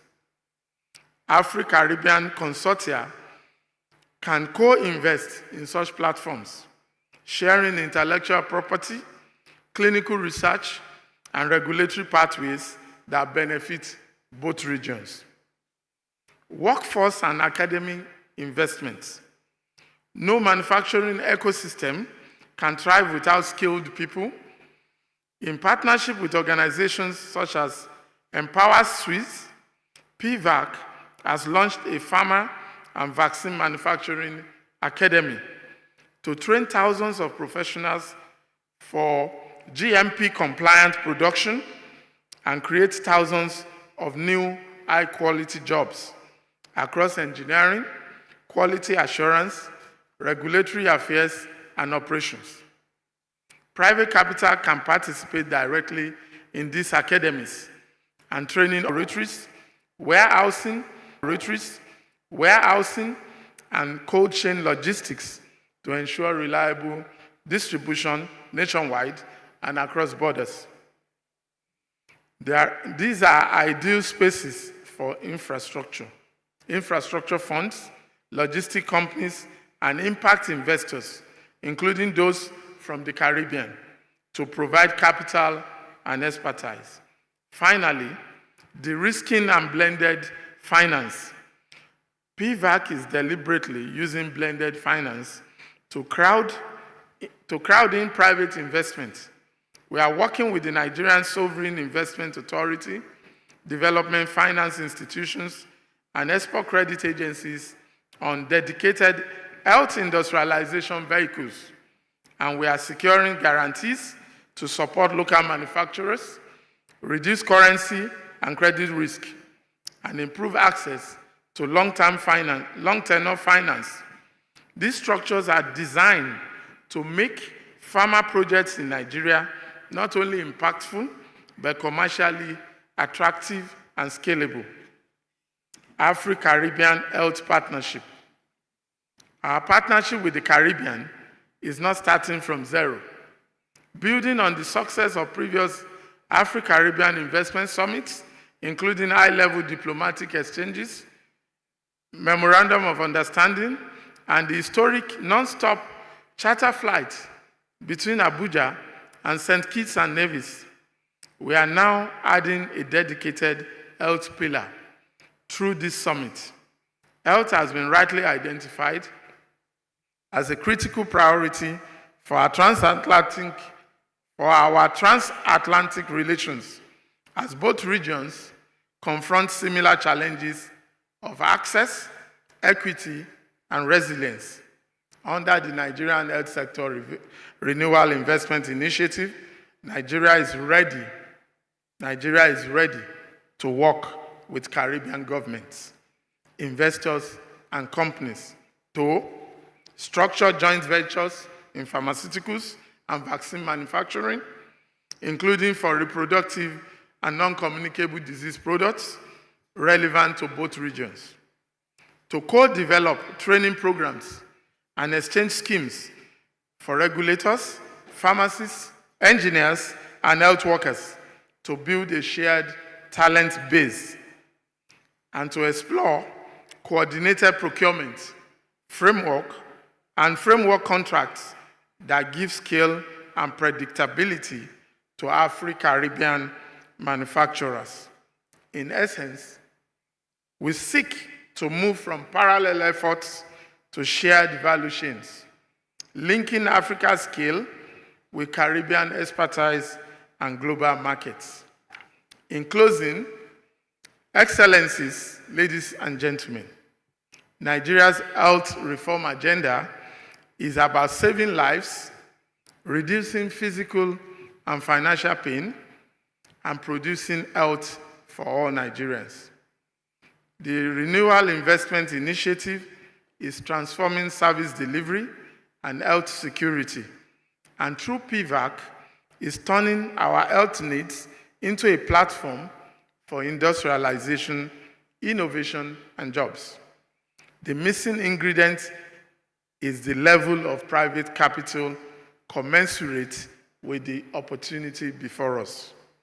To our partners from the Caribbean and beyond, we invite you to see Nigeria not only as a market, but as a co-creation platform for the next generation of health industries that will serve Africa, the Caribbean, and the wider global South. Together, we can build resilient value chains, ensure access to quality medicine, and make Afri-Caribbean solidarity visible in every clinic and community our people depend on. Thank you very much. This is delivered on behalf of Professor Mohamed Ali Pate, Honorable Coordinating Minister of Health and Social Welfare of the Federal Republic of Nigeria. Thank you. All right.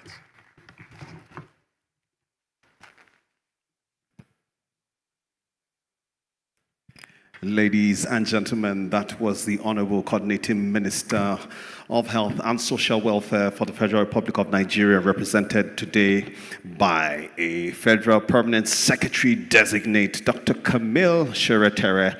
Please give him a round of applause. Just encourage him, please. And they're taking a photo together, and as has become my custom here, feel free to smile.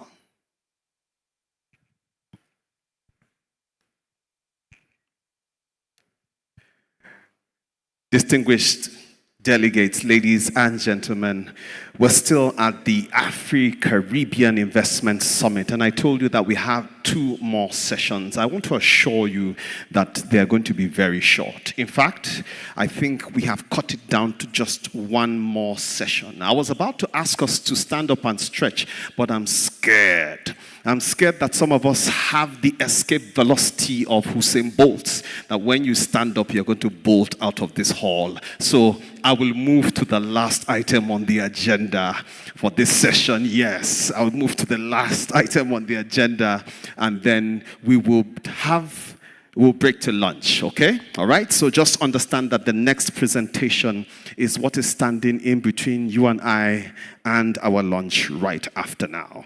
All right, we want to take a stand-alone address. It's going to be just for 10 minutes as we look at sickle cell, the burden, prevention measures, and treatment options. And I'd like to welcome the Chief Medical Officer of African Medical Center of Excellence. This AMCE is a $300 million quaternary medical facility developed by Afri-Caribbean Bank in partnership with King's College Hospital, London, and it was commissioned in Abuja in June 2025. And already it is rewriting what is possible in African healthcare. This speaker began her medical career in 1995 as a house officer at the General Hospital on Lagos Island, a journey that returned some 3 decades later to the same city to connect with the healthcare stakeholders she had spent her life working alongside. She rose through the ranks at the National Hospital Abuja, holding key management positions and ultimately serving as acting chief medical director, receiving board commendation for the efficiency and rigor of her leadership. She is a fellow of the National Postgraduate Medical College of Nigeria in radiology, with more than 20 years of involvement in the training and examination of resident doctors. She holds a Doctor of Medicine in Neuroradiology from the University of Zurich, a specialization that reflects both the precision and the breadth of her clinical formation. Ladies and gentlemen, let's welcome to deliver this speech this afternoon, Dr. Aisha Umar, the Chief Medical Officer, AMCE. Please give her a round of applause, please.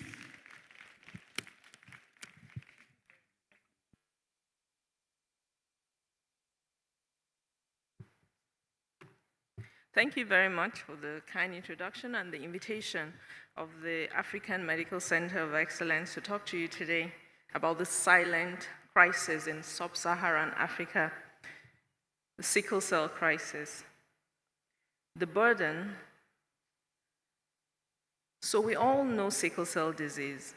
If you have been in Nigeria, you may have a patient, a relation, a friend whose wedding you attended, and who, after some time, you were told, have a child, whose mother is always in hospital, whose child cannot attend school, and some of whom may have lost the child before the age of 5.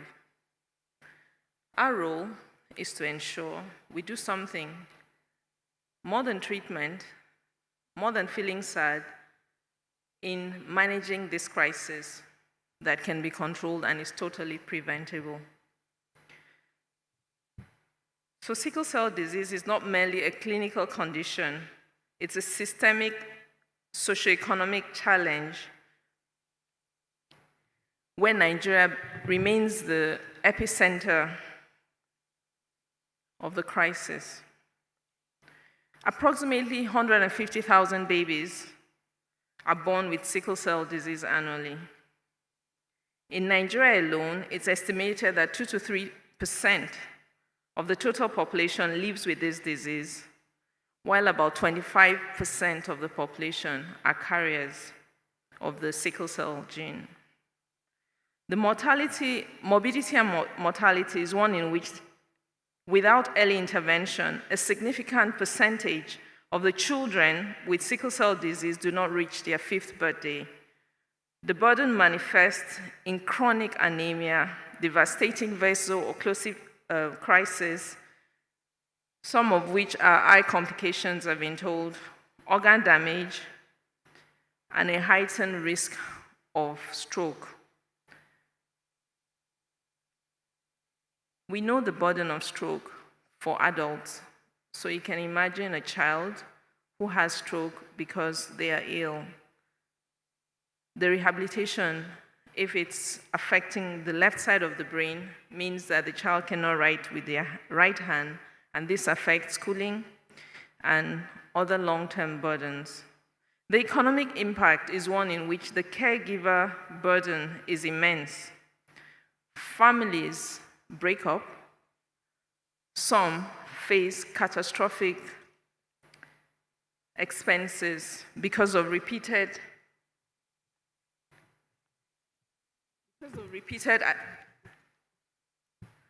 hospitalizations and some of the complications that would occur. The patients, if they survive, do not also find it easy to join the workforce because of the repeated bone pains that they have. They miss work because they have to be admitted. They have to have repeated blood transfusions. Some of them react to it. And we're just trying to see how we can make sure that we prevent this rather than treat it at great cost to the healthcare infrastructure that is already overburdened with infectious diseases and others that can be prevented. There are certain preventive measures that can be taken, and that's why we chose this topic to talk about it today. One of them is genotype awareness.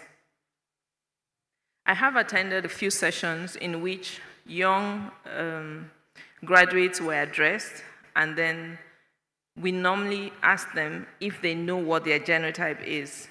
It is important that we embark on a massive public health awareness to ensure that everybody knows what their genotype is, because we know that those who have the sickle cell trait, who are just 25% today, can easily increase to 30, 40, or 50% if we do not do a lot of genetic counseling for targeted couples at risk if both couples are AS, so that they will know about the 25% probability of having children who have sickle cell disease.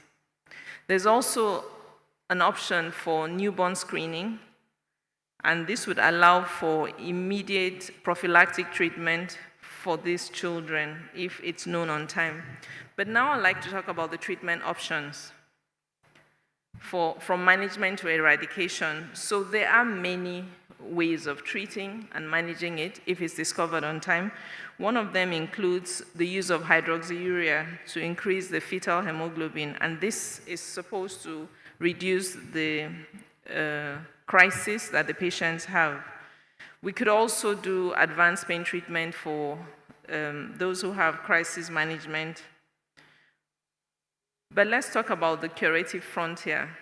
In Nigeria, we have limited options in terms of stem cell treatment and gene therapy.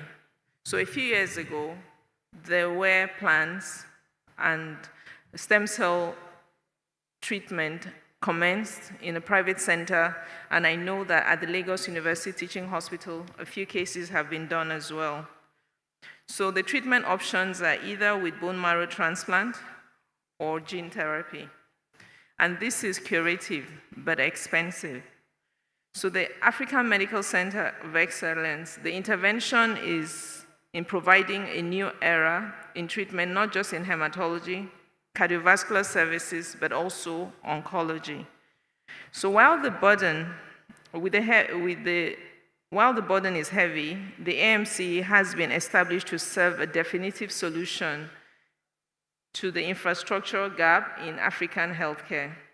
We commenced service sometime in June last year, just 2 months shy of 1 year. We would be commencing management of bone marrow transplants in sickle cell patients next month. AMC is not just a hospital. It's a quaternary level research and treatment powerhouse developed by the Afri-Caribbean Bank in partnership with the King's College Hospital, London. Some of our milestones in hematology are the implementation of automated red blood cell exchange.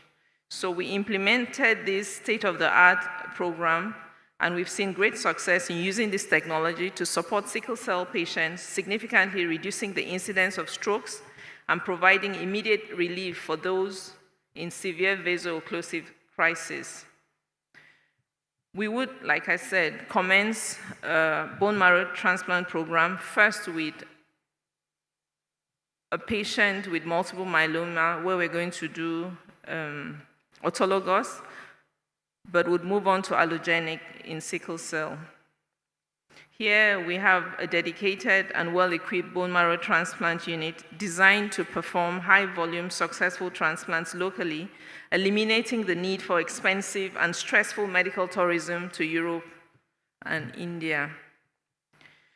It is also the West Africa's largest stem cell lab. Our facilities feature a premier laboratory for precision diagnostics, monitoring, and advanced hematological research. AMC would also be pioneering gene-based interventions here in Abuja, and we have a comprehensive care model in which, beyond surgery, we have specialized in hematology clinics that focus on holistic management of sickle cell complications, including cardiology, nephrology, and pain management. So in summary, the burden of sickle cell disease has defined Africa's healthcare for too long. Through the rigorous applications of prevention, education, and cutting-edge curative capabilities, we're moving towards a future where sickle cell warriors is a title of victory and not a description of a struggle. The cure is no longer overseas. It's right here in Abuja. Thank you very much.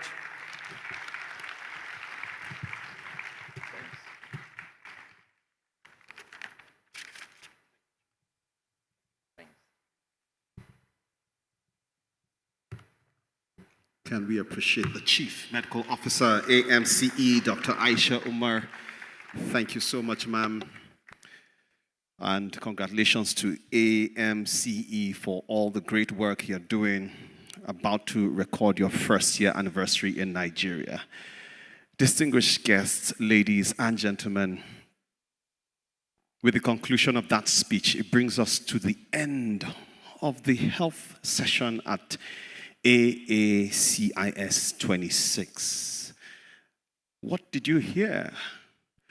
What are you going to do differently?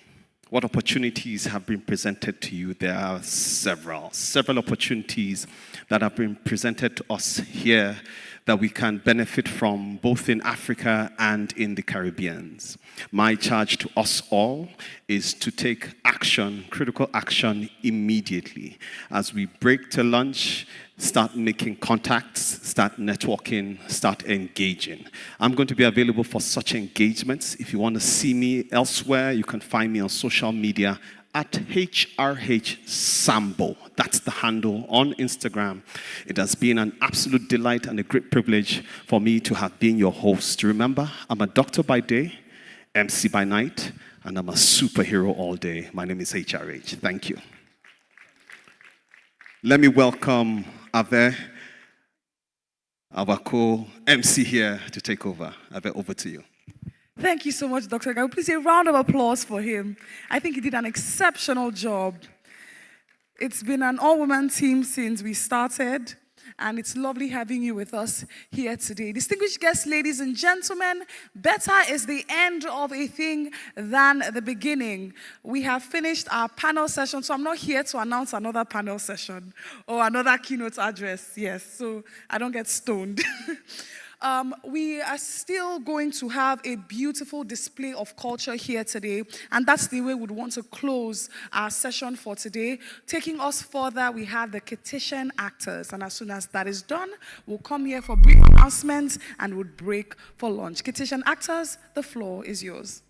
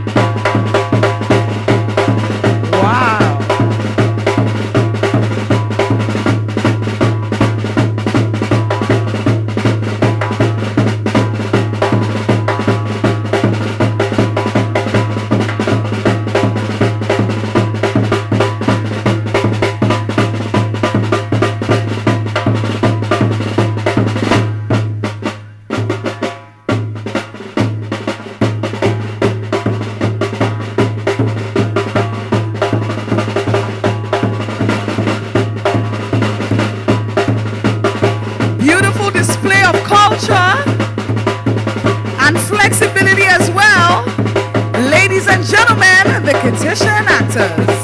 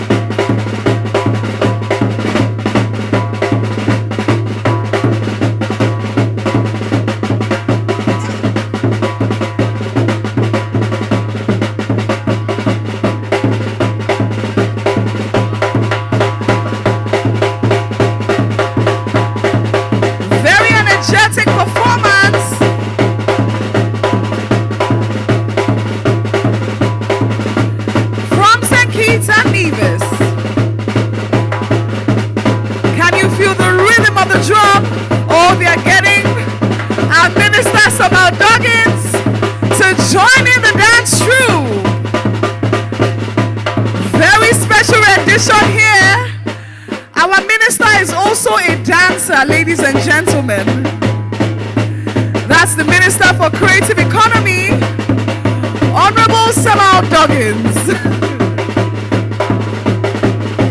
If you can, please clap your hands, ladies and gentlemen. It's all part of the performance.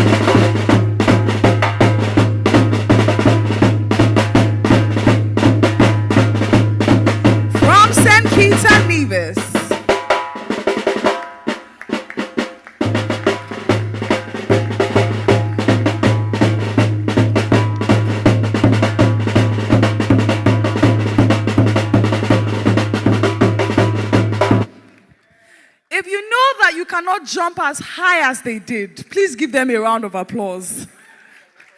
I was observing especially our participants at that side trying to, it's like everyone was saying, can I hop? Can I not? Please do not try this at home.